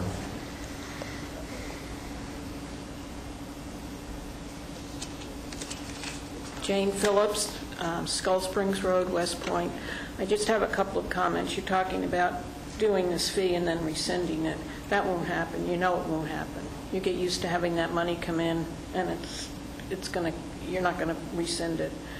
The other thing is, I read quite a while ago that you're talking about, I think, doubling our tax for the waste stations. I don't understand why it's been, 17 or 18 years? Everybody knows that the cost of living has changed in that time. Why not add a few dollars each year rather than all of a sudden doubling our fees? That's... It has to be approved by the voters of Calaveras County by 2/3. Can't you do it like a percentage each year, that you increase it 1% each year or something? I mean, to me, seeing that all of a sudden something on my tax bill is going to double from $100 to $200 or whatever, that's a big hit. If it were a few dollars each year, you don't really notice it, and it's a lot easier to stomach. And I think charging for all of this stuff, it's just, you were going backwards. We're going to end up with, we've got enough places in Calaveras County that collect stuff anyway. We've got a lot of dumpy places that need to be cleaned up. But our forests and our woods are going to be much dirtier with all this, with the garbage and the appliances. And we don't need that. We have a beautiful county, but it's not going to stay beautiful. Thank you. Thank you, Mrs. Phillips. Can I add one more item? Sure, Bob. Recently, there was, you allowed for a tax for burning. I actually contacted that department and encouraged them to come forward with that tax. That's a sensible one. Listen to my logic. It was going to, for those people that could burn and could afford it, they were going to pay $12. That's a nominal fee. But most of them don't know that, one, that you got to have that permit. Secondly, they don't know that if you have over 5 acres, rather, that you have to have a county permit. County permit and one from CDF. All right? But my hope is that we'd stop burning altogether and get this air cleaned up. Okay? But those that must, it's going to cost them $12. So we're backing part of what you're doing. It's just that we're not agreeing with this particular thing here. We want to keep the air clean, and we want to keep the fires down. We're scared to death up there in West Point. It's a tinderbox. My property has been one of the properties that's been more or less clear-cut and cleaned up all the way around it. And hopefully, if there's a fire in that area, I won't burn out. Thank you again. Have a nice lunch. Joe Kelly again, if I may. One gentleman before brought up the concept of tires. Each time you go in and buy a tire, you're charged a recycling fee. When you buy a new car, the tires on that truck, you're charged, or car or vehicle, you're charged a recycling fee. Where does that money go? Because now if we take tires to the dump, we're charged. That goes to the person who sells you the tire. It goes to the person who sold you the tire. When you buy new tires from Arnold Tire,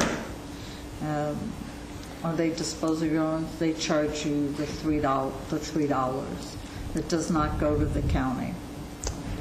It goes to integrated waste and the state agency. Mr. Segala, go ahead. Alan Segala, Calaveras County Taxpayer Association. We discovered that by contracting out this grinding, the county saved money over trying to maintain its own equipment. And I assume that the county bought this equipment, which means that all that money is wasted because the equipment's not being used because it costs too much to maintain it. So it's 2 grinders are sitting there. I don't know what the loss to the taxpayer was on that or if anybody even cares. But how about this? Why not pay some money, a little bit, and hire a privatization consultant to see if the entire operation can be privatized? The whole thing. I know this is being done in other communities, and if that is really can provide a better product for the citizens at a lower cost, that's the way to fly. Thank you. Mr. Garcia, can you come and clarify that our wood chippers aren't rusting away? Just on the last comment, we actually were considering putting on one of the bullets on the slides to privatize, but we realized that was pretty much a dead issue because if we're operating at $2.1 million per year deficiency, the first thing a private company would do when they came in would be to raise the rates. That they are not going to operate at a loss. Nobody is. So if a private company comes in, rates will go up. They have to, because it costs more to operate the landfill and our diversion services than we take in revenues. It's for chipping and leaving the material on site. We see the chips as a commodity. We sell those chips. When they're of decent quality, we get a reasonably good return on it. Right now, our product isn't of reasonable quality, and we're only getting $5.50 a ton. So, or pardon me, a cubic yard. So we're trying to maximize that. As far as the chipping equipment, back to the chips, we would like to get the chips in a location where we can haul them and sell them to an energy provider, ION or Ultra Power. So that is the goal, is to get these out of the waste stream and get them into a profitable commodity. The chipper, we have one chipper. It breaks down a lot because the waste stream that's going into it is dirty. And metal. We have rocks, concrete, axe heads. We have all kinds of material going into it. We operate it when it's up. When it's not up, we contract out. We have been contracting out quite a bit lately. And that's not due to our operators, that's due to the waste stream. As for the program, we love the program. It is an integral part of our waste management. It provides 36% of the county's diversion. It is wonderful. We've just got to find a way to financially make it viable.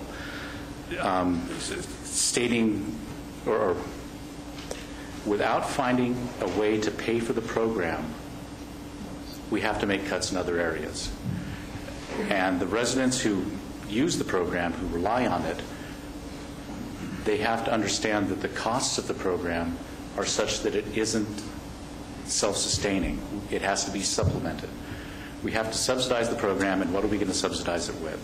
Right now, we're looking at some cost recovery based on the $4 per yard gate fee. Another cost will be renegotiating with the private contractors on the subsidies that the county pays them. We'll be working on that in the next fiscal year as well. But again, we're trying to approach the board with some solutions to keep this program running.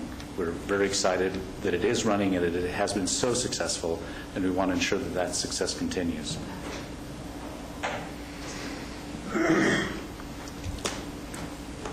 Okay, in the public comments, there was a kind of a mixing and matching of tires and refrigerators and wood waste dumped alongside the road. We just wanted for clarification, we currently charge for tire carcasses. Is that correct? You get 2 for free. The first 2 are free. Okay. On the appliances? But I've been getting all kinds of pictures and examples of things that are dumped alongside the road. If you bring in 1 tire or 2 tires, if they're still mounted, you get charged for it, right? They're free? Okay. Well, I'll see you tomorrow. So.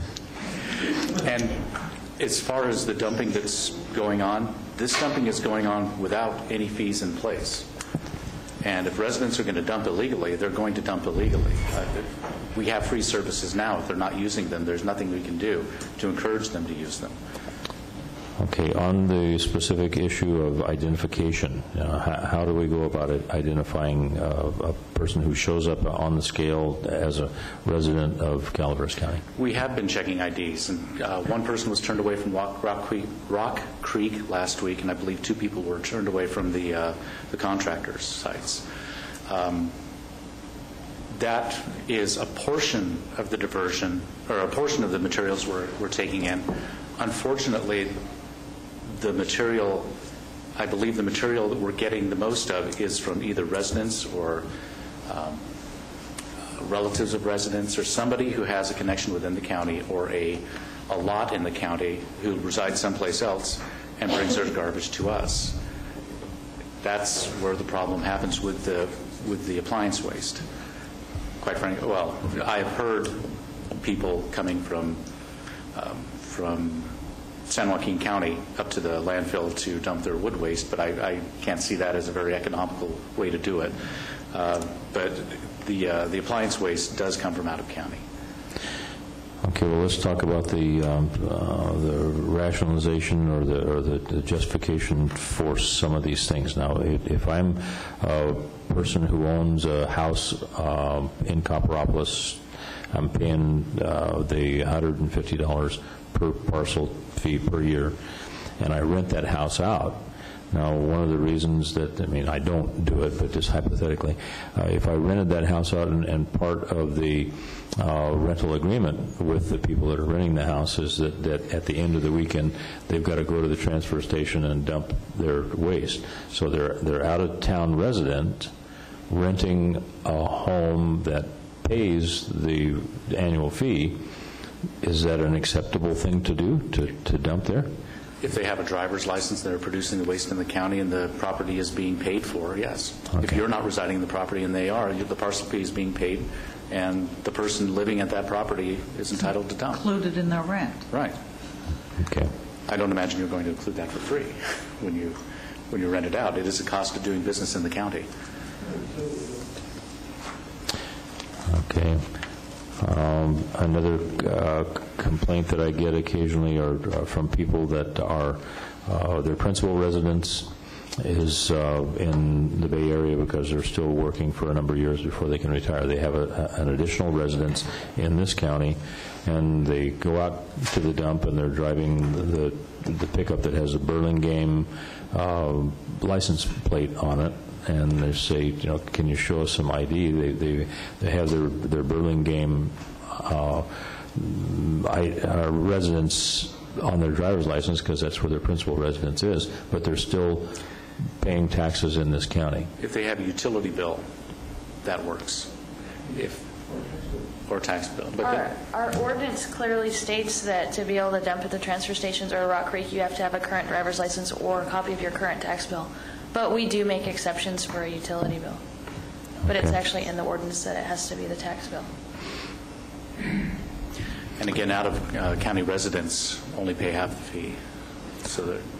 Okay. Well, is there any reason to discuss the possibility of sending out with the tax bill like an ID card, a wallet card or something like that? We've put handouts in the tax bill in the past, and it's really up to the tax collector's office because it is an additional cost to them, and they charge our department for each insert that goes into the tax bill.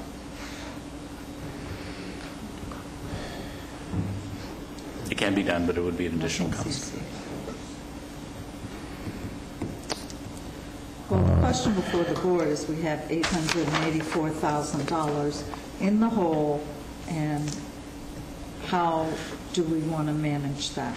What's the policy decision? If we do not want to charge for wood waste, then The resolution indicates that we'll be back. Then what is it that we want to cut? Do we want to cut days that the facility's open? Do we want to cut hours? I mean, Keep the in mind- options, what was it, the options you gave us? Keep in mind that the cost to operate the transfer stations is about $1 million per year. So if we want to take that out in the $884,000 out of the operations of the transfer stations, we close the transfer stations and exacerbate the problem of collecting wood and yard waste. What we would have to do is a combination of all of these things: reduce hours at the landfill, reduce hours at the transfer stations, close some of the transfer stations, and reduce staffing. $884,000 is a lot to make up.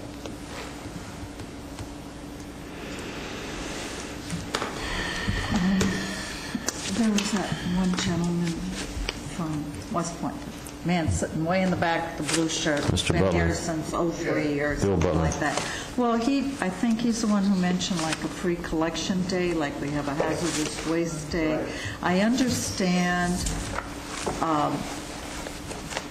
that the expense of cleaning up the refrigerator. So if you bring, we talked last time, a neutered refrigerator to the site, then you dump it for free. If you bring one that still has the compressor in it. If you have a certificate from an agency that Right. took it out. If not, then we charge you the cost. Right, and if it is not a type of refrigerator that has Freon in it, if it is ammonia gas or whatever, then we're in another predicament. And a lot of your upcountry people live in trailers, and they have refrigerators that have ammonia gas in them. Regardless, we are required to strip out the compressors. That's it's a correct. much more difficult process Much more, with and ammonia. it's a harder process. But what I said about the once a year, twice a year, we do that with the hazardous waste. Well, that's great because it keeps it out of the streams, out of the forest, everywhere, right? Our drinking water is clear. Yeah. So if we're doing that, we do this with the refrigerators. Maybe the rest of the year, if you have a refrigerator and you need to get rid of it, then you pay the price for it. But this 1 day or 2 days a year, you have an exemption and you can take these to them. Then maybe we will make enough money up the rest of the year to cover these days when this stuff comes in free. I'm not saying it'll work, but it's very possible that it will work because you will recover the fees that you end up paying for with those couple of days. We would certainly know who's coming in with 5 and 6 refrigerators. Amen. That's right. Exactly. Not one because it died this spring and he kept it until fall to get rid of it.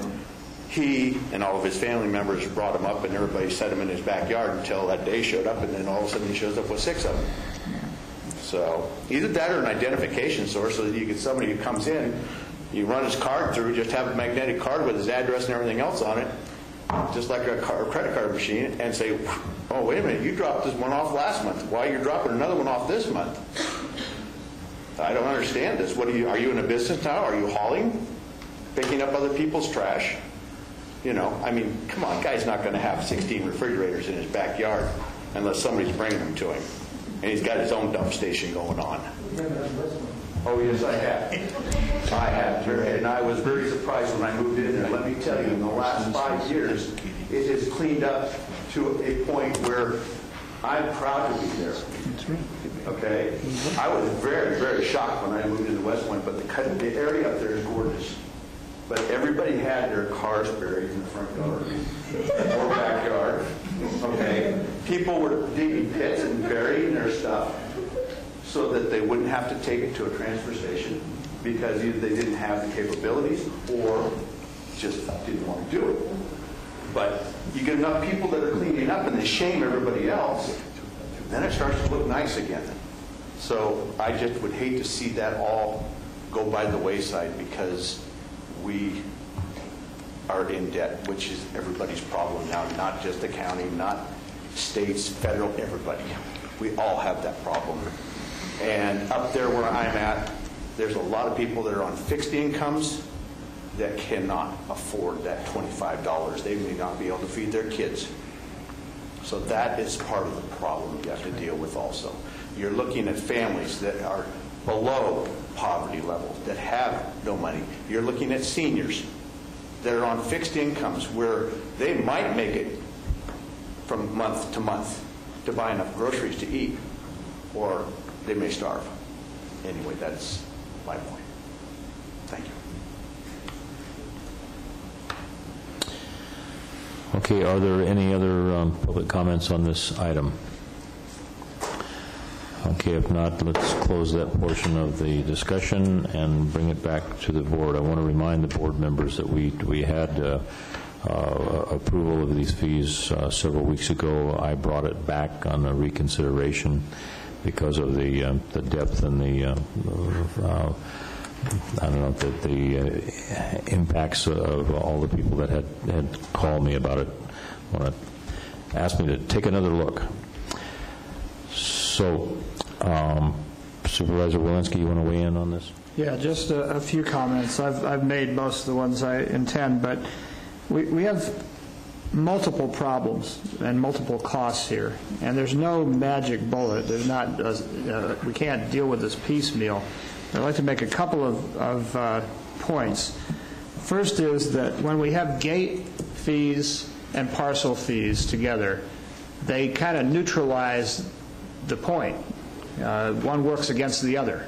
Gate fees will have a lot of people dumping stuff, which adds cost. And the reason that we've been able to clean up our area to some extent is the fact that we have parcel fees and we're able to get the stuff moved without immediate penalty for what you're taking in. We have a second problem, and it's been noted that a huge volume of stuff is coming in from other places because we have this parcel fee, and people can just show up and dump it. And people are so it's interesting to me that it's the public that's come up here today with ideas about how to actually deal with the cause of the problem rather than the symptoms. And to me, getting to the root cause of people bringing in stuff that they're not paying for is a major piece that needs to be addressed and would help us avoid adding gate fees. Thirdly, it was noted by also members of the public that we have really changed behaviors over a period of time to the great credit of the Public Works Department. We're now separating cardboard, we're separating plastics and glass, we've got people trained to do things. What I don't understand is why we would have a very expensive piece of equipment that we are dumping cement and metal and whatever else goes in there and trashing it out. We spend more repairing it than we wound up spending on it in the first place because we're not doing the separation of the one. If we're capable of all those other separations, what makes people think that we can't separate clean yard waste from treated materials and metal and cement?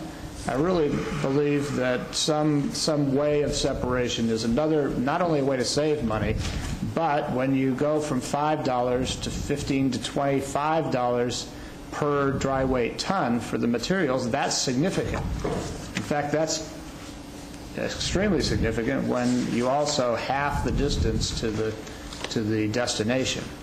I really think we need to have an integrated policy. I don't think that one piece is going to solve this, but I would like to see this done comprehensively. I do recognize the need to close an 800,000 plus gap. There's no way to persist in that regard.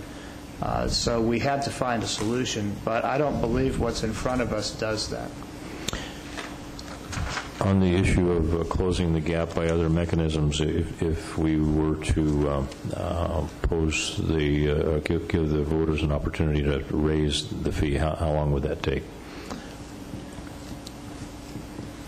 Well, Tom mentioned that at the end of maybe Tom needs to come forward, but I think he said at the end of the fiscal year and in time for the next election cycle, you will bring a recommendation and we will have a thorough discussion. That's correct. As part of the update to the Integrated Waste Management Plan and a separate financial plan, we will be working with the board and the public on the best way to close the gap that we have, which is more than just this 884,000. But that, again, will take about a year or until the next fiscal year to get the direction get something before the voters, as Supervisor I think we Polanski need to said. give that a very high priority. You need to check with the elections departments and see when what the election cycle is, because we need to hit an election cycle and get this done in a timely enough manner to do so.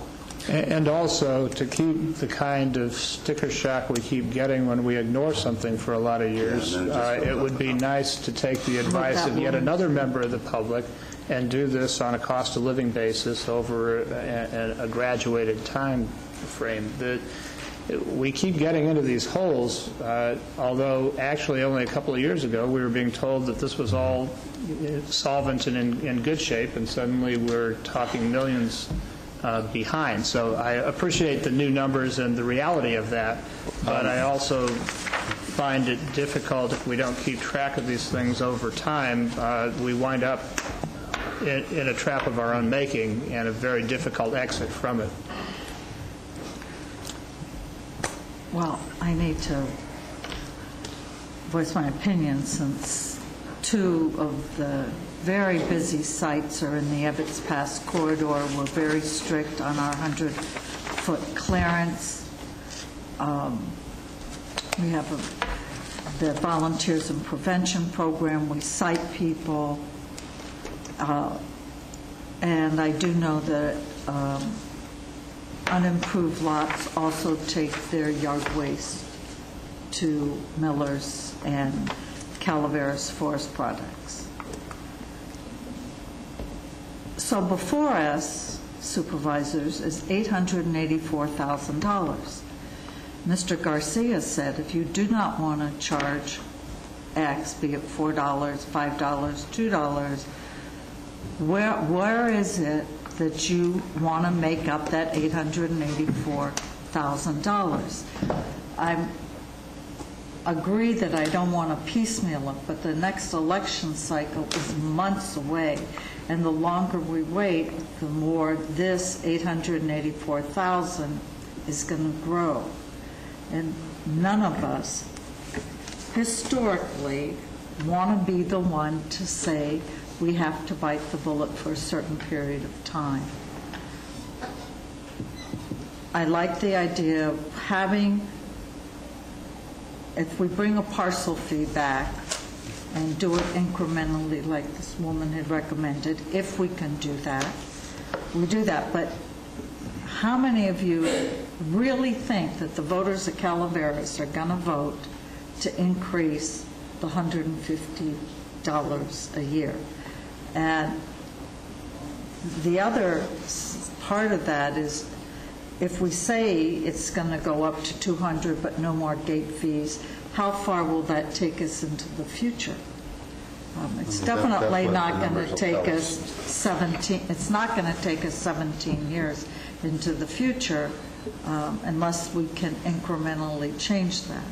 So I guess for me, in the Ebbets Pass area, I do not want to close the transfer station. It's a big asset to the community. And I do not want to close the Miller's or Calaveras Forest Products. They're integral parts of the yard waste that we do in the Ebbets Pass community. So if I don't want those two sites closed, and I don't want the transfer station in Avery closed, and I don't even want to close 2 more days. I don't want to reduce it to just a Friday, Saturday, Sunday, or a Saturday, Sunday. Then what is it that I'd be willing to support? And I'm having heart palpitations on this, I have to say, because all three, the 2 yard waste sites and the transfer stations are integral part of the Ebbets Pass community. And I would support a yard waste fee until we can at least go to the voters, because somehow we have to come up with $884,000. And I'm not sure whether it should be $4 and whether it should be $4 for pickup and $2 for a sedan, and I have an SUV, but it's a small SUV, so do I pay less for a small SUV than a big SUV? I'll leave it to maybe the recommendations of staff or how the board might feel about it, and so I would vote for that. I very reluctantly, because these programs are very important and have its passed. Also, I would support the $25 fee for white waste, I believe Mr. Garcia called it, with the fact that we have one day a year, a free collection day, like this gentleman mentioned.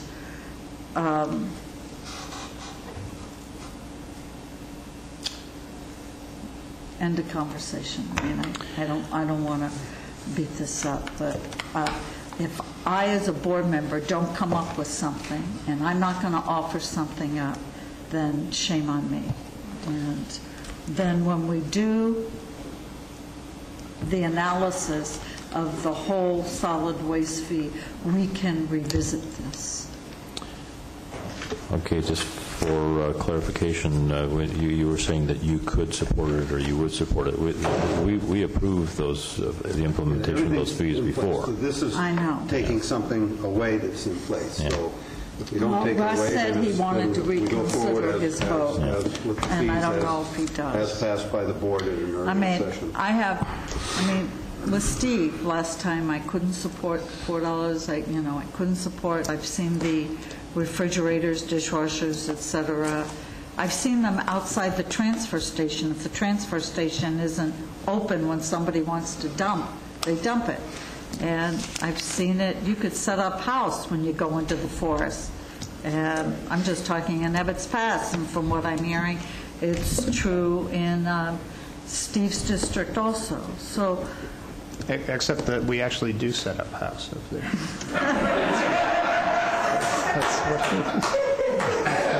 So, I mean, there has to be some give. And I don't know where else to help the county come up with the $884,000 or whatever permutation of that is. I feel like I need to offer something. But that's the understanding that the Averidge Station doesn't close, nor does Miller's or Calaveras Forest. They're too important to the community. And I have a headache.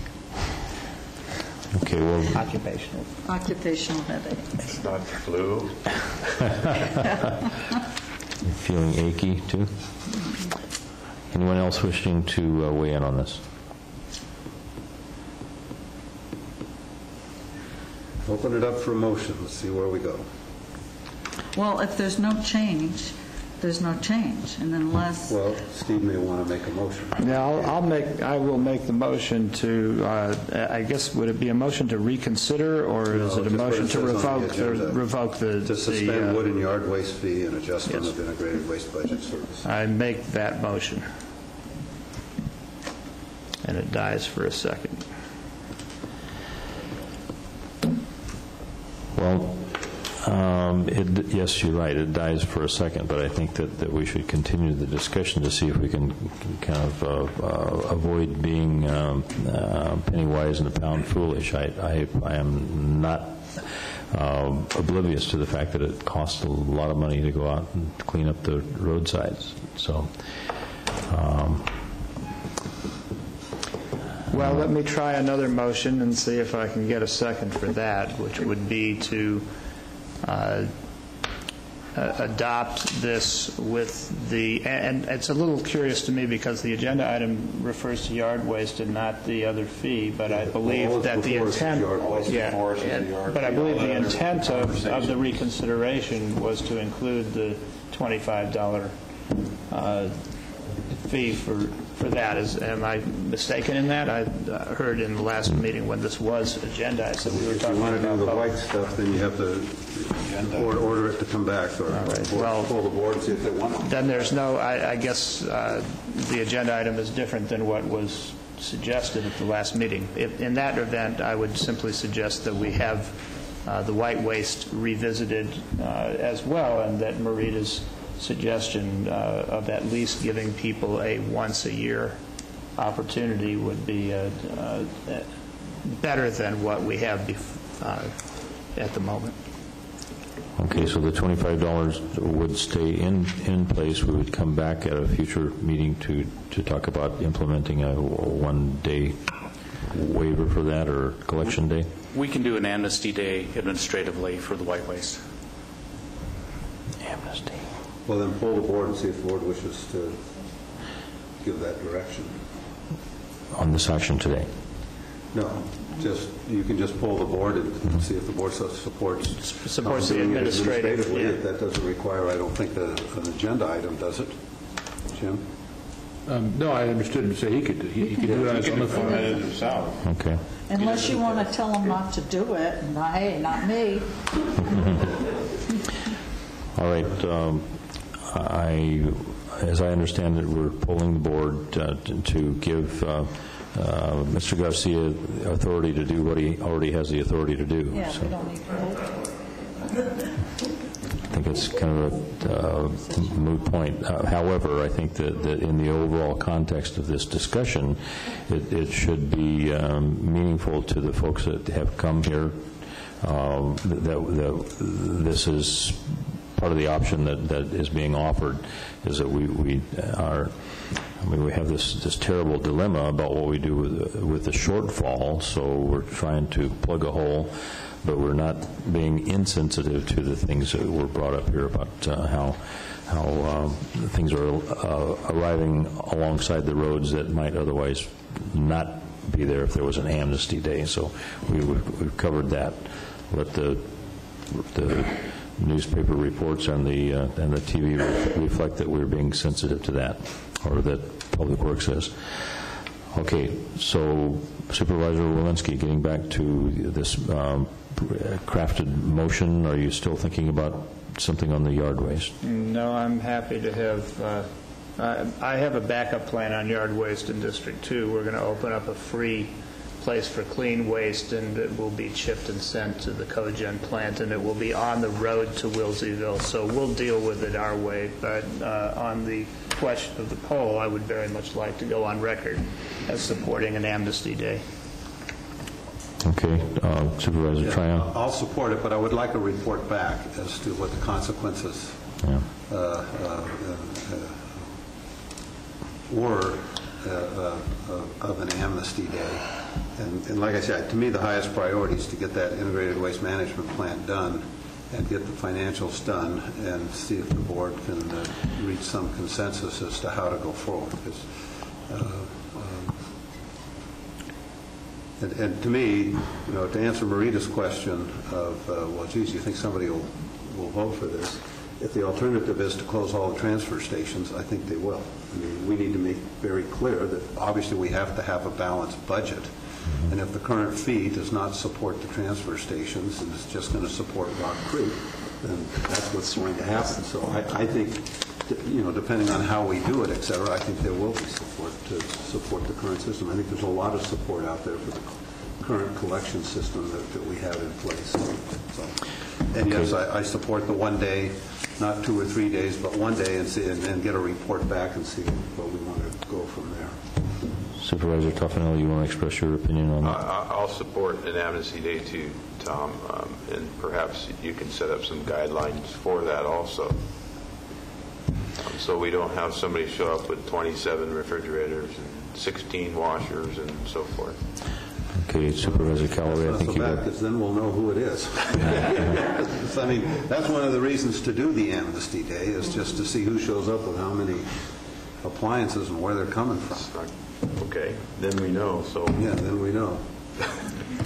And quite frankly, if they're not from Calaveras County, you don't have to accept them on amnesty day either. I would hope there'd be some amnesty for people who are actually doing the cleanups still going on. That's an issue that I hope will be incorporated into that. That's fine. And that may be 20, as it has been in the past. Where it's coming from. Okay, I think Supervisor Callaway has already expressed her support for that. It was your idea. All right, I also support that.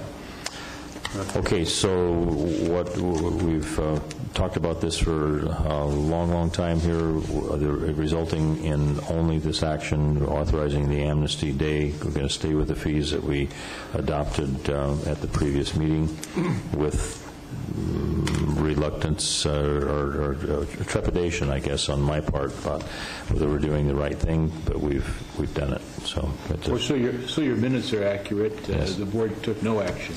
The board took no action. You pulled and expressed a preference. Yeah. For lack of a second. All right. Wonderful motion. I appreciate that. We have some decisions to make here. It's almost 1 o'clock. Unless there's some urgency, I'd like to just move a continuance of item 10, since that was just given to us this morning. Frankly, I haven't read it. Maybe other board members have read it. There's some time sensitivity to that. Well, when is our due date on this? Our due date, based on a conversation I have with the grand jury foreperson who's here, Mr. Maneri, is a firm date of next Tuesday. He wants to have this available to discuss with the grand jury on October 7th. So the timing was to have you give us some feedback today so that we could bring it back on a formal basis for your adoption next week on the 6th. It's 2 weeks from now. Today's 22nd. Oh, well, it's still the next meeting. Still the next meeting. So it's up to you, but the goal is there are a lot of issues raised in the grand jury report. It was my hope that I could get some general direction from the board, and we could try to fine-tune the document, start from scratch. It's just a draft document at this point. Has everybody read it? I just got it. Yeah, this morning at 5:30. If you get I've up read and most check. of it, a lot of it. I haven't. It seems to me we could discuss it and give direction and just pass something as modified. You incorporate the direction. And it's fine, as long as it's done by your next meeting. As long as it's done during the next meeting? It has to be completed by October 6th, yes. All right. So what you're recommending, Tom, is that we just give our feedback to Jim? For 1 week so we can all read it. 2 weeks. And 2 weeks. We're not meeting next week. We're not meeting next week. It's the 5th Tuesday. Okay, for 2 weeks then, and then if we wish to make any modifications, we can approve it as modified, and then staff can redraft the response and submit it to the grand jury. It'd still be timely. We can do that. It's not always preferable, but we can put it on the agenda early, get me your feedback, and we can fine-tune it and bring it back that same day for you to approve. Okay. My motion still stands then for 1 week. I'll second that. I think the second still To show stands. there's no hard Call feelings for the about the last question. one. Okay, it's moved and seconded that we deliberate on this, or we restate your motion again. Do you want to just postpone this? I think I said okay, continue this for next 2 regularly weeks. scheduled board meeting. All right. All right. I'll call for the question in just a second, but I want to acknowledge Mr. Kelly's admonishment about we shouldn't be acting on this today because it wasn't on the website. Mr. Kelly, this is an issue that the board is singularly responsible for these responses, so it's on the agenda for just because it needs to be on the agenda. It has nothing to do with public interaction on this. Well, I think we've created the impression by virtue of putting things on the website that that's a requirement. It's not a requirement. The Brown Act requires that this document be made available to the public at the same time it was made available to you, and we did that. We've complied fully with the Brown Act on this. Okay.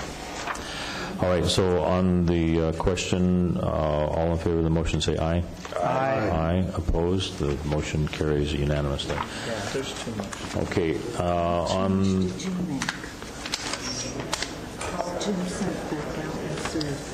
Okay, we have item number 11. This is appointment applicants to the Board of Equalization Assessment Appeals Board. Then we have a review of correspondence, and then we'll go into closed sessions, and then we're back at 1:30 for final budget hearings. Okay, do we, were you going to make arrangements for Mr. Sirius to come?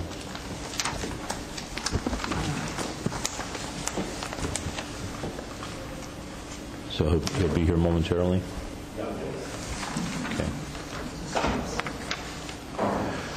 Okay, we are on item number 11. I want to give an opportunity for David Sirius to get here, so we'll be just breaking momentarily until he arrives.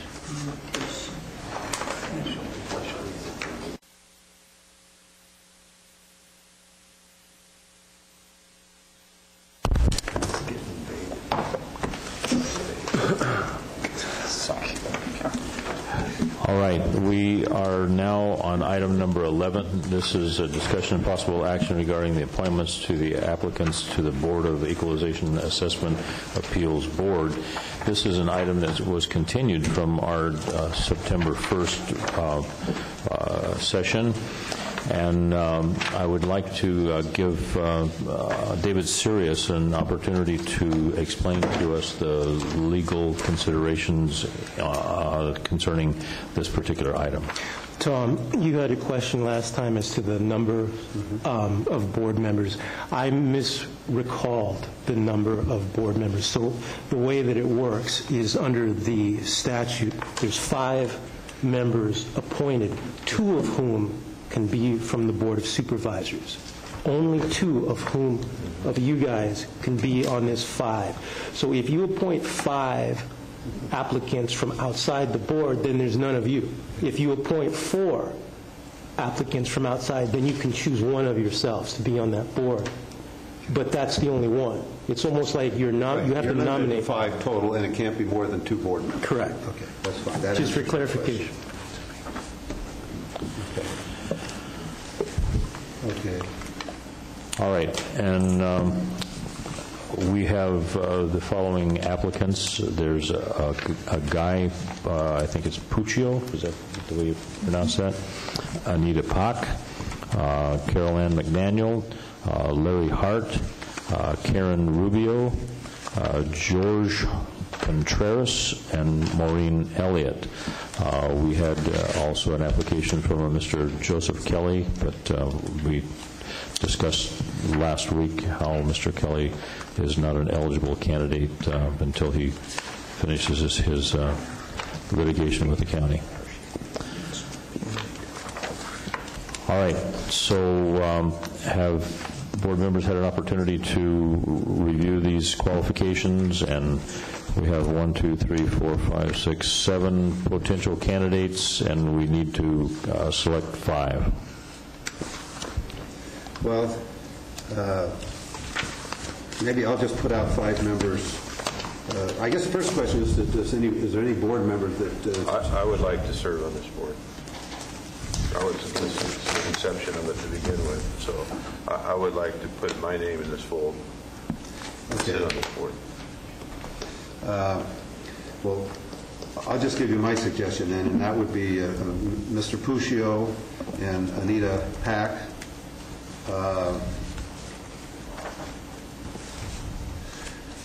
Larry Hart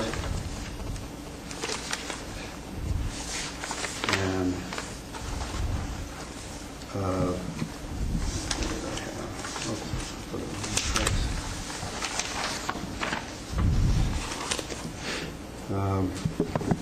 and Karen Rubio, and then Gary. He'd be 6. Huh? He'd be 6. No, he has 4 plus Gary. Oh. And I also thought highly of Mr. Contreras, but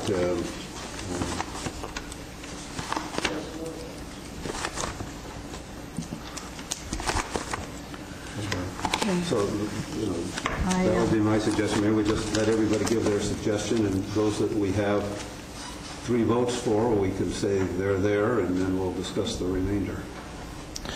That's, I don't know how else to go about it. Supervisor Walensky, do you have a comment? I mean, just hold that thought, Tom, for a second.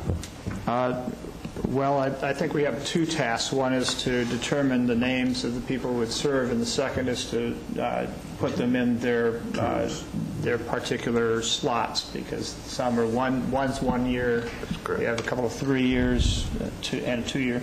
So anyway, my general thought, although I have a high regard for Supervisor Toffanelli, is to separate the board from this process. So I will put 5 names in. Actually, I'll put 6. I'll put 4 names, which I agree with Tom on, and then 2 other names that I would encourage people to consider in the alternate. I would support Puccio, Pack, Hart, and Rubio, and I would ask that people, if the general thought is to not have supervisors involved, then I would ask that they take a look at Contreras, Jorge, and Elliott. Well, then now you got 6. I'm just saying one of those 2. I'm seeing whether there's 3. Well, if we go without a board member, I think Contreras, if I'm saying the name right, would be my preference. All right. Okay, I agree. I do not want to see a supervisor on board of equalization. Don't give me that look. But if, Toffanelli. but if any supervisor was going to do it, we'd certainly think you'd be the You have the right to vote however you want to vote. I, for the record, don't mind having a supervisor. Okay. So that's Gary's preference. I'll support that. Mr. Puccio, Ms. Pack, Ms. McDaniels, Mr. Hart, and Ms. Rubio. Okay, so those are my 5. I have Hart, Rubio, Pack, and Puccio. And Toffanelli. Okay, so that's. I think we have the first. We have the first 4 are now with. So we have a consensus. I agree. The consensus, and I'm going along this with this is Puccio, Pack. Is it Pack or Pack? Pack. Kind of halfway in between. Is that Bosk? Pack. Okay. Okay, and Hart, Rubio, and so we have 4. That's the 4. I'm in agreement on that. So we can bifurcate this. Do you want to? Are you for a board member or not?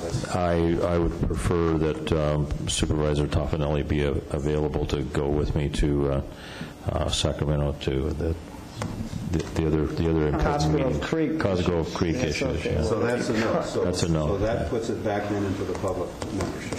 Yes. Because there's 2 of us that support a board member and there's 3 that do not.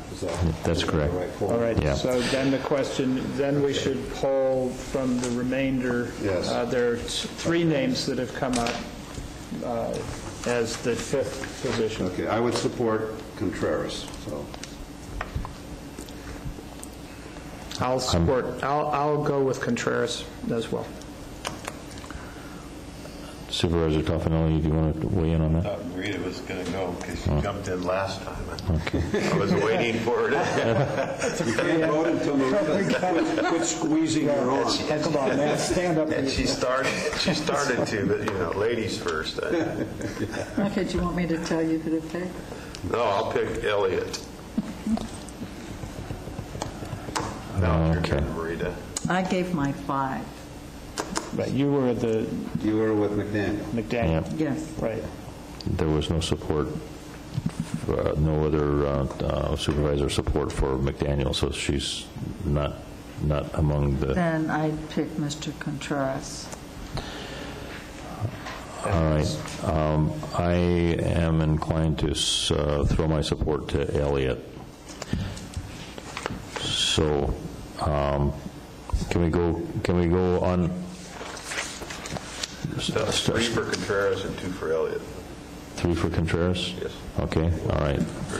All right, then the way I read this slate is we have Puccio, Pack, Hart, Rubio, Contreras. Mm-hmm. Okay, those 5. Do I hear a motion on? Can I make a recommendation on terms? Because that's how from... Well, I would like to sort of bifurcate this a little bit. I want to get those five approved. Yeah. Okay, that's fine. Also move. Second. Okay, moved and seconded to approve those 5 listed. All in favor say aye. Aye. Aye. Opposed? The motion carries unanimously. Okay, and now on the allocation of B. Now, David, just for clarification, these are beginning terms. Correct. Okay, so the person would be available to re-up and be reappointed. Correct. Just subject to the board's...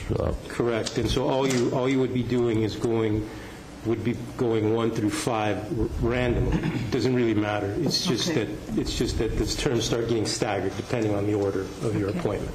I'd like to make a recommendation. Member 1, Mr. Puccio. Member 2, Ms. Pak.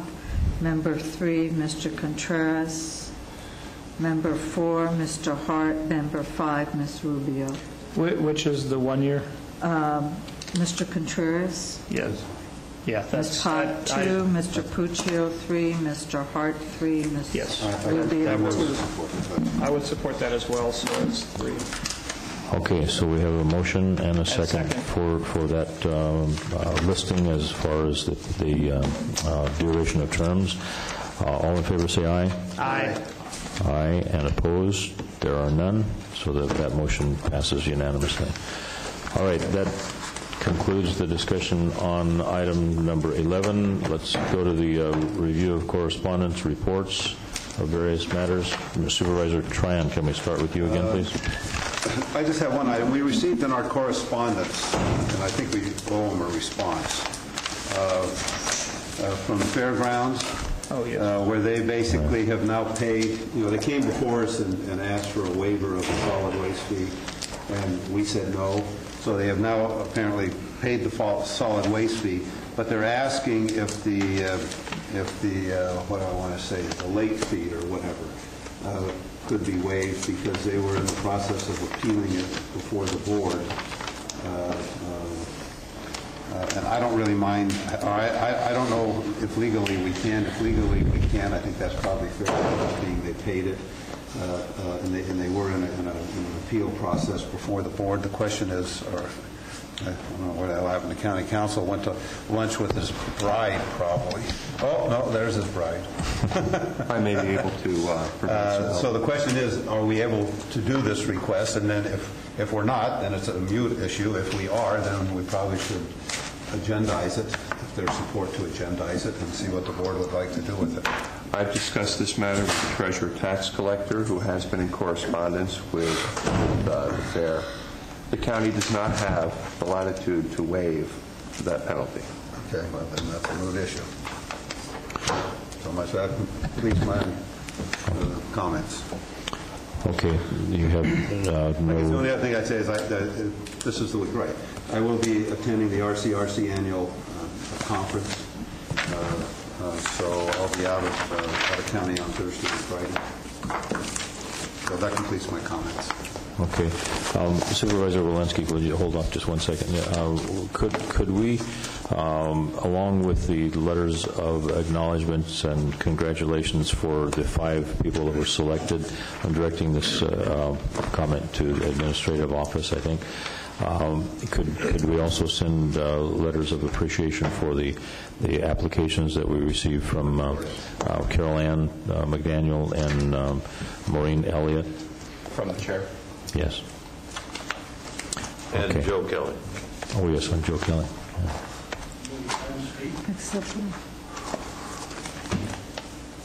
Mr. Kelly, I will give you an opportunity to speak on the topic. Yes. Thank you, sir.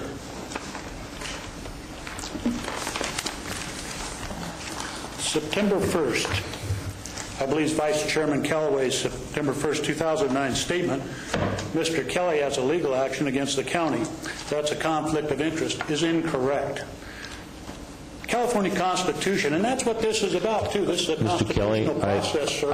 I gave you the opportunity to come and talk to us. We don't listen to you for legal advice. We listen to our legal counsel. That's fine. I'm just going to direct you to where maybe you want to send legal counsel to look at something that I came across in the California laws.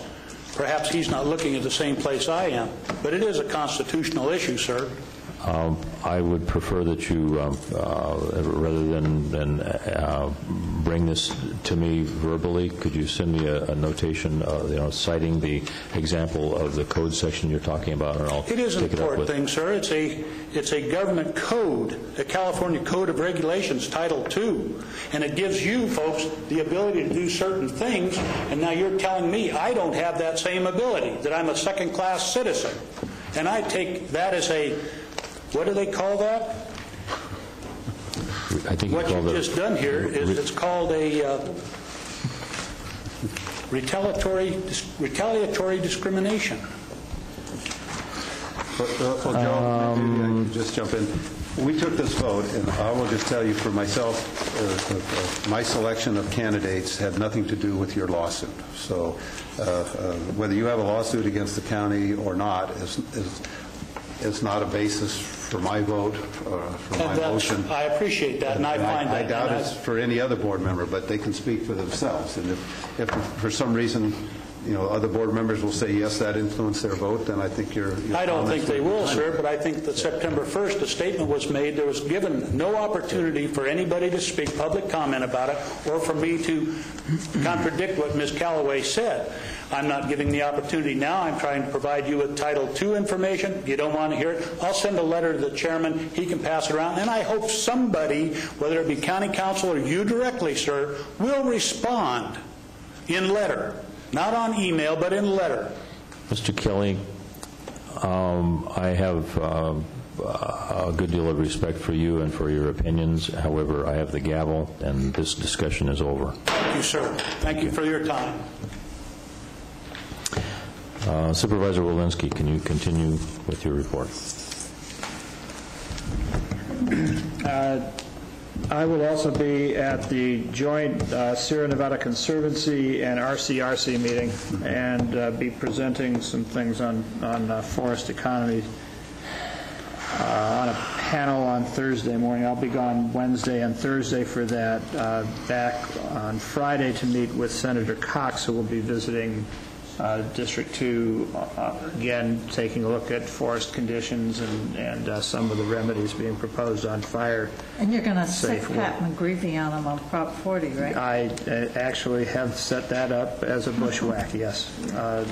But it will all be in a positive and diplomatic way. Like we did. Exactly. I'll also be at the hazardous waste paint and stuff event in West Point on Sunday. Does that conclude your report? Oh, no, it doesn't, actually. Thank you. Thank God you asked. Thank you for the prompt. Actually, the most important thing that I wanted to announce, and this you all got by correspondence, but I thought it worth mentioning publicly, is that finally the Sierra Nevada Conservancy has restarted 142 projects based on a $9.1 million sale of California bonds. And so many of the projects that were stalled in Calaveras County are now pending approval at the meeting on Thursday. We'll get back going, and most of them are going to be at the 50%. There are two different categories, some which will be funded at 100% of their initial approval, and others at 50%. We have three projects in Calaveras County that are unique to Calaveras County, all funded at 50%, and approximately 5 projects that are multi-county projects involving ourselves and other counties, which are being funded anywhere between 50% and 100%. I'll have the list of approvals after the board meeting, the Sierra Nevada Conservancy board meeting this Thursday, and I'll bring it back for Tuesday, but this is actually good news for our county. There will be some fine projects that will get back on the ground, and it does mean that there will be some blip upward on the employment here as a result. Okay, there's one project that was being funded and then it was held back, and that was our HCP I don't know whether that's on the 50% list or the 100% list, but if you have any way of using your influence to get that done, that habitat conservation plan. Yes, I'm sorely needed. I'm sure we'll be having some lively discussion at the board meeting about what the application of the 50% and 100% criteria in that particular case. Okay. Thank you very much for that report, Supervisor Walensky. And I just really have said it before, but I'm very much in appreciation of your involvement on that Sierra Nevada Conservancy. That we really are benefiting immensely from that involvement. I know it takes a lot of time, but thank you for your efforts. Well, I can't think of another state agency I'd want to be associated with. I think that the enormous success of it is at least in part based on the fact that it's only been in existence for a few years and hasn't had a chance to ossify, fossilize, and bureaucratize the way most other state agencies have. But it's very dynamic leadership, and the proposal that was made to involve county supervisors as a local connection to these things, I think, has worked out admirably, and it may be a model for other state agencies to adopt. Oh, Mr. Leslie will be happy to hear Yes, that. I'm surprised. I'm surprised to be saying this late in the game, but it has worked out well. I'll ask you again the question that I frequently ask is, well, where are the license plates? That's also on the agenda, and there appears to be a kind of there's. Most people think it's a great idea, but the marketing has not taken place to get enough people signed to make it economically viable just yet. But we will be calling into account the people who are responsible for it at the Thursday meeting. Did you tell them that I want one? Yes, I did, actually. Okay. So I actually kind of volunteered the entire board for that. You have more than one vehicle. I can only afford one. Okay. Supervisor Toffanelli, it's your turn. I will be tomorrow at 1 o'clock at, well, I guess it's teleconference with Cosco Creek and the Corps of Engineers. I thought I'd go to CCWD boardroom for that. That's at 1 o'clock. I think there's a potential conflict for that space. I think that tomorrow is the board, their board meeting over there, so we may have to scramble and get it. I may be out in their parking lot then with my cell phone calling the number, but unless you and I find someplace else to go if there is a conflict. Okay. That's tomorrow at 1 o'clock. Yeah. We have a representative from planning. I don't know whether we can check to see if there's a conference room available with a teleconference capability on campus here, because I think that there's a conflict. We can use a speakerphone. Is there a phone in Frog Hollow? I think, we can. Yeah. Okay. We can figure it out. All right. Is it? There's a chamber mixer at Lock and Tenta on Thursday. I'll be there. I'll be attending the luncheon at Greenhorn on Friday with Senator Cox. I will also be on Saturday. There is a school dedication for the Wallace and Burson school houses, the original ones that were in operation. I think the Burson one was in operation. It now sits on the Valley Springs Elementary School grounds, and I think it was in operation from like 1857 to 1950 something, about 100 years, and it's still in existence. It's sitting on the school grounds there. Then we're going to drive to Wallace, and the Wallace School is being dedicated later on that morning. I think it's 11 o'clock that will be dedicated, and it was in service from like 1840 something to 1960. I'm part of the Wallace Burson Association who is doing this, and we went out and power washed down those schools and repainted them so they're looking new, and then there's some plaques that will be put in front of them, dedicating them as historical landmarks. So that will be Saturday. I'll be attending both of those. Excuse me. And that's it.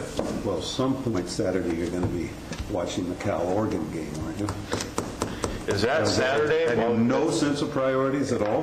We thought you'd be providing up-to-the-moment updates for all of us. And we thought we were Am I texting you as I'm watching it? Right, exactly. Well, we thought I thought it was an evening game, and you were going to supply tickets to us to that game.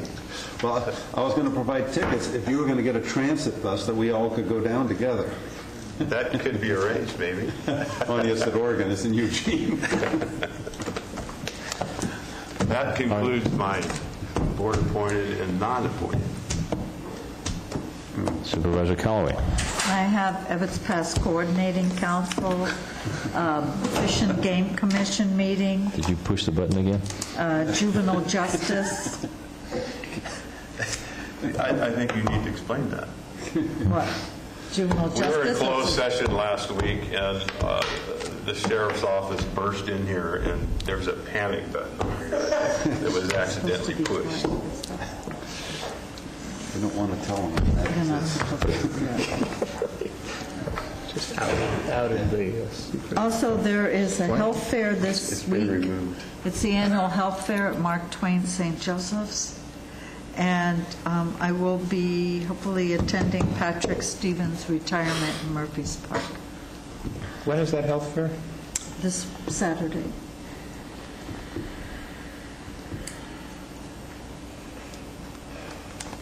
That's all. That's all? Oh, that's okay. Push the button again. Okay, I'm a little disappointed that I'm not going to be able to go to the Sierra Nevada Conservancy meeting in Squaw Valley.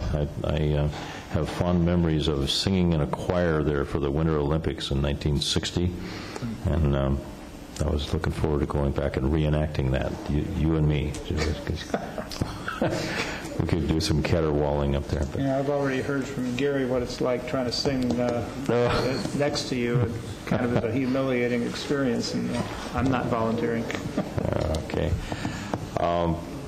So instead of that, I'll be with Gary doing the conference call with the Corps of Engineers about Cosgrove Creek, continuing that discussion. Just as a warning, deer season opens this Saturday. Everybody keep your heads down. So it's an annual event of some magnitude here in Calaveras County. So that concludes my report. How about Mr. Lawton? Mr. Jones? Nothing here. Remind me. Okay, so we are now at item number 13. This is a closed session, so I'll say goodbye to call this session back to order. That's my pen. Yeah, I thought so too, but I never got to or even where I'm going. So I need to figure that out. Those are good pens. I like those pens. Okay, this session is back in order.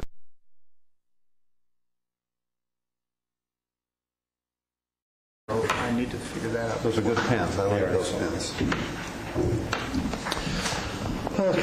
Okay, this session is back in order, and this is for the purpose of finalizing our budget considerations. And hello, Shirley. Good afternoon. Good afternoon. We did a presentation that went over the nuts and bolts of final budget and the technical adjustments. At the board's direction, we made a few changes, and I put those in front of you.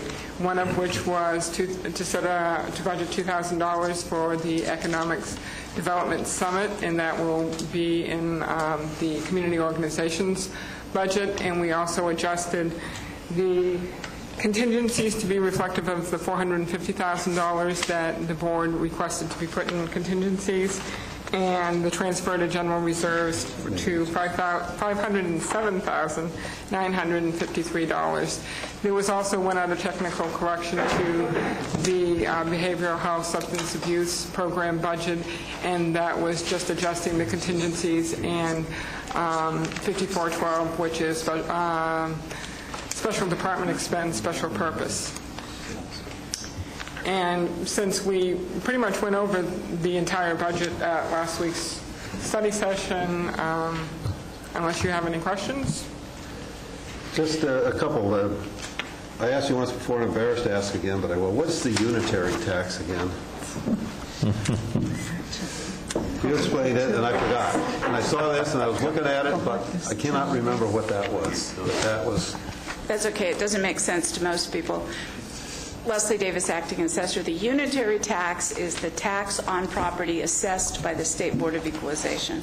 So it's the state assessment roll on property in Calaveras County. I think before it said unitary sales tax, didn't it? Or is it just unitary tax? Just unitary. Okay. Okay, and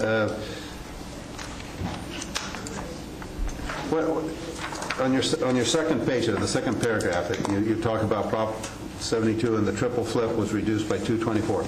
Just go over the triple flip once more. If you recall, we have new board members. Yeah, let's talk about that a little bit.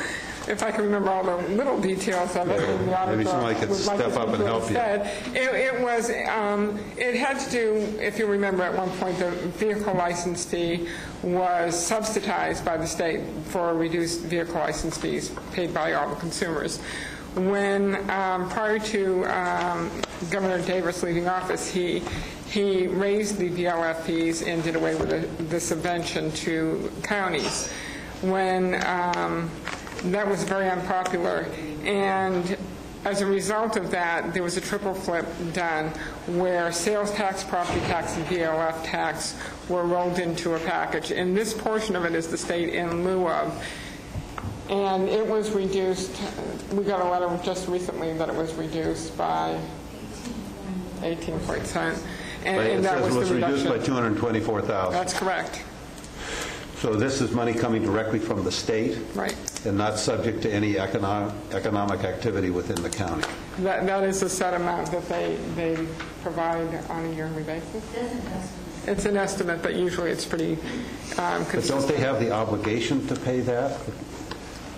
Is this based on reduced revenue to the state? Right. If they're looking at a sales tax revenue reduction at the state level, therefore what they pay out to the counties. And that's consistent with the triple flip. Right, and the portion that they pay out to the counties. Fortunately, what we have budgeted for our sales tax and our Prop 172, which is based on the same revenues, we took in consideration the decline over in 08-09, and then we reduced it further because we felt that decline was going to continue. We saw it falling off. So when I looked at where our revenues stand at the end of August versus what we had budgeted, we were virtually dead on. We had 83% remaining. We had received the sales and use tax was quite frankly to the penny, which I just kind of went, how weird is that? But the Prop 172, which is also based on sales, it was within a tenth of a percentage point. So if we have continued reduced economic activity in the state, we could expect that will equal an additional reduction in the 2010-11 fiscal year? In the sales and lieu tax, are you referring to? In the 10-11 year, triple flip. That in lieu of tax was reduced by 242, and I think the prior year it was 465, wasn't it? It was reduced by $400,000 the prior year? No. That was what we received the prior year. Oh, okay. And so this year we're receiving 200 and something. Right. That's correct. Okay. And it is based on state economic activity. It's not a set dollar amount that we're owed. Okay. And when they reduced it based on what their projections were for 9-10. So this still remains a projection. Right. Thank you. Any other questions? Okay, we have a large gathering here. Anyone wishing to make any comments to the board before we take up the approval of this final budget? Don't all get up at once. Well, I have something. Yes. Well, two things I want to share. We petitioned from the Ebbets Pass area, over 200 signatures of Save Our Library, all of them. But we did go a step further in Arno. We have an activist group called I Love My Library Because, and a lot of people filled it out and explained why. So I do not want to see any Why'd you bring that movement. to the board, Marita? Those folks can't vote yet. Oh, yeah, Tom. Okay. Now, what I am doing as the But their board, parents can. as the board's representative, this is filled out by, yeah, your grandparents are in there too, Tom. As the board's representative on the Fish and Game Commission, the Fish and Game Commission has asked that $719 of their A87 costs be waived. The only people that can waive that cost are the Board of Supervisors, if I understand correctly. So I guess... What's the reason for the request? Because the limited funds that we have that takes us, that we use forever, we don't really get very much in fees from the courts anymore on Fish and Game.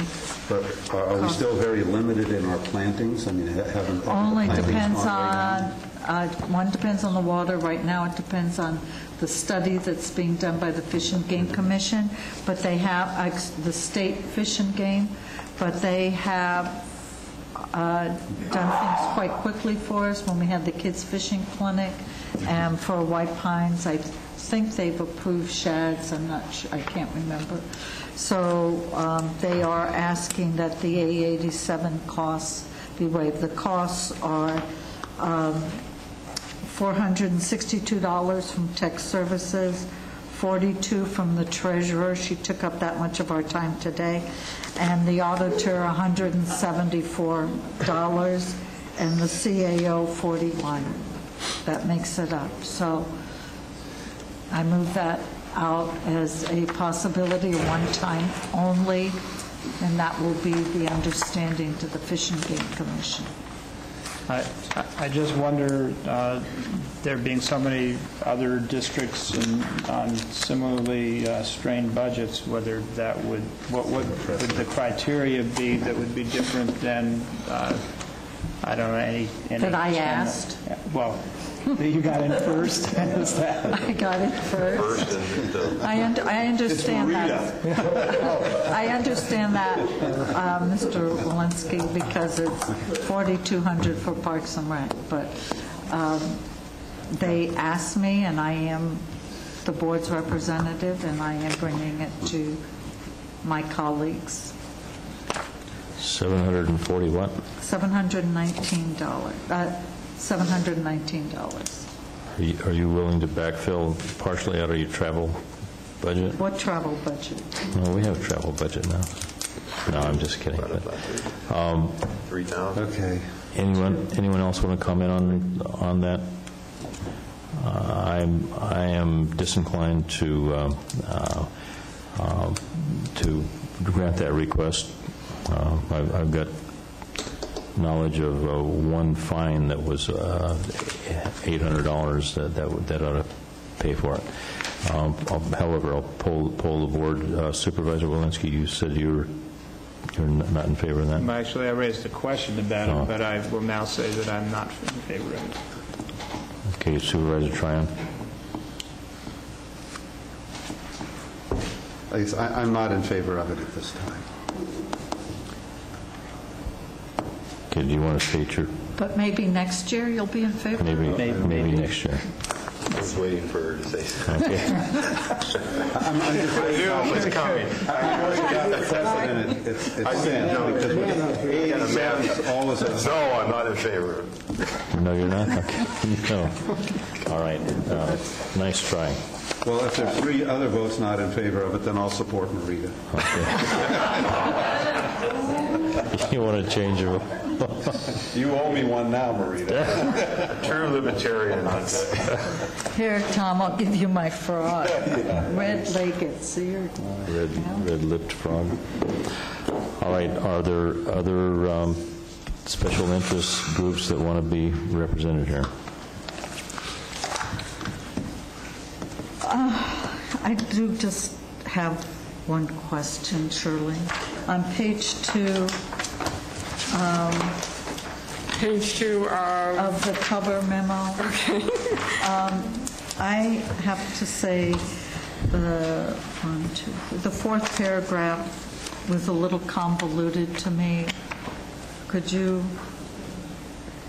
I felt like I was watching a shell game when I read this. And starting with other notable technical. Yeah. Okay.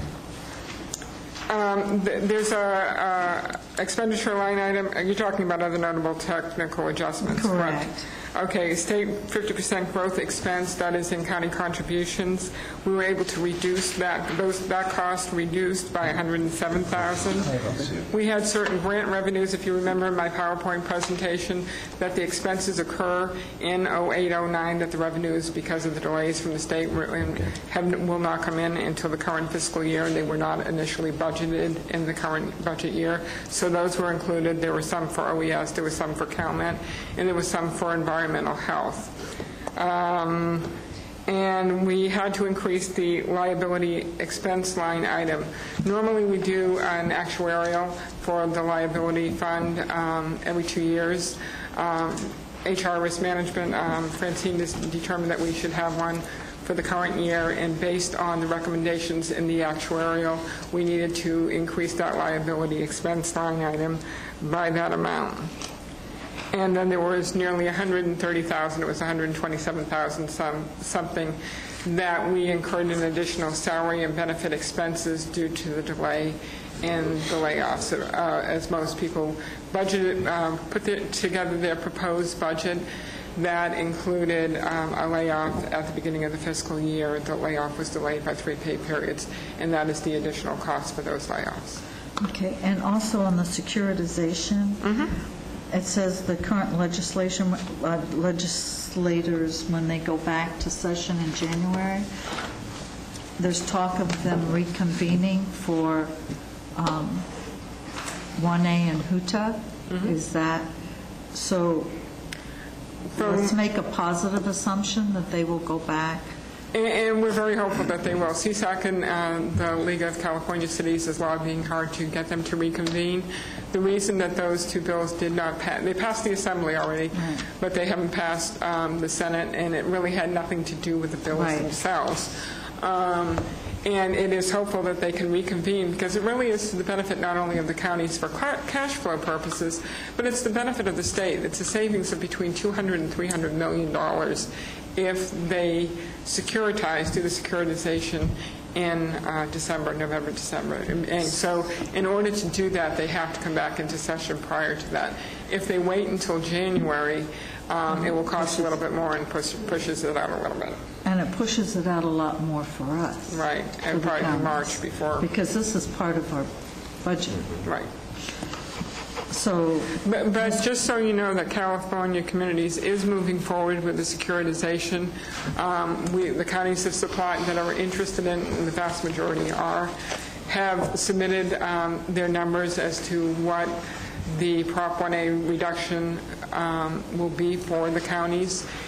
We just received an email in the last day or two about the enrollment for that, which is a non-binding agreement that that the county is interested in moving on securitization. So they continue to move forward because they firmly believe that it will happen. So Gary and Steve, when you meet with Cox, you lobby him. Yes, it's very important legislation. Going back, and he did say when he was up in Arnold that he thought that they would probably reconvene, but push them. Yeah. Thank you. Does that conclude your question, Supervisor? I know. I'm the one. Surely the contingency. Yes. Is, since I disagreed with my colleagues, but the contingency, the $200,000 to the general fund contingency. It's now $450. That's going to be. It's $450,000. $450. And the balance will go into reserve. Right, and that's $507,953. Thank you.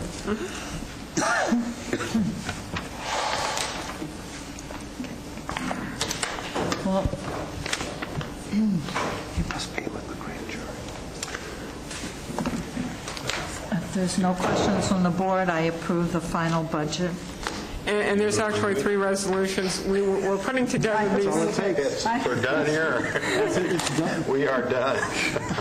There's a total of 3 resolutions, actually 4 resolutions. One is the air pollution control, one for final budget for Calaveras, one for the districts governed by the Board of Supervisors, and one for the capital assets. As she said, I move all of those. Okay, do we have a second? I'll second. Okay, moved and seconded.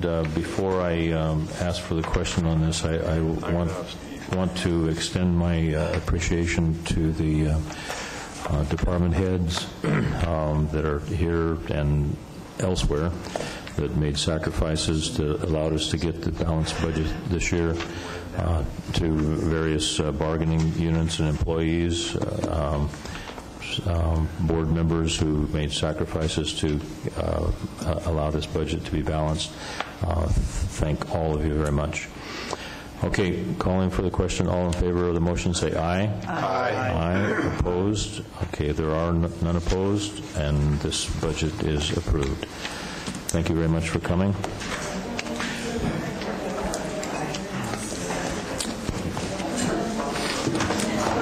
Okay, we're going into closed session here.